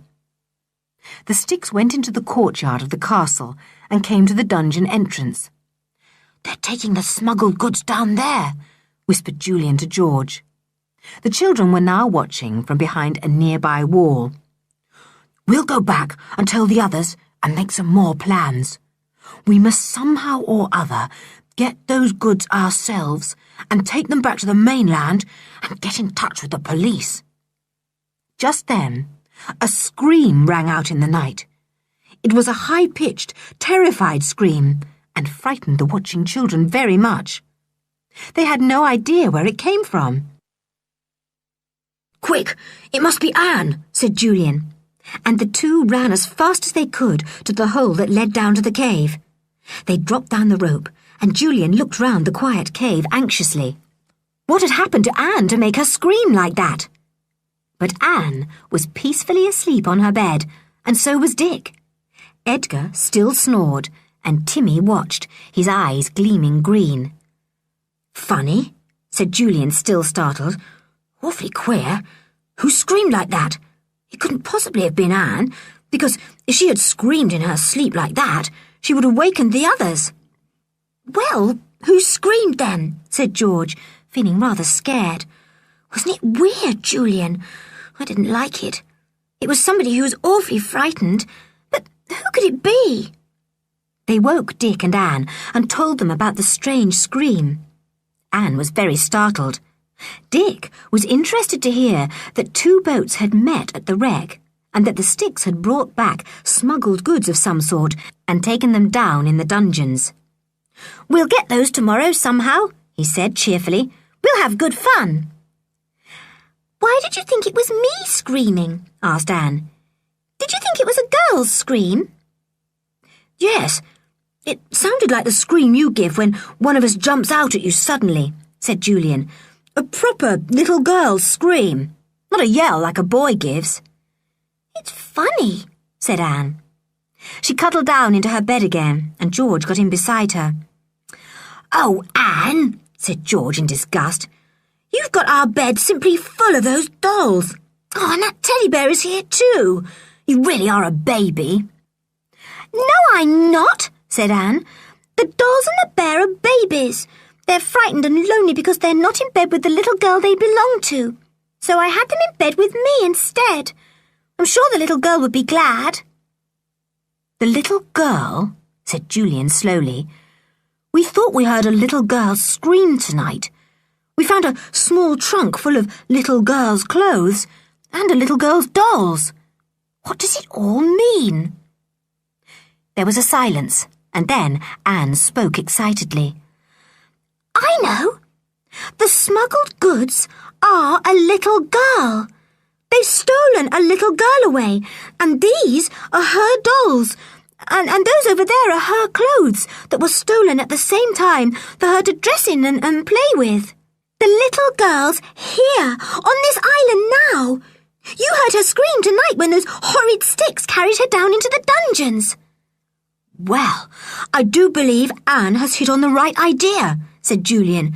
Clever little girl, Anne. I think you're right. It isn't smugglers who are using this island. It's kidnappers. What are kidnappers? Said Anne. People who steal away children or grown-ups and hide them somewhere till a large sum of money is paid out for them, explained Julian. It's called a ransom. Till the ransom is paid, the prisoner is held by the captors. Well, that's what's happened here then, said George. I bet it has. Some poor little rich girl has been stolen away and brought to the wreck by boat from some ship and taken over by those horrible Sticks. Wicked creatures. And we heard the poor little thing scream just as she was taken down underground, said George. Julian, we've got to rescue her. Yes, of course, said Julian. We will, never fear. We'll rescue her tomorrow. Edgar woke up and joined in the conversation suddenly. What are you talking about? He said. Rescue who? Never you mind, said Julian. George nudged him and whispered. All I hope is that Mrs. Stick is feeling as upset about losing her dear Edgar as the mother of the little girl, she said. Tomorrow we find the little girl somehow and take her away, said Julian. I expect the Sticks will be on guard, but we'll find a way. Oh, I'm tired now, said George, lying down. Let's go to sleep. We'll wake up nice and fresh. Oh, Anne, do put these dolls your side. I'm lying on at least 3. Anne took the dolls and the bear and arranged them on her side of the bed. Don't feel lonely, George heard her say. I'll look after you all right till you go back to your own mistress. Sleep tight. Soon they all slept, all but Timothy, who lay with one eye open all night. There was no need to put anyone on guard while Timmy was there. He was the best guardian they could have. Chapter 20. A Rescue and a New Prisoner. The next day, Julian was awake early and went up the rope to the cliff top to see if the Sticks were about. He saw them coming up the steps that led from the dungeons. Mrs. Stick looked pale and worried. "We've got to find our Edgar," she kept saying to Mr. Stick. "I tell you, we've got to find our Edgar. He's not down in the dungeons, that I do know. We've yelled ourselves hoarse down there." "And he's not on the island," said Mr. Stick. "We hunted all over it yesterday. I think whoever was here then took our goods, caught Edgar, and made off with him and everything else in their boat. That's what I think." "Well, they've taken him to the mainland then," said Mrs. Stick. "We'd better take our boat and go back there and ask a few questions. What I'd like to know is, who is it messing about here and interfering with our plans? It makes me scared, just when things are going nicely too." "Is it all right to leave here just now?" said Mr. Stick doubtfully. "Suppose whoever was here yesterday is still here. They might pop down into the dungeons when we're gone." "Well, they're not here," said Mrs. Stick firmly. "Use your common sense, if you've got any. Wouldn't our Edgar yell the place down if he was being kept prisoner on this little island? And wouldn't we hear him? I tell you, he must have been taken off in a boat, together with all the other things that are gone. And I don't like it." All right, said Mr. Stick in a grumbling tone. "That boy's always a nuisance, always in silly trouble of some sort." "How can you talk of poor Edgar like that?" cried Mrs. Stick. "Do you think the poor child likes being captured? Oh, goodness knows what he's going through, feeling frightened and lonely without me." Julian felt disgusted.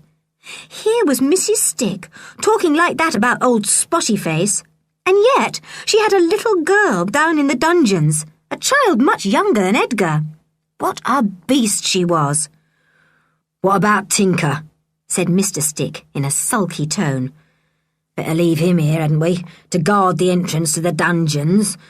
Not that there will be anyone here, if what you say is right."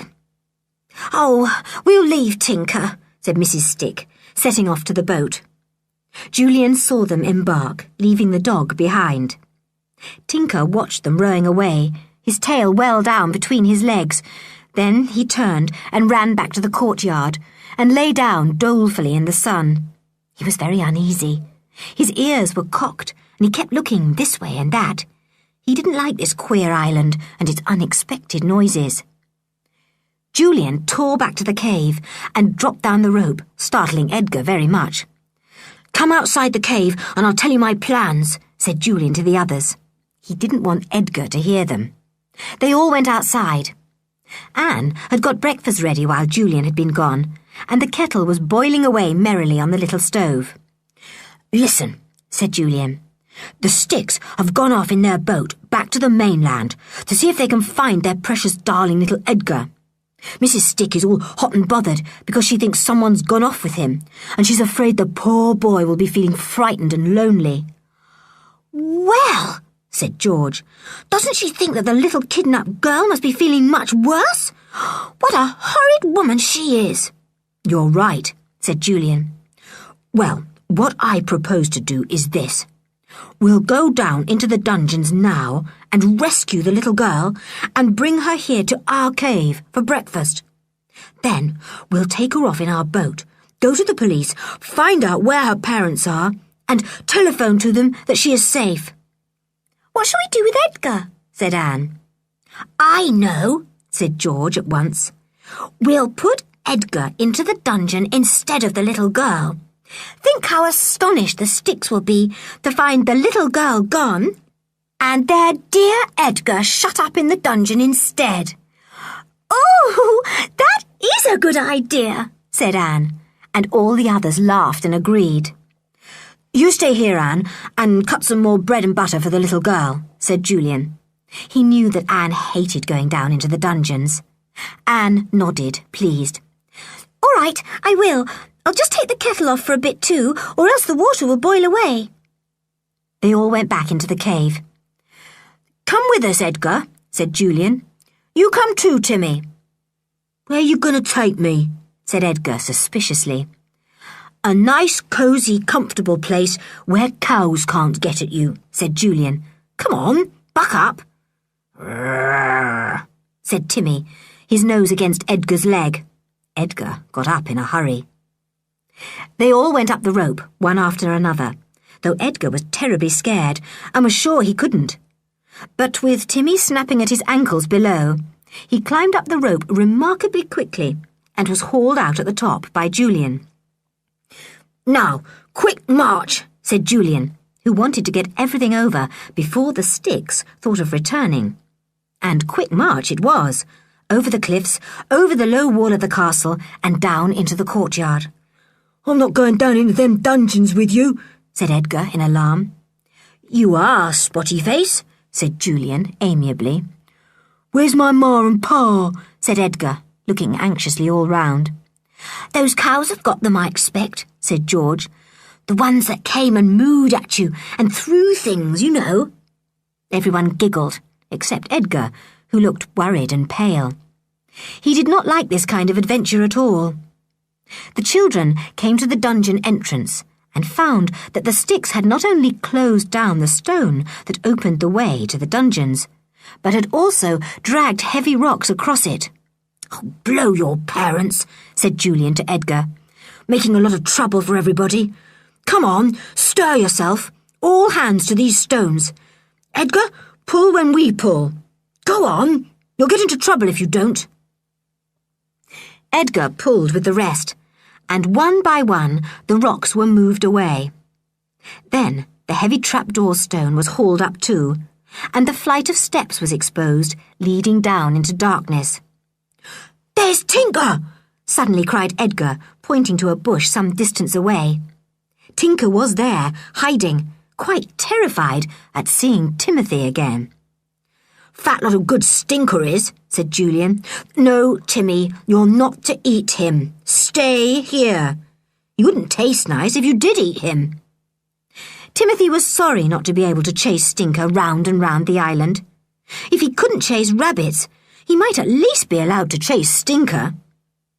They all went down into the dungeons. Julian's white chalk marks were still on the rocky walls, so it was easy to find the way to the cave-like room where the children, last summer, had found piles of golden ingots. They felt sure that the little kidnapped girl had been put there, for this cave had a big wooden door that could be bolted on the outside.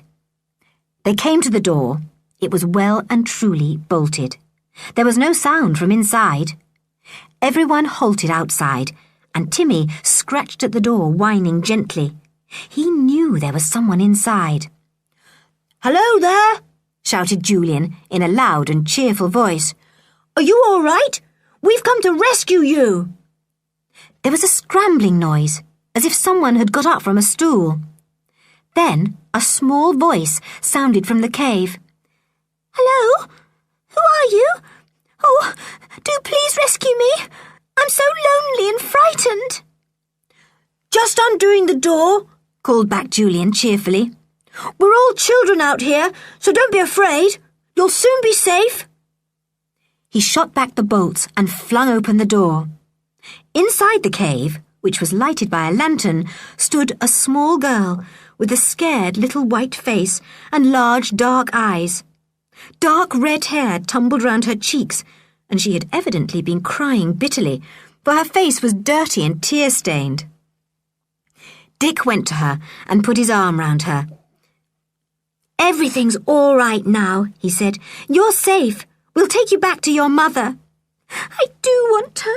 I do, said the little girl, and tears ran down her cheeks again. Why am I here? I don't like being here. Oh, it's just an adventure you've had, said Julian. It's over now. At least, nearly over. There's still a bit of it left. A nice bit, though. We want you to come and have breakfast with us in our cave.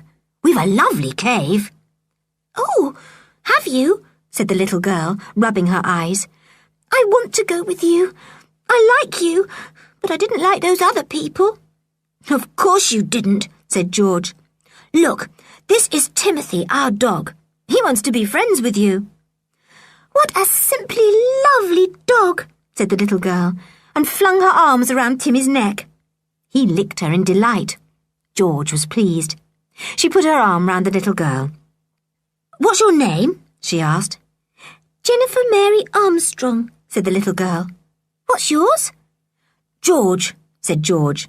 And the little girl nodded, thinking that George was a boy, not a girl, for she was dressed in jeans just like Julian and Dick, and her hair was short too, though very curly. The others told her their names, and then she looked at Edgar, who had said nothing. "This is Spotty Face," said Julian. "He isn't a friend of ours. It was his father and mother who put you here, Jennifer.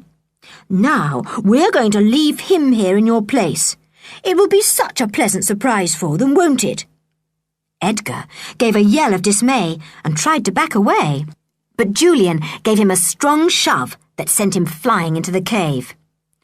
"There's only one way to teach people like you and your parents that wickedness doesn't pay," said the boy grimly, "and that is to punish you hard. People like you don't understand kindness. You think it's just being soft and silly. All right, you can have a taste of what Jennifer has had. It'll do you good, and do your parents a lot of good too. Goodbye." Edgar began to howl dismally as Julian bolted the big wooden door top and bottom. "I shall starve," he wailed. "Oh, no, you won't," said Julian. "There's plenty of food and water in there, so help yourself. It would do you good to go hungry for a while, all the same." "Mind the cows don't get you," called Dick, and he gave a realistic moo that startled Jennifer very much, for the echoes came mooing round too.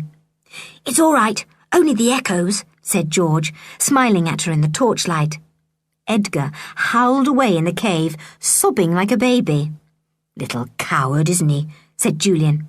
"Come on, let's get back. I'm awfully hungry for my breakfast."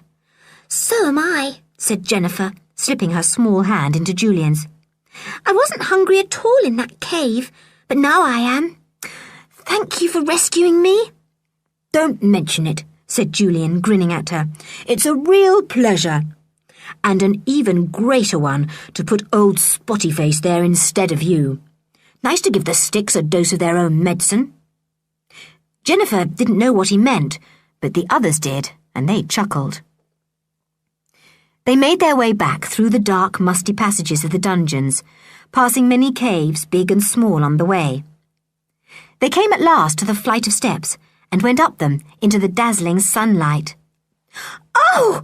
said Jennifer, breathing in great gulps of the fresh, sea-smelling air. "Oh, this is lovely! Where am I?" "On our island," said George, "and this is our ruined castle. You were brought here last night in a boat. We heard you scream, and that's how we guessed you were being made a prisoner." They walked to the cliff, and Jennifer was amazed at the way they disappeared down the knotted rope. She was eager to try too, and soon slid down into the cave. "Nice kid, isn't she?" said Julian to George. "My word, she's had even more of an adventure than we have." Chapter 21. A Visit to the Police Station. Anne liked Jennifer very much and gave her a hug and a kiss. Jennifer looked round the well-furnished cave in amazement and wonder, and then she gave a scream of surprise and joy. She pointed to Anne's neatly made bed, on which sat a number of beautiful dolls and a large teddy bear. "My dolls!" she said. "Oh, and Teddy too! Oh, where did you get them? I've missed them so. Oh, Josephine and Angela and Rosebud and Marigold, have you missed me?" She flung herself on the dolls. Anne was very interested to hear their names. "I've looked after them well," she told Jennifer. "They're quite all right." "Oh, thank you," said the little girl happily. "I do think you're all nice. Oh, I say, what a lovely breakfast!" It was.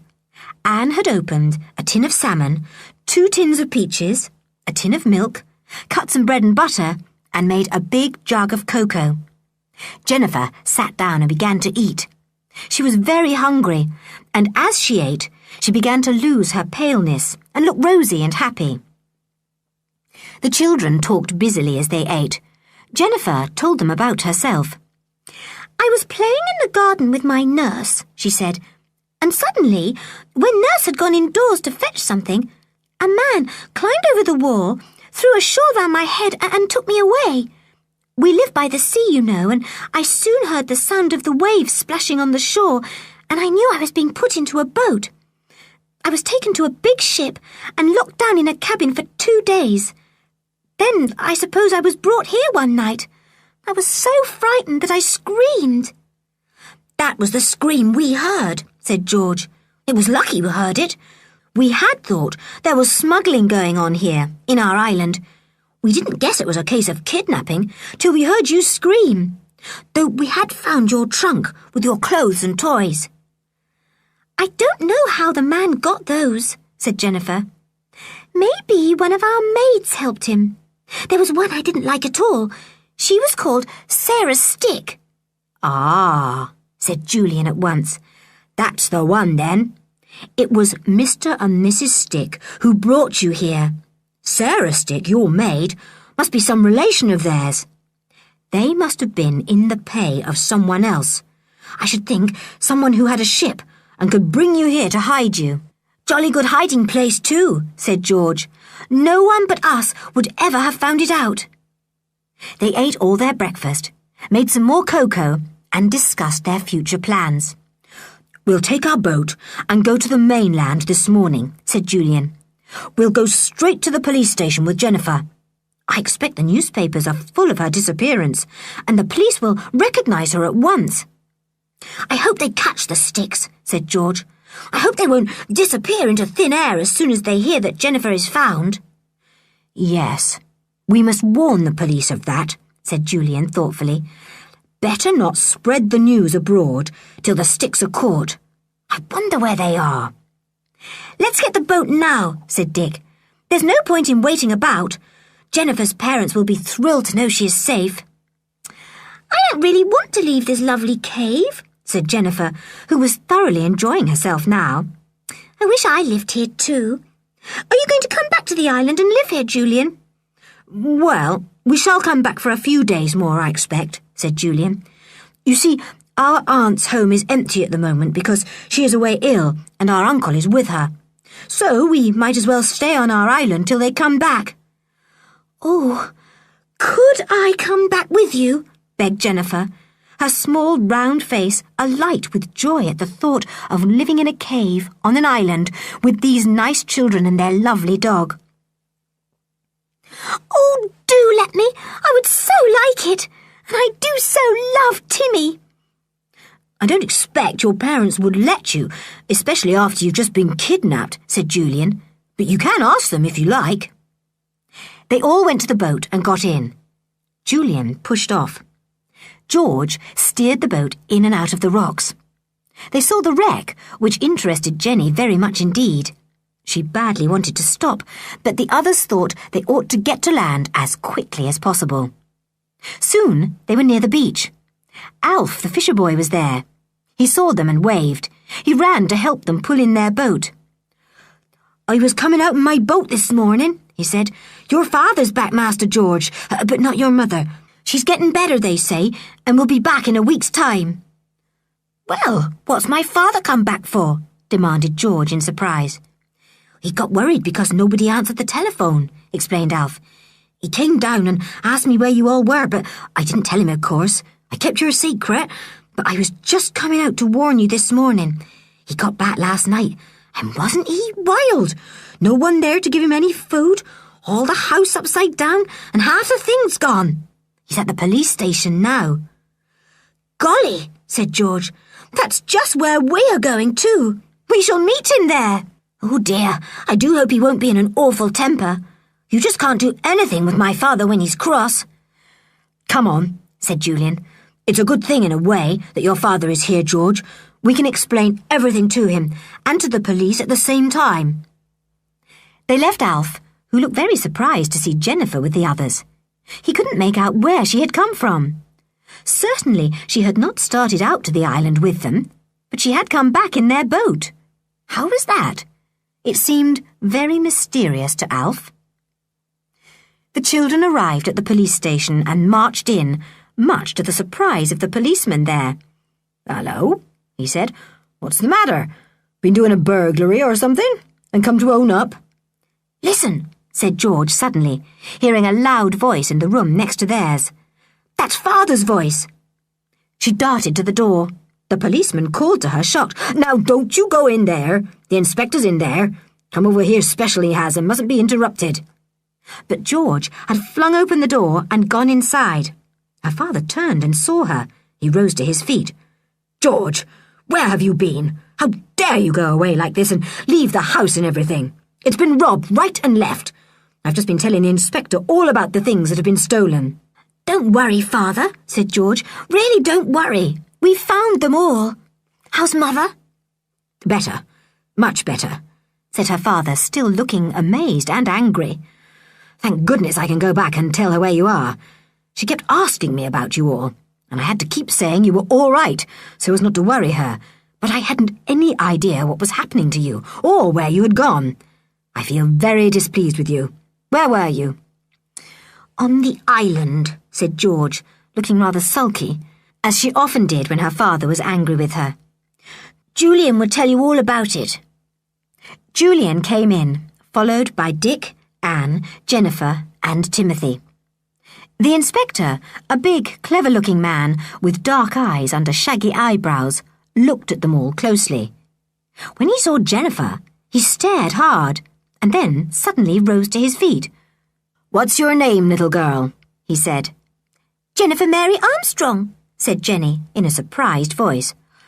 "Bless us all," said the inspector in a startled voice. "Here's the child the whole country is looking for, and she walks in here as cool as a cucumber. Land sakes, where did she come from?" "What do you mean?" said George's father, looking surprised. "What child is the whole country looking for? I haven't read the papers for some days." "Then don't you know about little Jenny Armstrong being kidnapped?" said the inspector, sitting down and pulling Jenny near him. "She's the daughter of Harry Armstrong, the millionaire, you know. Well, somebody kidnapped her and wants £100,000 ransom for her.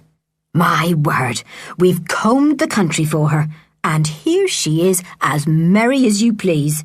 Well, I'm blessed. This is the queerest thing I ever knew. Where have you been, little missy?" "On the island," said Jenny.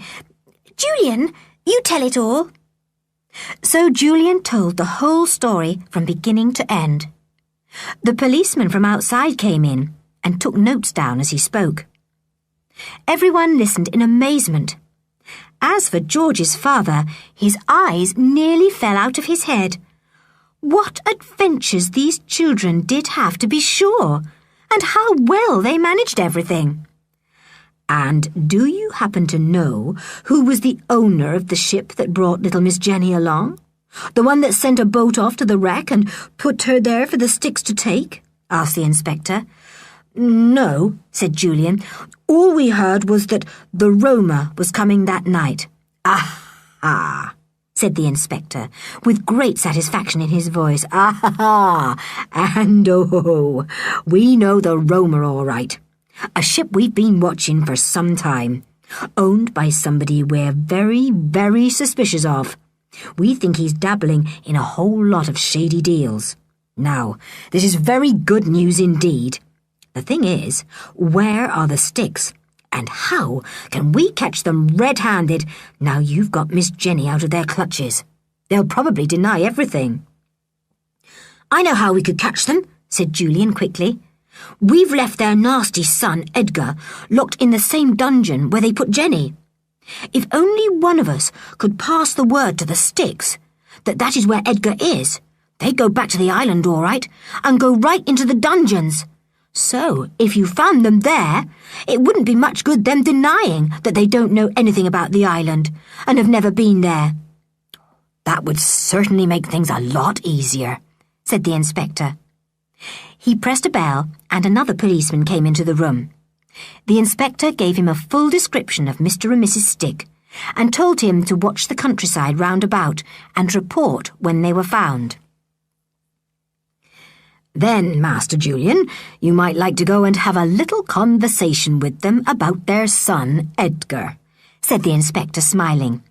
"If they do go back to the island, we shall follow them and get all the evidence we want. Thank you for your very great help. Now we must telephone to Miss Jenny's parents and tell them she is safe." "She can come back to Kirin Cottage with us," said George's father, still looking rather dazed at all that had happened. "I've got Joanna, our old cook, to come back for a while to put things straight, so there will be someone there to see to the children. They must all come back." "Well, Father," said George firmly, "we will come back just for today, but we plan to spend another week on Kirin Island till Mother comes back. She said we could, and we are having such a fine time there. Let Joanna stay at Kirin Cottage and keep it in order and get it ready for Mother when she comes home. She won't want the bother of looking after us too. We can look after ourselves on the island." "I certainly think these children deserve a reward for the good work they have done," remarked the inspector, and that settled the matter. "Very well," said George's father. "You can all go off to the island again, but you must be back when your mother returns, George." "Of course I will," said George. "I badly want to see Mother. But home isn't nice without her. I would rather be on our island." "And I want to be there too," said Jenny unexpectedly. "Ask my parents to come to Kirin, please, so that I can ask them if I can go with the other children." "I'll do my best," said the inspector, grinning at the 5 children. They liked him very much. George's father stood up. "Come along," he said. "I want my lunch. All this has made me feel hungry. We'll go and see if Joanna has got anything for us." Off they all went, talking 19 to the dozen, making George's poor father feel quite bewildered. He always seemed to get into the middle of some adventure when these children were about. Chapter 22. Back to Kirin Island. Soon everyone was at Kirin Cottage. Joanna, the old cook they had had before, gave them a good welcome and listened to their adventures in astonishment, getting the lunch ready all the while. It was while they were having lunch that Julian, looking out of the window, suddenly caught sight of a figure he knew very well. Someone skulking along behind the hedge. "Old Pa Stick," he said, and jumped up. "I'll go after him. Stay here, everyone." He went out of the house, ran round a corner, and came face to face with Mr. Stick. "Do you want to know where Edgar is?" said Julian mysteriously. Mr. Stick looked startled. He stared at Julian, not knowing what to say. "He's down in the dungeons, locked in that cave," said Julian, even more mysteriously. "You don't know nothing about Edgar," said Mr. Stick. "Where have you been? Didn't you go home?" "Never you mind," said Julian. "But if you want to find Edgar, look in that cave." Mr. Stick gave the boy a glare and left him. Julian hurried indoors and rang up the police station. He felt sure that Mr. Stick would tell Mrs. Stick what he had said, and that Mrs. Stick would insist on going back to the island to see if what he had said was true.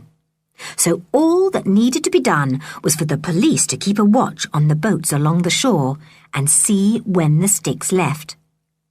The children finished their dinner, and Uncle Quentin announced that he must return to his wife, who would want to know his news.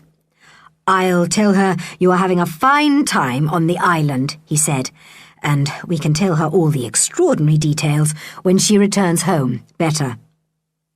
He left in a car, and the children wondered whether they might now return to their island or not. But they decided to wait a little, for they did not know what to do with Jennifer. Very soon, a large car drove up and stopped outside the gate of Kirin Cottage. Out jumped a tall man with dark red hair and a pretty woman. "They must be your father and mother, Jenny," said Julian. They were, and Jennifer got so many hugs and kisses that she quite lost her breath. She had to tell her story again and again, and her father could not thank Julian and the others enough for all they had done. "Ask me for any reward you like," he said, "and you can have it. I shall never, never be able to tell you how grateful I am to you for rescuing our little Jenny." "Oh, we don't want anything, thank you," said Julian politely. "We enjoyed it all very much. We like adventures." "Ah, but you must tell me something you want," said Jenny's father. Julian glanced round at the others. He knew that none of them wanted a reward. Jenny nudged him hard and nodded her head vigorously. Julian laughed. "Well," he said, there is one thing we'd all like very much." "It's granted before you ask it," said Jenny's father. "Will you let Jenny come and spend a week with us on our island?" said Julian. Jenny gave a squeal and pressed Julian's arm very hard between her two small hands. Jenny's parents looked rather taken aback. "Well," said her father, "well, she's just been kidnapped, you know, and we don't feel inclined to let her out of our sight at the moment, and—" "You promised Julian you'd grant what he asked. You promised, Daddy," said Jenny urgently. "Oh, please do let me. I've always wanted to live on an island, and this one has got a perfectly marvellous cave and a wonderful ruined castle and the dungeons where I was kept, and we take Timothy, our dog, with us," said Julian. "See what a big, powerful fellow he is. Nobody could come to much harm with Timmy about. Could they, Tim?" "Roof," said Timothy in his deepest voice. "Well, you can go, Jenny, on one condition," said the little girl's father at last, "and that is that I and your mother come over tomorrow and spend the day on the island to see that everything is all right for you." "Oh, thank you, Daddy," cried Jenny, and danced round the room in delight. A whole week on the island with these new friends of hers, and Timmy the dog. What could be lovelier? "Jenny can stay here the night, can't she?" said George. "You'll be staying at the hotel, I suppose." Soon, Jenny's parents left and went to the police station to get all the details of the kidnapping. The children went to see if Joanna was going to make cakes for tea. Just about tea time, there came a knocking at the door. A large policeman stood outside. "Is Master Julian here?" he said. "Oh, you're the boy we want, sir. The Sticks have just left for the island in their boat, and we've got ours on the beach to follow. But we don't think we know the way in and out of those hidden rocks that lie all round Kieran Island. Could you or Miss Georgina guide us, do you think?" "I'm Master George, not Miss Georgina," said George in a cold voice. "Sorry, sir," said the policeman with a grin. "Well, could you come too?"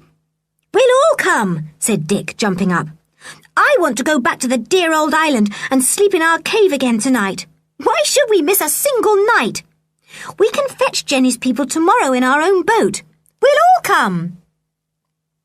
The policeman was a little doubtful about the arrangement, but the children insisted, and as there was no time to waste, they all ended in crowding into the two boats with 3 big policemen, George and Julian leading the way in their own boat.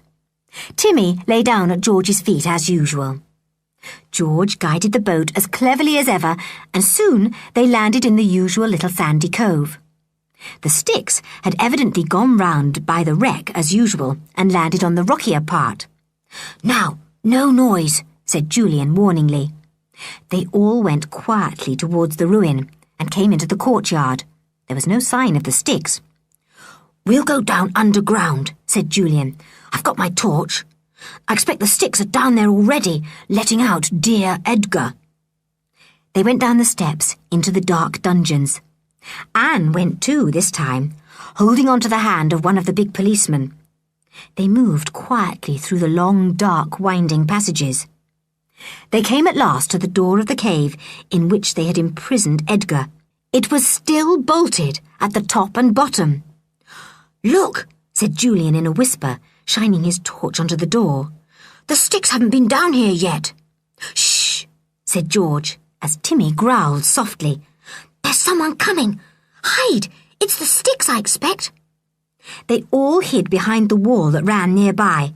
They could hear footsteps coming nearer, and then the voice of Mrs. Stick raised in anger. "If my Edgar's locked in there, I'll have something to say about it. Locking up a poor innocent boy like that, I don't understand it. If he's there, where's the girl? You answer me that. Where's the girl? It's my belief that the boss has done some double-crossing to do us out of our share of the money. Didn't he say that he'd give us £1,000 if we kept Jenny Armstrong for a week? Now, I think he must have sent someone to this island, played tricks on us, taken the girl himself, and locked up our Edgar. You may be right, Clara, said Mr. Stick, his voice coming nearer and nearer. But how did this boy Julian know where Edgar was? There's a lot I don't understand about all this. Now, the Sticks were right at the door of the cave, with Stinker at their heels. Stinker smelt the others in hiding and whined in fear. Mr. Stick kicked him. Stop it! It's enough to hear our own voices echoing away all round without your whines too. Mrs. Stick was calling out loudly. Edgar? Are you there? Edgar! Ma, yeah, I'm here, yelled Edgar. Let me out, quick! I'm proper scared! Let me out! Mrs. Stick undid the bolts at once and flung open the door. By the light of the lantern in the cave, she saw Edgar. He ran to her, half crying. Who put you here? Demanded Mrs. Stick. You tell your pa and he'll knock their heads off, won't you, Pa? Putting a poor frightened child into a dark cave like this, it's a wicked thing to do. Suddenly, the Stick family had the fright of their lives, for a large policeman stepped out of the shadows, torch in one hand and notebook in the other. Ah, said the policeman in a deep voice. You're right, Clara Stick. To shut up a poor frightened child in that cave is a wicked thing to do.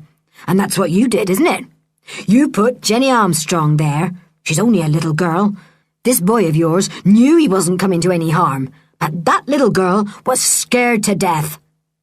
Mrs. Stick stood there, opening and shutting her mouth like a goldfish, not finding a word to say. Mr. Stick squealed like a rat caught in a corner.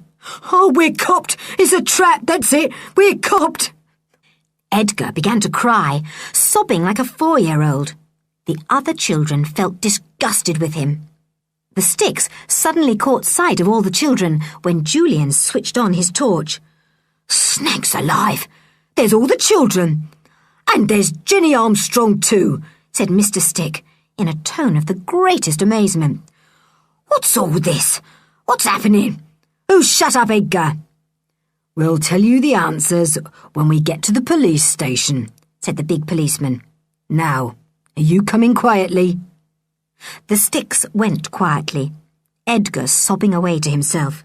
He imagined his mother and father in prison, and he himself sent to a hard and difficult school, not allowed to see his mother for years. Not that that would matter, for the Sticks, both mother and father, were no good to Edgar, and had taught him nothing but bad things. There might be a chance for the wretched boy if he were kept away from them, and set a good example instead of a bad one. We shan't be coming back with you, said Julian politely to the policeman. We're staying here the night. You could go back in the Sticks boat. They know the way all right. Take their dog with you. There he is, Stinker we call him. Then he added, I guess your colleagues could follow in the police boat. The Sticks boat was found, and the policeman, the 2 grown-up Sticks and Edgar got in. Stinker jumped in too, glad to get away from the glare of Timothy's green eyes. Julian pushed the boat out. Goodbye, he called, and the other children waved goodbye too. Goodbye, Mr. Stick. Don't go kidnapping any more children. Goodbye, Mrs. Stick. Look after Edgar better in case he gets kidnapped again. Goodbye, Spotty Face. Try and be a better boy. Goodbye, Stinker. Do get a bath as soon as possible. Goodbye. The policeman grinned and waved. The Sticks said not a word, nor did they wave. They sat sullen and angry, trying to work out in their minds what had happened to make things end up like this. The boats rounded a high rock and were soon out of sight. Hooray, said Dick. They've gone forever. We've got our island to ourselves at last. Come on, Jenny, we'll show you all over it. What a lovely time we're going to have! They raced away, happy and carefree, 5 children and a dog, alone on an island they loved. And we will leave them there to enjoy their week's happiness. They really do deserve it.